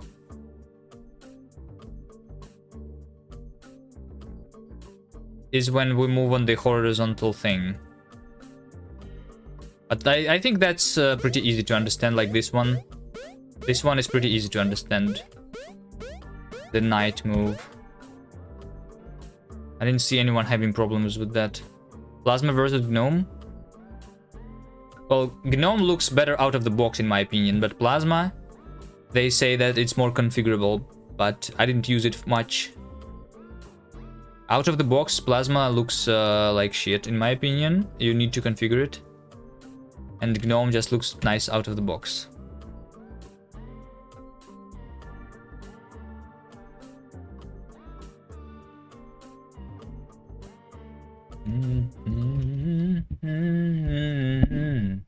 Okay, prefer horizontal false. Let's just test that it actually works.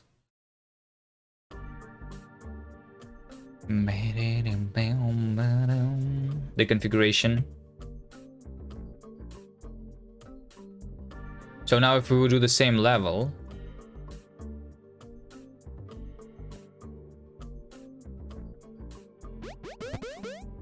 then I'm going to jump.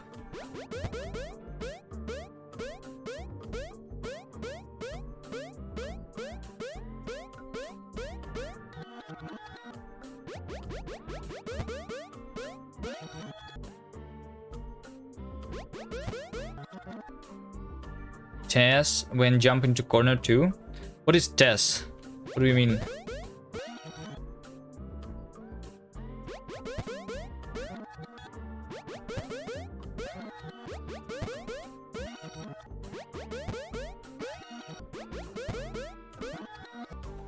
Test when jumping to corner 2?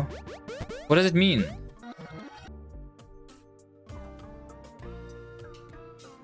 What do you mean test when you jump into a corner? Like when you jump and over here we have a corner, what's going to happen? So we're going to prefer vertical right now, so we're going to jump down because vertical movement is preferred.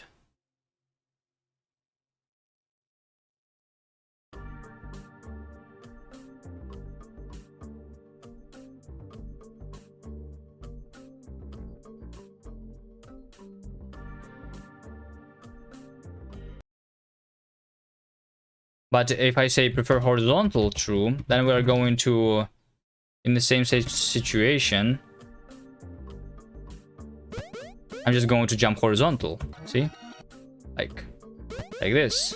Because now we prefer horizontal movement.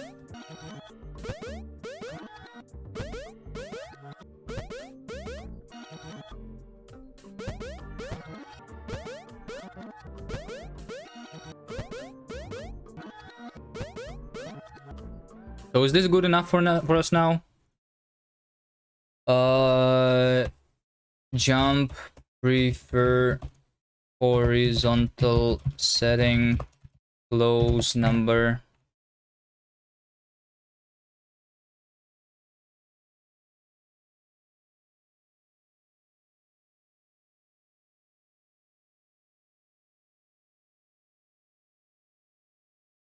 This one? 1 to 4. Hold on. Commit, undo. I don't want to push these levels. I'm actually going to revert this. Okay, actually, also, I noticed one thing that I don't like right now. So I think I'm going to write it down.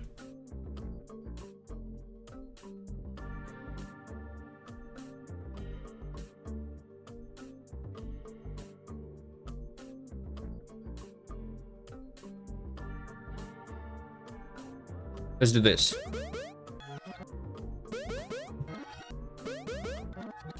You see how after this move, you wish you could have platform functionality with GNOME Look? You can configure it. I'm pretty sure you can get close. Like over here, after the first move, we are staying in the position for a second. Or am I imagining this?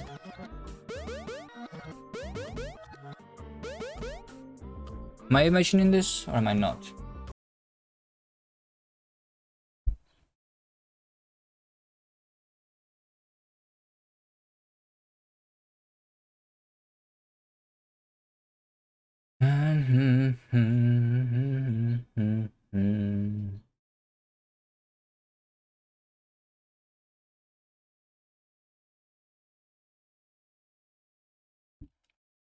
Yeah, I think the problem is that the timing of the jump is always 1.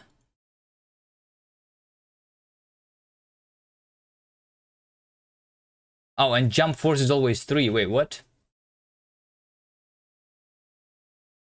Yeah, jump force should not always be 3. Hold on. This shit is wrong. Jump force is not 3.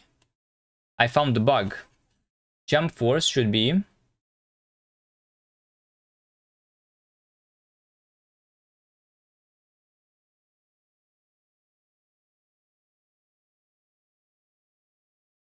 Jump force is jump... is path length. Path before we strip it. Before we figure out where we're blocked. Like this. Okay, I think this is going to look better. And also the timing of the jump. So right now it's always taking like 1 unit of time to do the move. But if it's a 2 block, it should be like faster. I'm pretty sure. So yeah.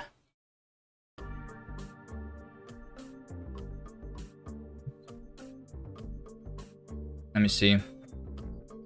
Just do the same shit again. Oh. Yeah, see? This looks better now. The problem only is that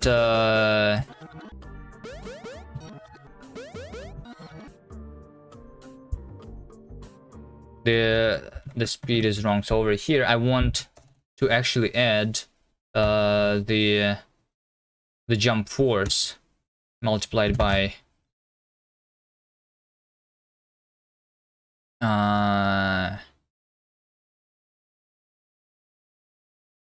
config jump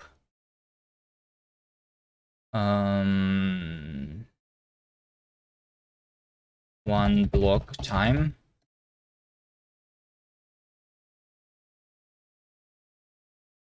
Do you use the timings of the jumps right now or no? For anything?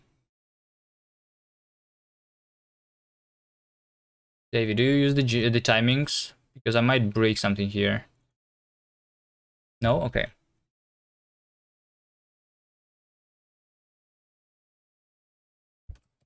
One block time. I want it to be something like 0.3 here, I think. Maybe?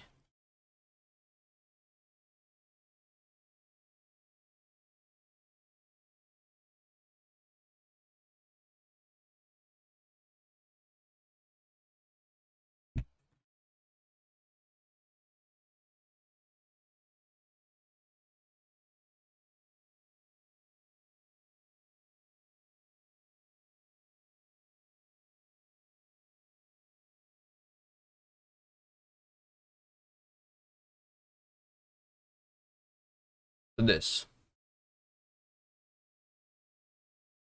Time cannot be deserialized.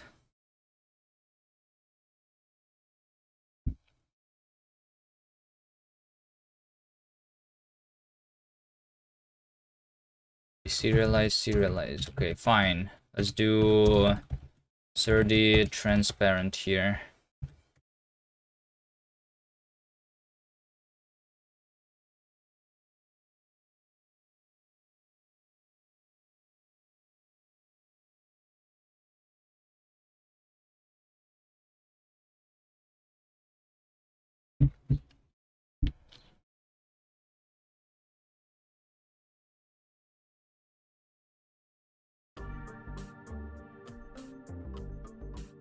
All right, so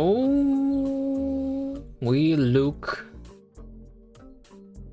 Let's take a look at some of the levels with jumps. Well, this level has a jump. Yeah, see, like the horizontal jumps, they are much faster now.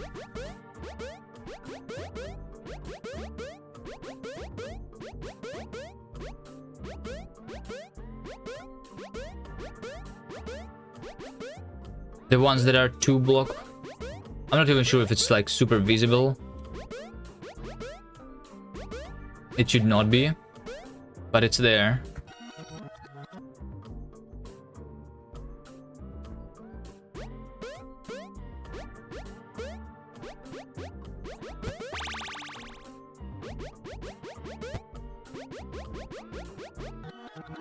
So yeah, the main thing that where it's going to look nicer is when you do horizontal jump and then immediately after that you do a vertical jump.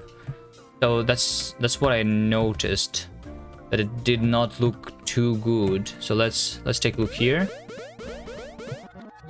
Yeah, you see like how you just continue this.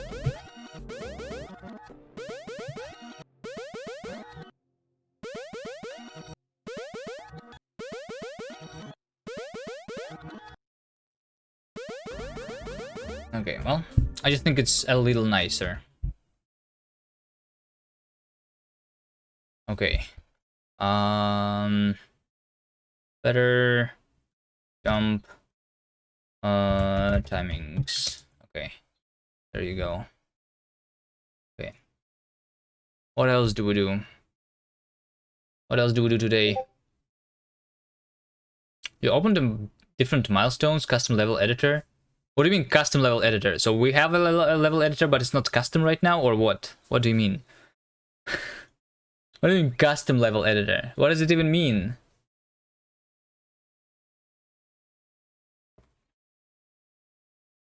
Even more custom?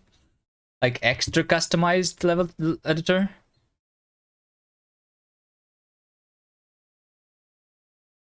Level selection screen, new level selection mockup. Pause champ?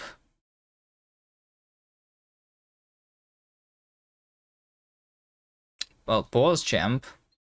Can you make an editor for the editor?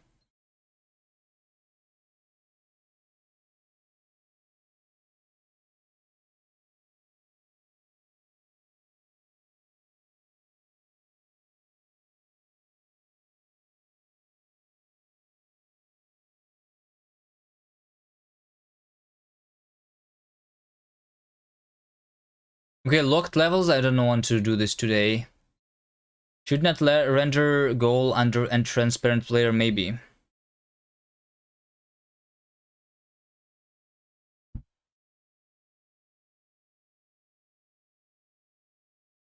What is this? This is my Nix packages.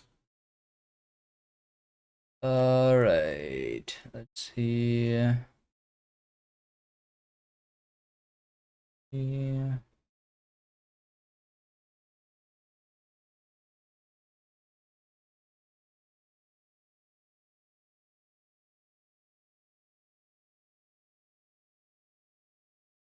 So deselected player color.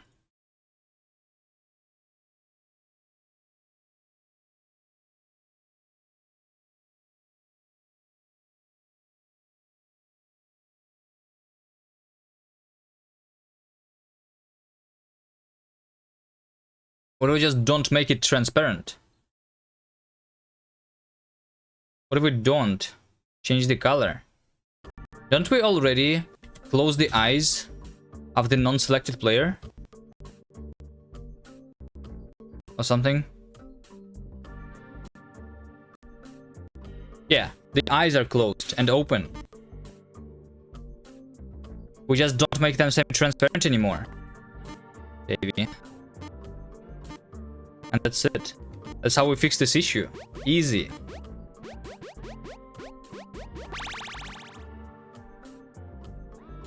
When this player is behind and it's no longer semi-transparent, that's it. Right?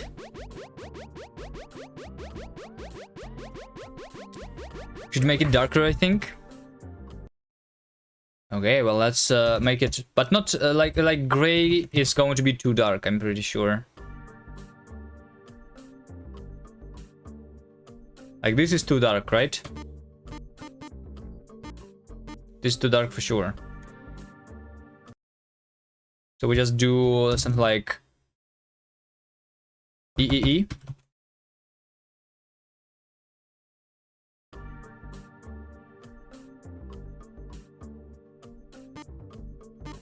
Now you don't even see the difference.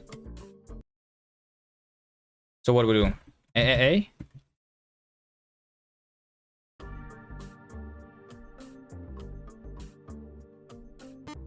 This?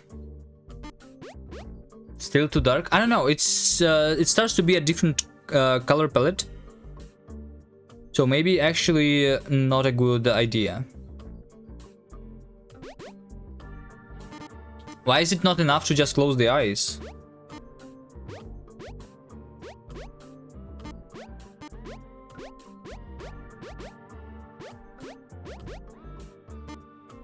Actually, you know what? You can do whatever you want on the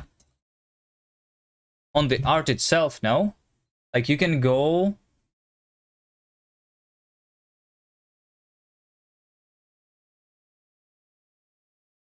This is the deselected player, right? And you can do anything you want over here. You can do transparency, you can do whatever. Yeah.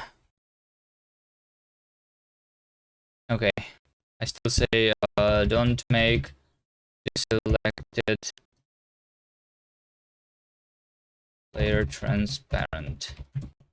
There you go.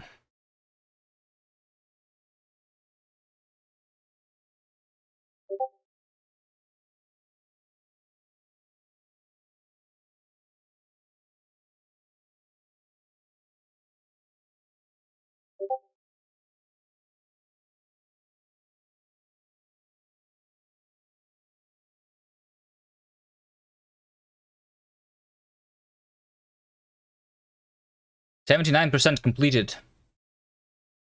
Nice. Okay, so this is done. Logs levels I don't want to do today. In-game hints, what do we do about that? Do I need to do anything about that? Or is it you? That's your work. Okay.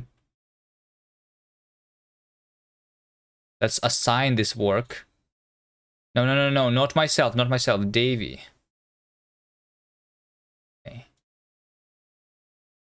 So yeah, you can see.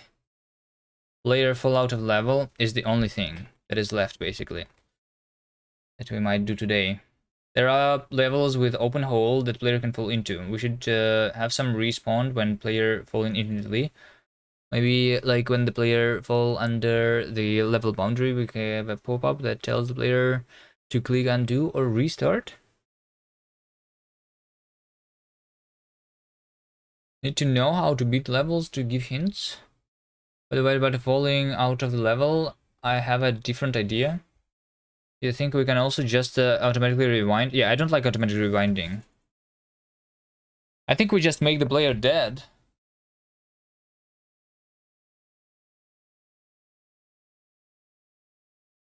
And then we move the camera back to the center of the map.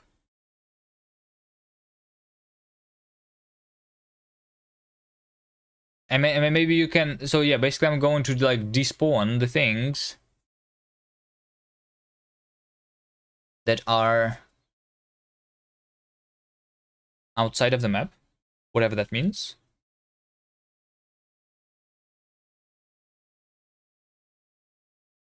So you can push the box, for example, out of the level and still be able to finish the level, you know?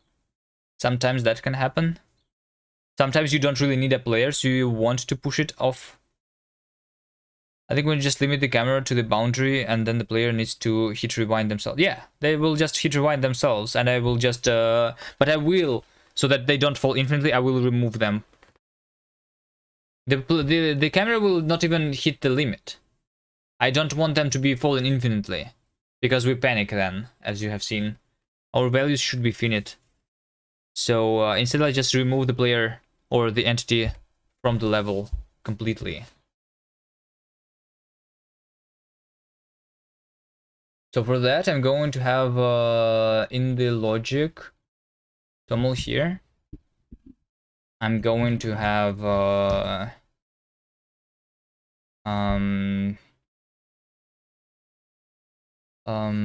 level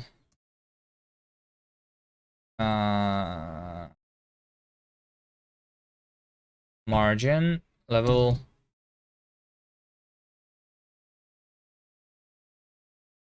maybe not removing them, but like create invisible ground so they stay on it. But why do I even need to stay on it? Why? I think removing is better. It's outside the camera, like you should not be seeing it, so you should not be able to play it on the and moving it on the invisible ground, so you can rewind more easily.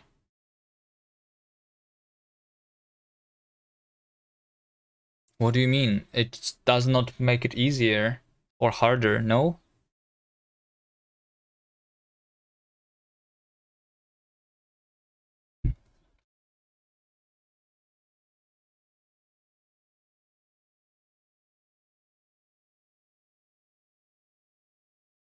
Depends what you want.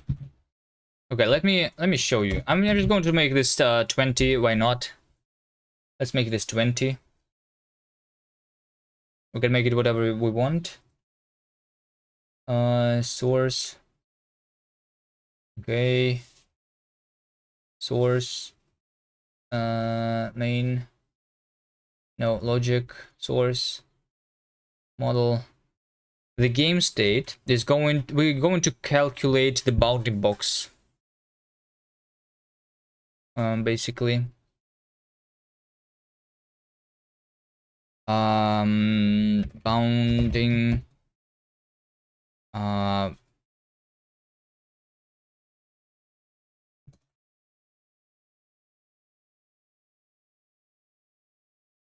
Out of bounds.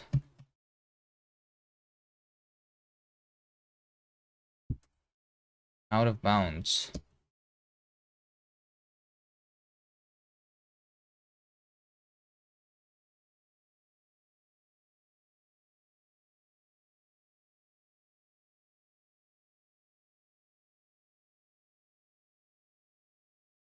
Over here. State out of bounds is state bounding box. Extend uniform. Config. Out of bounds margin.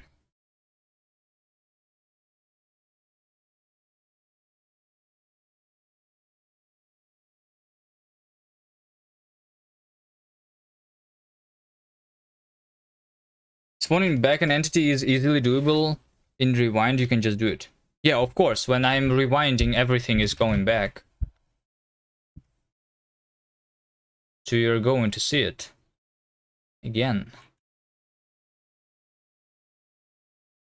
I'm not despawning the entity from the past, only from the future, right?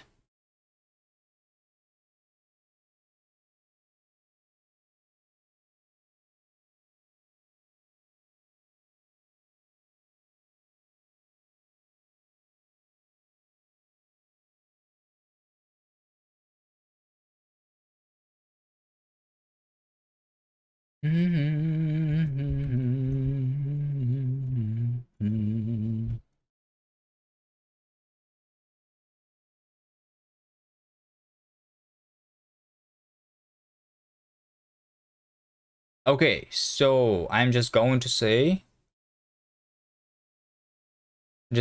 over here, self entities,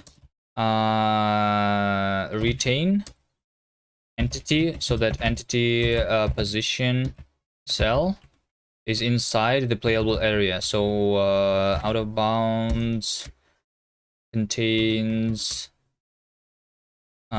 cell. Okay, so that we are inside the bounds. Should I call this not out of bounds, but like...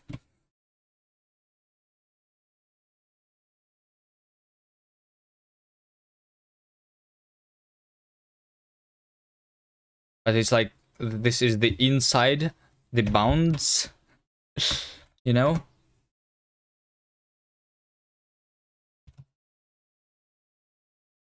Playable area, maybe? I have no idea. What's a good name for it? Not that it matters.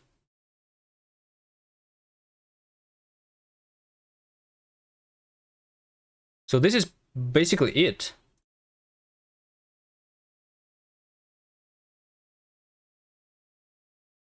I'm pretty sure.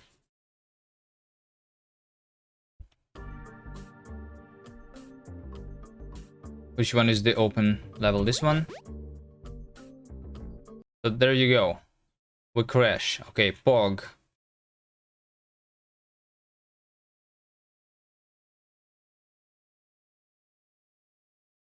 Oh, okay. I need to end the move. Alright, I see.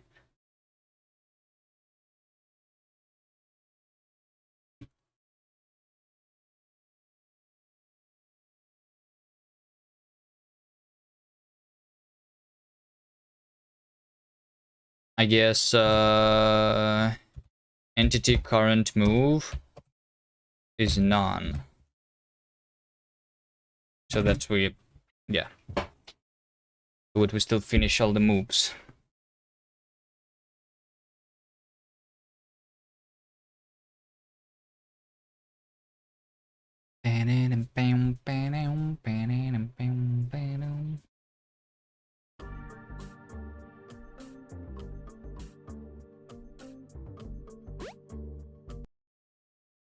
Whoops.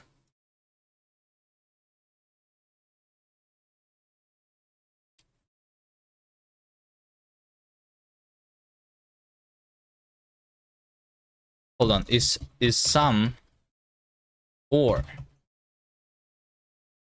this is the correct if here.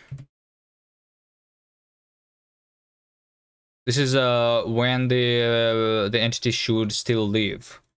If it's doing a move or it's inside the playable area.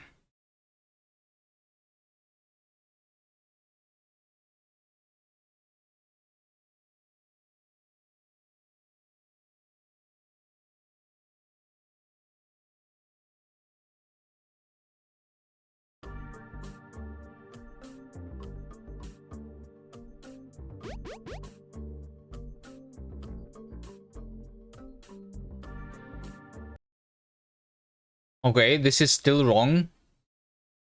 This is still wrong. I think I need to remove the entities before they start the move, right?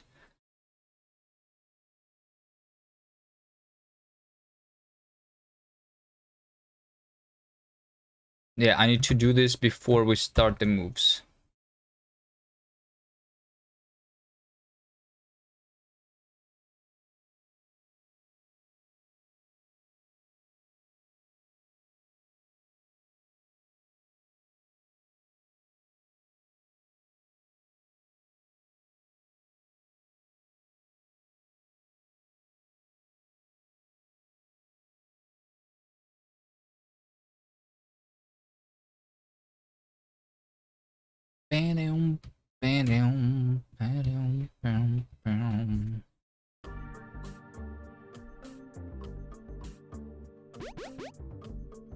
And there you go.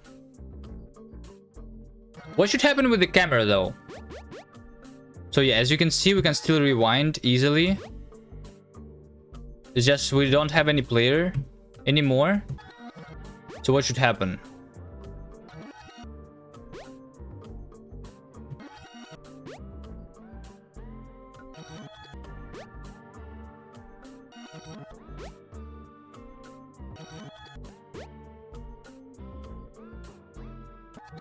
Boundary smaller maybe? Yeah, but what should happen anyway? Should our camera be static? Or maybe we make the camera go like to the center of the map or something? Or make the camera go back?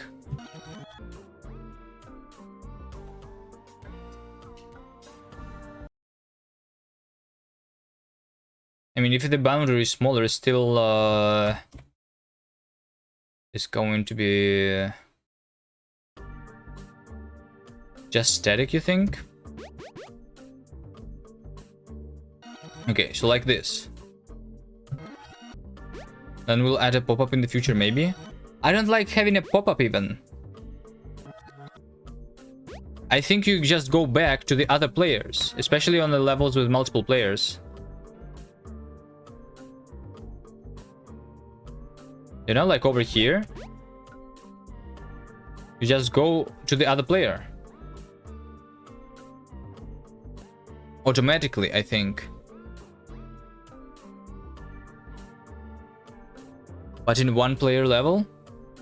In one player level, you go to the middle of the screen.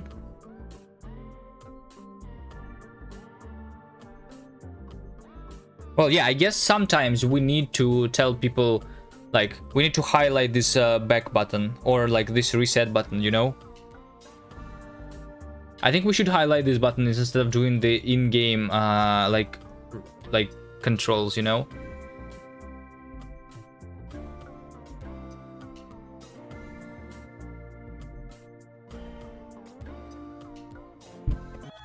Like we had in the demo or in the gem version.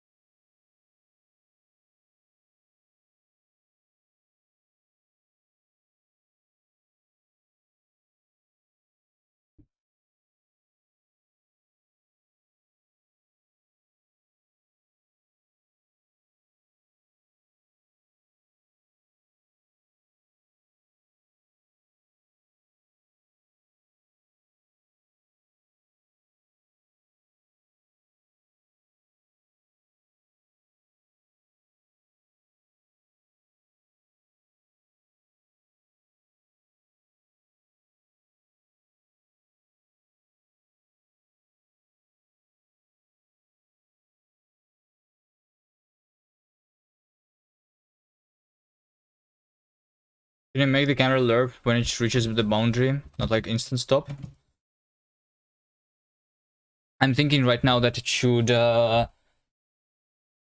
like, right now I implemented the automatic selection of the other player.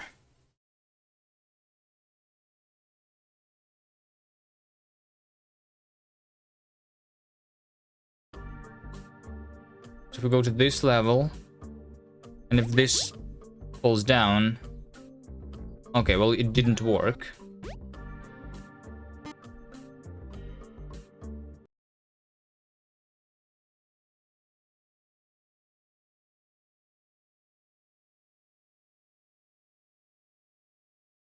Wait, it didn't work because it was stable, right?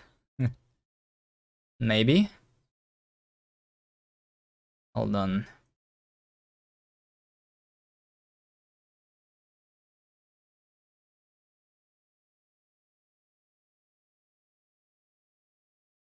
It does retain... return if we have removed something. No, it does not. Entities before is self entities, and if that entities are removed, entities yet.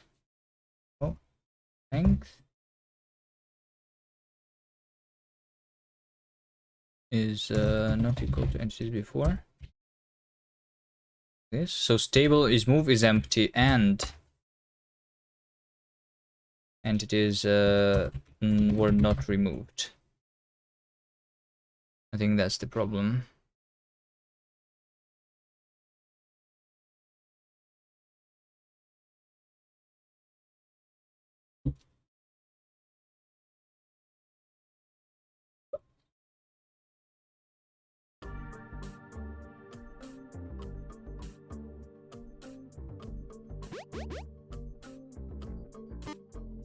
Now it is not the problem.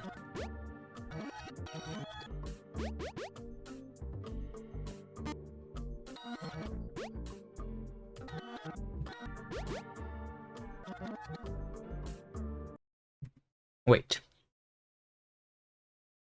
And it is removed. Boolean.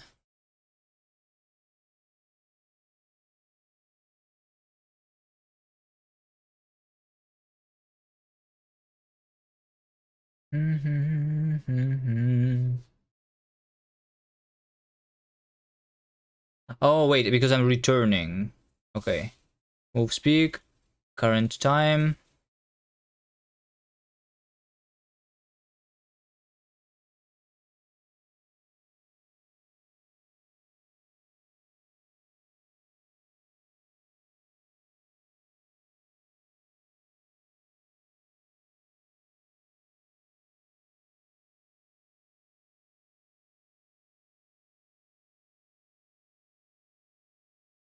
I'm changing the current time here, right?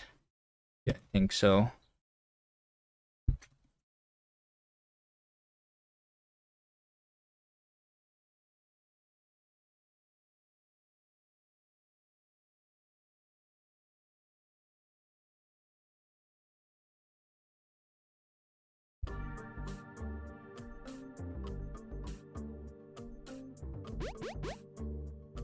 Okay, what do you think about this? So basically, when you fall out, you automatically select the other player. Like this. I think this is not bad.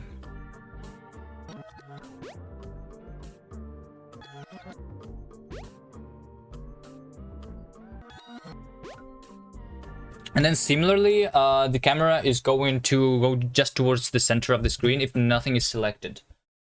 Because that can happen sometimes, right? So I'm going to my source, play here, camera center is lerp over here. If the entity is selected, yeah, all right. Okay, let's see this over here. Target camera position is going to be equal to self history player frame state selected entity, unwrap, or no, map entity position cell center of the cell, and then we unwrap, or self level center. Okay, just like this. Target camera position and level center.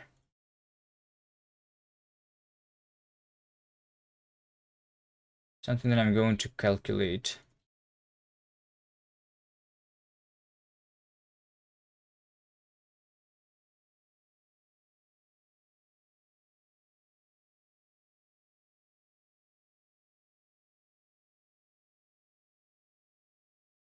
Yes. You're back from replacing your Windows installation with another Linux distro. What is your another Linux distro? Is it NixOS?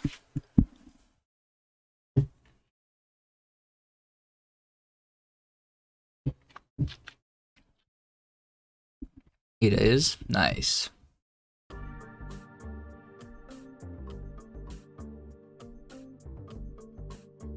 Did you actually replace your Windows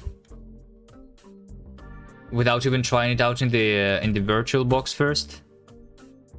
But good choice indeed. Okay, so here we go. If we go outside, then we just go to the middle of the level like this. All right, Davey. I think this is okay.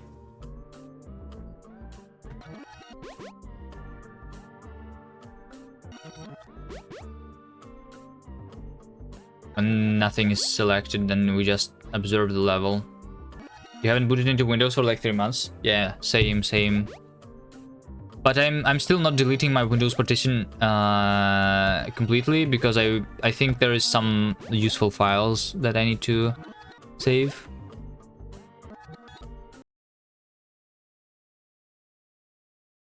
Okay, finally. Easy, close this issue. Done.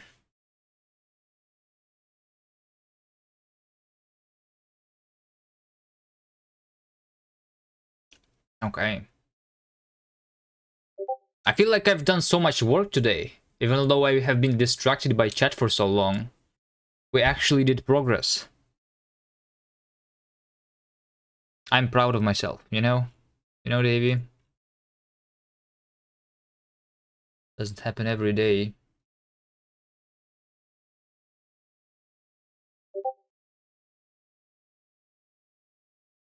So yeah, this is all your work, and this is all my work. Look, 4 issues and we can publish the demo. Is this right? Is this right?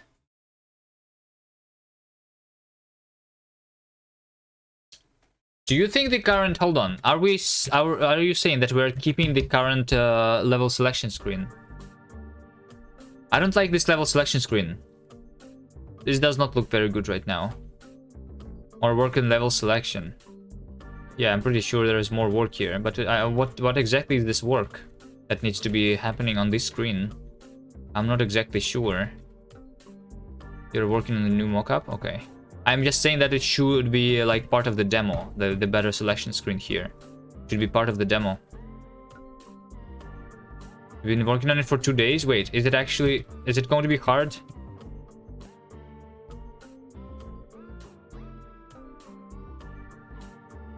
This mostly works. It's just like some small changes that need to be happening here.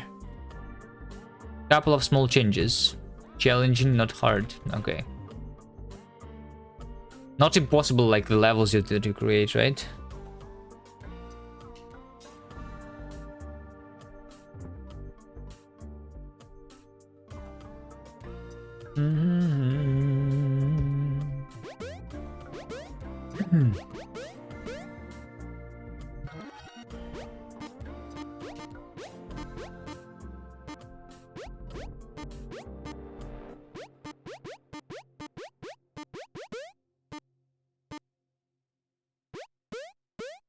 One more issue I can do?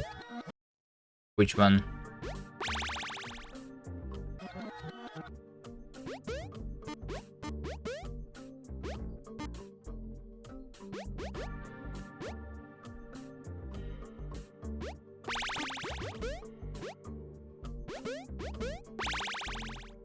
Check the milestone. The same one? This one? Buttons should gray out and disable when you cannot press them. Okay, fine, fine. Let's do this one today too. Which button? Like which buttons we cannot even press? Over here, there's going to be some locked levels, which are going to be grayed out too, I guess, right? But inside the game, we only have the home. The home is always pressable. NixOS manual reminds you of the rest book. Oh, by the way, if you are doing NixOS from scratch, I think you should do NixFlakes. Nix using flakes guide. Do you have a good, maybe Ves can like guide for beginners, NixOS and flakes? Is this the one that I used? I mean, you want to use the flakes is what I'm saying, and not the regular. Nix docs are a bit like so like Nix, they are in the process of changing from practical Nix flakes. Is this one the one?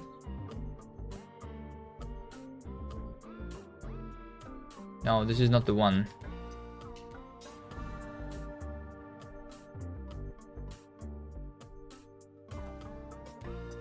Nix from First Principle, Flake Edition. I think this one.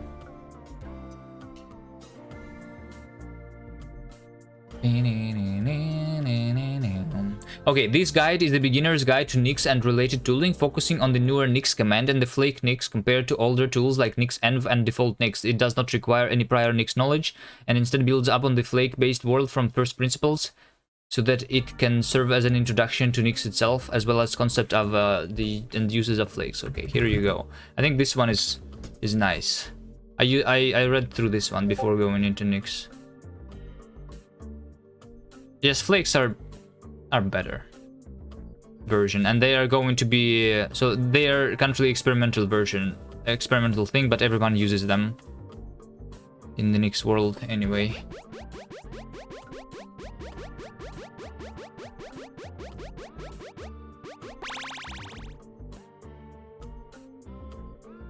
Undo, redo at the start. Yeah, so like we should not be able to redo if we are in the end, and we should not be able to undo if we are in the beginning. And same, yeah, okay.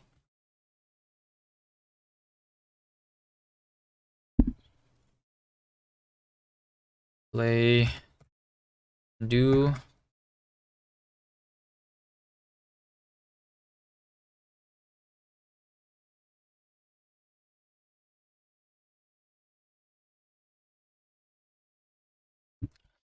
Okay, so I'm doing here match button type if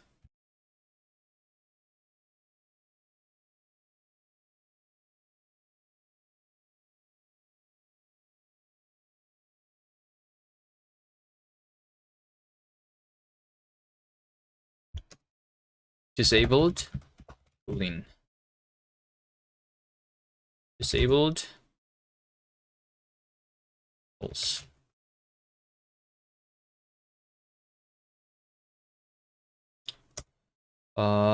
If button disabled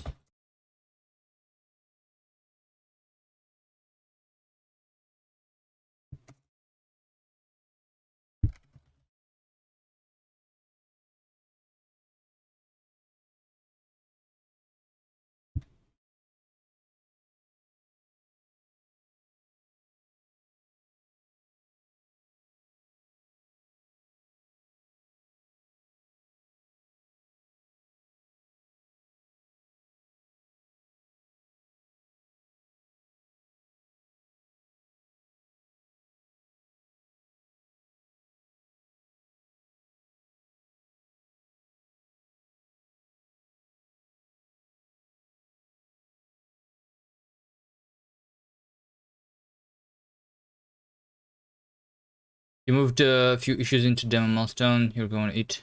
I can go rest if you want. Yeah, I will just fix this as a last issue, because I want to go eat too.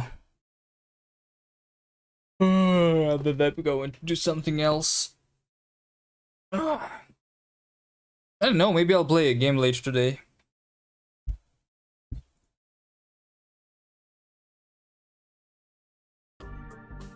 Not sure yet. But if I do, you guys want, I don't want to be streaming gaming on this channel.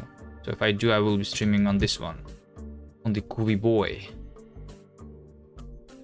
If you're interested.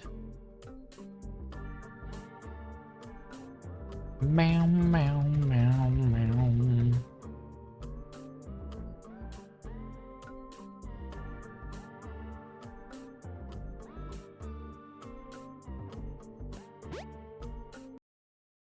Okay, so basically I want here to say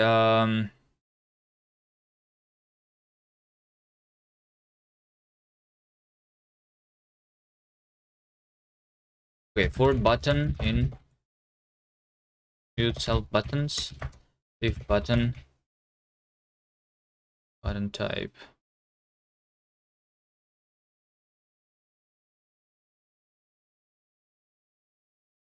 Hold on, what is a button? Buttons. Wait, it's a box of a sliced box? Who thought this is a good idea? So a sliced box, you need to do iter mute. Here, okay. Match this. Okay, undo. Button.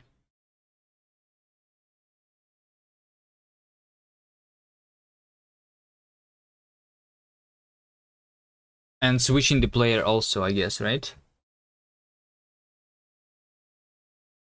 So switching the player is self. You drank too much coffee today and you cannot sleep. That's okay. We'll play Minecraft today later then. Maybe we'll play Minecraft. We'll do another speedrun a little later. I'm going to end this thing and then I'm going to eat. And then I'm not sure what I'm going to do. And I don't know. Maybe some other things. Nah, actually, I don't know. Minecraft Gambles. Post champ. I'm not sure what I want to do yet. I just thought about Minecraft because Bad Cop is not sleeping apparently. I don't think you have that much time. Alright. What was the Minecraft launcher I used? I think the Prism. The Prism launcher, this one.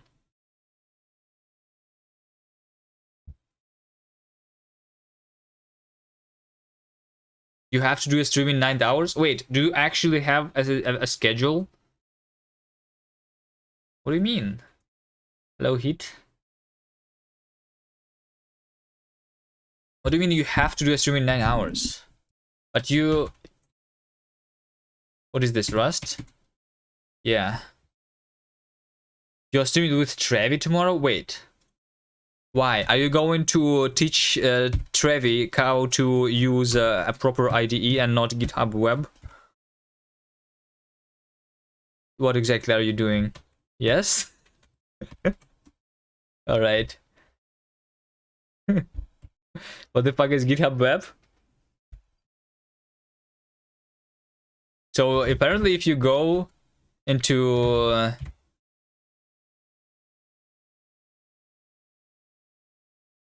what is his GitHub anyway? Tech Savvy Trevi. How do I even Google? Hold on. This man is not in the Google. It was random letters. You need to find him using Twitter. Can you link? I'm not open. I don't want to open my... Okay. TRVSWGNR. What does this even mean? Hold on. Okay, there you go. So this is the guy who created the Crablang, right? The Crablang. Head of Fortinet Crablang, right? Yeah, you actually got it right. What the fuck? What do you mean, what the fuck?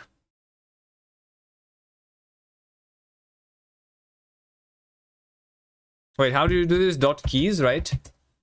So yeah, apparently it doesn't use SSH keys to work with Git. That's what we learned today. You just guessed?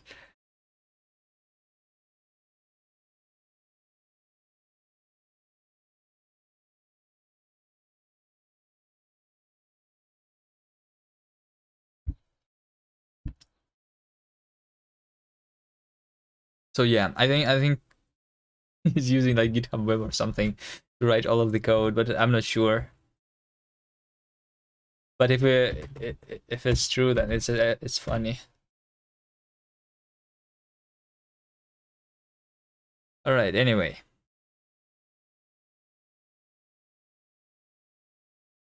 Wait, in 9 hours you say? What is in 9 hours? Hold on. Today? In 9 hours. In 9 hours, which means, hold on. Hold on. Add new event.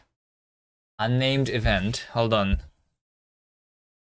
Trevi bad lab. Hold on. Location. All day. Hold on. No, not all day. When is it? Today?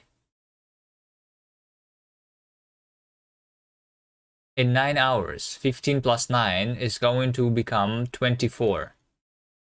Oh shit. 24 is outside of my range here. So it means that it's actually going to be 0, 0. But on the next day. Okay.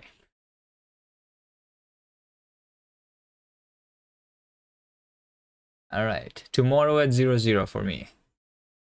Okay. See, I have a reminder. I'm not sure if the reminder does anything. Date picker doesn't automatically overflow to the next day. Yeah.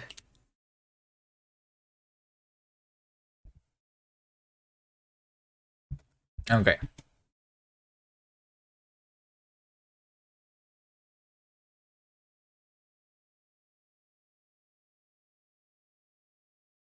Anyway. Button disabled is equal. Did I fix the bug from earlier? Which one? Just Kuka from now on. What do you mean? What do you mean just Kuka? What is this emote? Dino dance. Wait, it is a global animated emote? There is such a thing? Hold on, how do you guys... Wait, I can do this too. No way. There's global animated emotes? Since when? The new Funk Pro Clang. It was called Coca, not Kuka.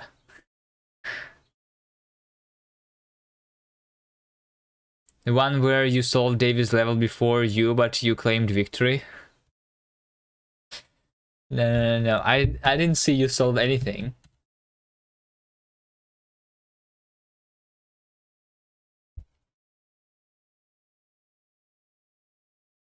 Can undo. Self history player. Can redo. Reset. Self history player. Can reset. Can reset is basically can undo. Right? Switch player. Frame. State.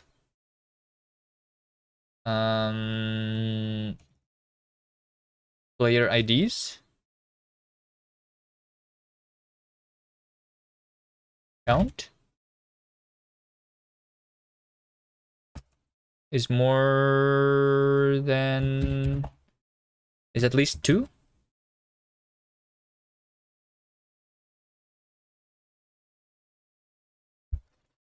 Okay, let's see. Can undo self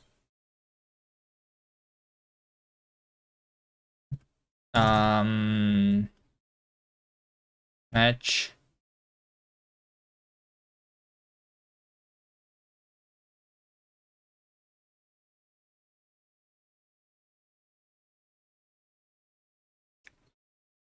self mode.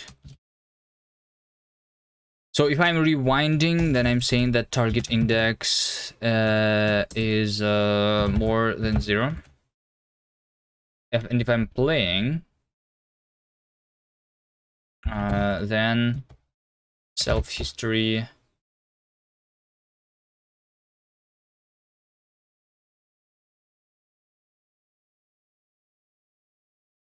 How was the Coca experience? Coca with K's, not with C's. And there's also a cock, which is like this cock. This cock is a different cock than the Coca that I tried. But I decided to. I was disappointed in this thing. Like the effect system is very nice. I like this. But the I like the effect system a lot. I want this, but they don't even have the type classes or like traits in this language, which is so I yeah, it's a no.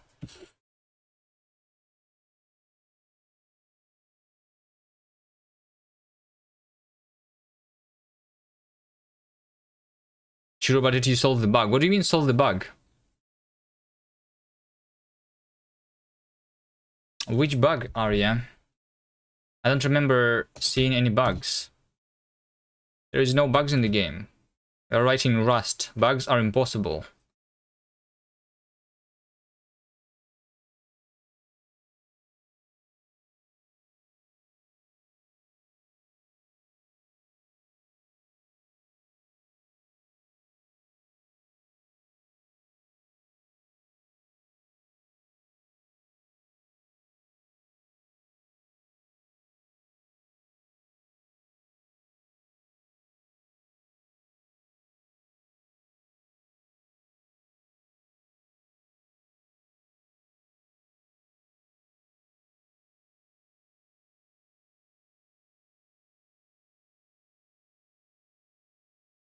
Hold on, is the I right now I only always can undo actually.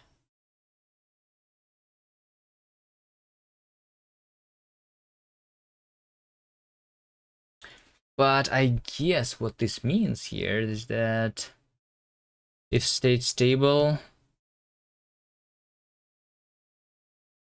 and if index more than 1, then we do this.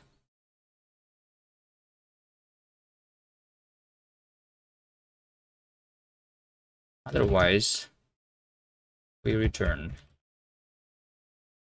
Just cleans your oven pyrolytically. That's the best cleanup. Isn't that dangerous?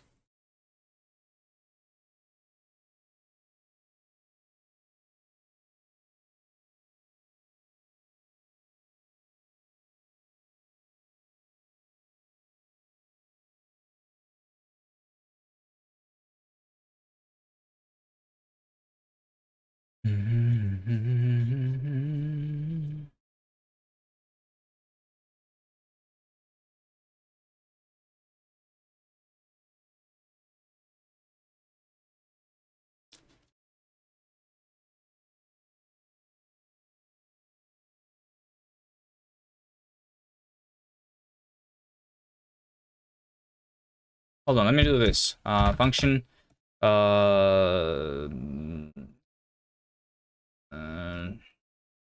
try undo self is going to return an optional new mode that I'm going to set, right?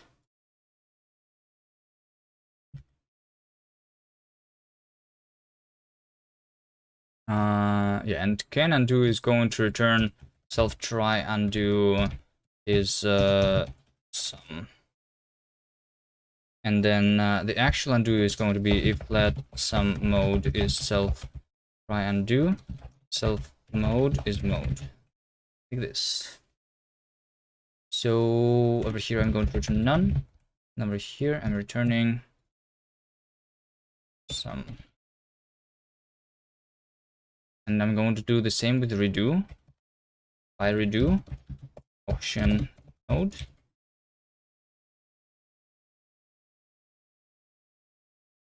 over here we return none, and over here we return some.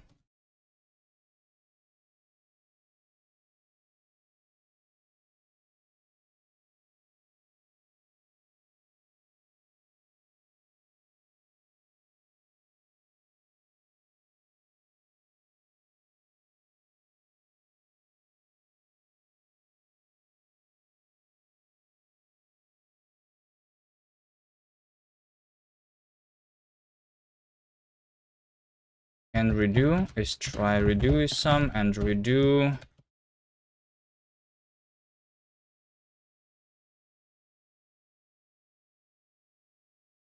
if self some mode is self try do this mode.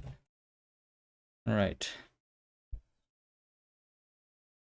I think dynamite would be dangerous. Just turn it on, open Windows, and go for a long 3-hour walk. Wipe off the small piles of ashes. Done.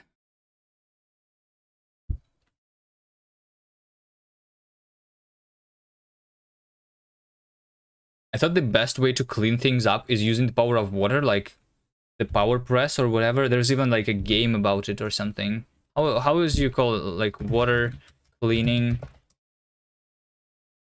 No, not purification. Hold on. Power wash simulator video game. Yeah, power wash simulator. There's like a game about this on. Well, apparently I cannot play it, but the game exists. You do the power washing.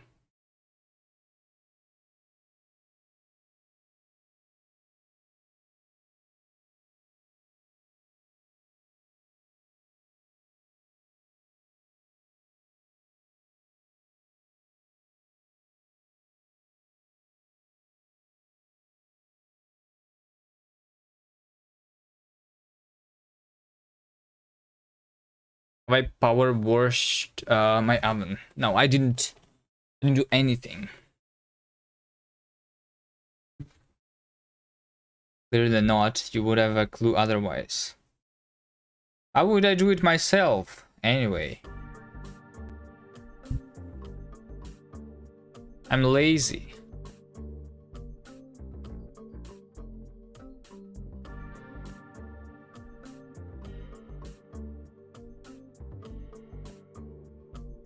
What did I just do? Oh, the buttons. Oh, the buttons make me crash. Right. Nice, Pog. Oh, wait, we have a to-do here. That's why. So exit true.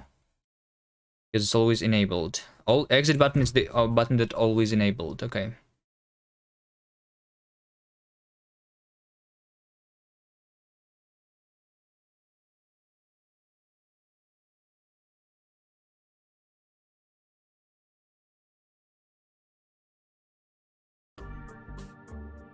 This has the very believable guy who just used multiple hours to explore Coca. Oh, and now I'm actually thinking if the Coca is the language that like doesn't have everything that I want, and Rust is also the language that does have everything that I want, should I like go and create my own language? Actually, I'm having these thoughts again. I had these thoughts before Rust, you know. Exactly. Okay, hold on. So as you can see, this button, the oh well, if I move out of the way, hold on. How do I move out of the way? You see this button over here in the corner? It's actually grayed out right now. Okay, and this one is also grayed out, but I still pressed it. Wait, what? Hold on. I cannot redo right now, but I can undo. I can redo and undo. Redo, undo, redo. Go to the very beginning. Go to the very beginning is wrong. Okay. Hold on. Try undo. Let's see. Over here we have something that is wrong. If I'm playing... I guess if I'm rewinding, then if the index is equal to 0, then we say return a none. Because we cannot rewind any further than the index 0, right?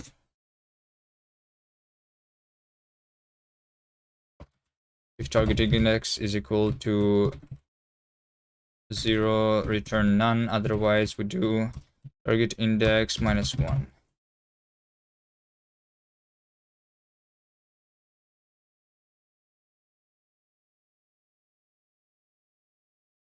Can you make it swap sprites so you can customize later? Nah, maybe I can. By far the laziest path is to make a programming language just to be happy coding. Yeah, exactly. Like the the lazy people, what they do is they try to make the life easier for themselves by learning a language like Rust, which allows me to like maintain my code more easily, right? And by making my own programming language if I need to. That's right. That's going to make my life easier. That's what we do, the lazy people. We try to make our life as easy as possible.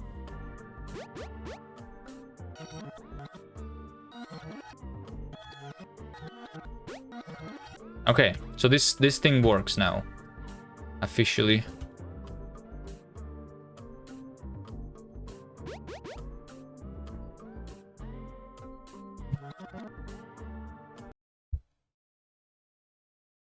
And you want me to swap the sprites.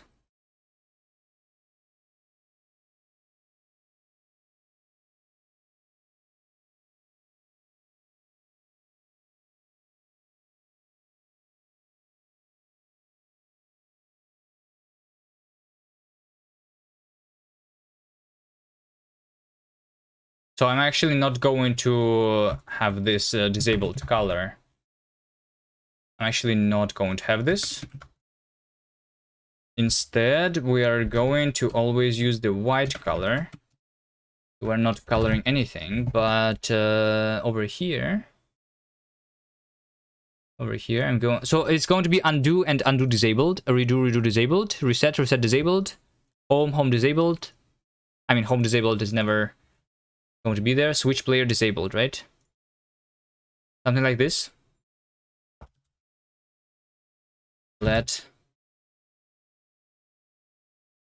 Hold on, format.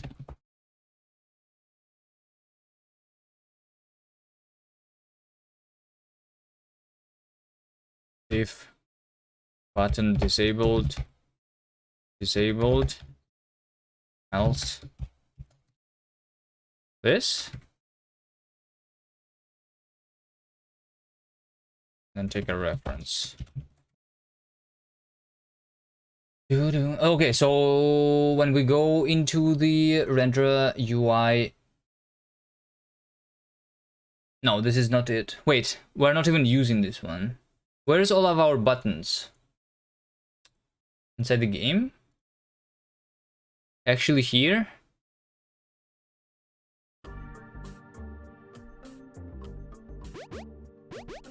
So right now they are disappearing because we don't have the configuration, yeah? Right, no data for rendering, switch player disabled, or redo disabled. So yeah. I guess I can just keep it as this, and you will insert the new things here yourself, right? Okay. Custom sprites for disabled, undo, redo, switch player. Undo, redo, reset, switch player. Those 4 buttons all can be disabled. Which basically actually means that we close on this issue over here.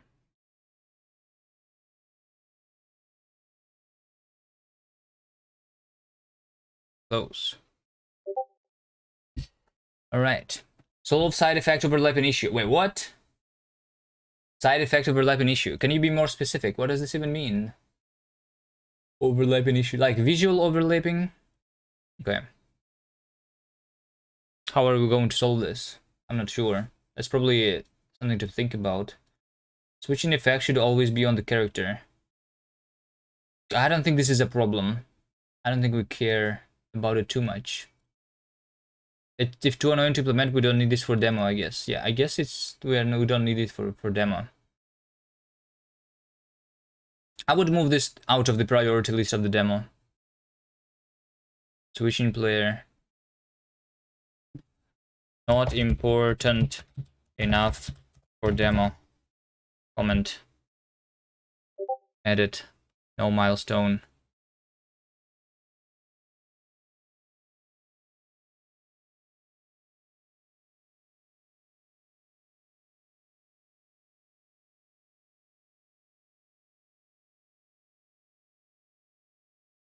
All right.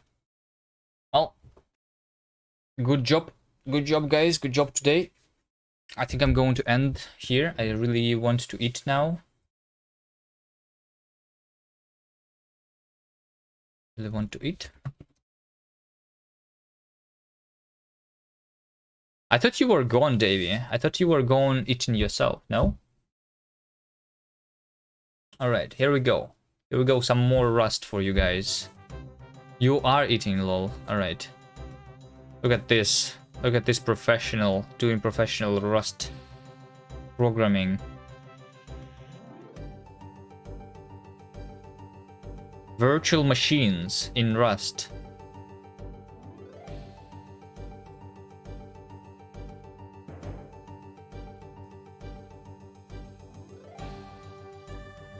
Wait, hold on. The guy that just literally shows the has the C matrix inside the the thing on Windows inside the terminal and has multiple terminals. Wait, hold on. How many terminals are there in the background? What even is this? All right. Moscow. W. Fish. All right. See you guys next time. If you enjoyed the stream, bye bye.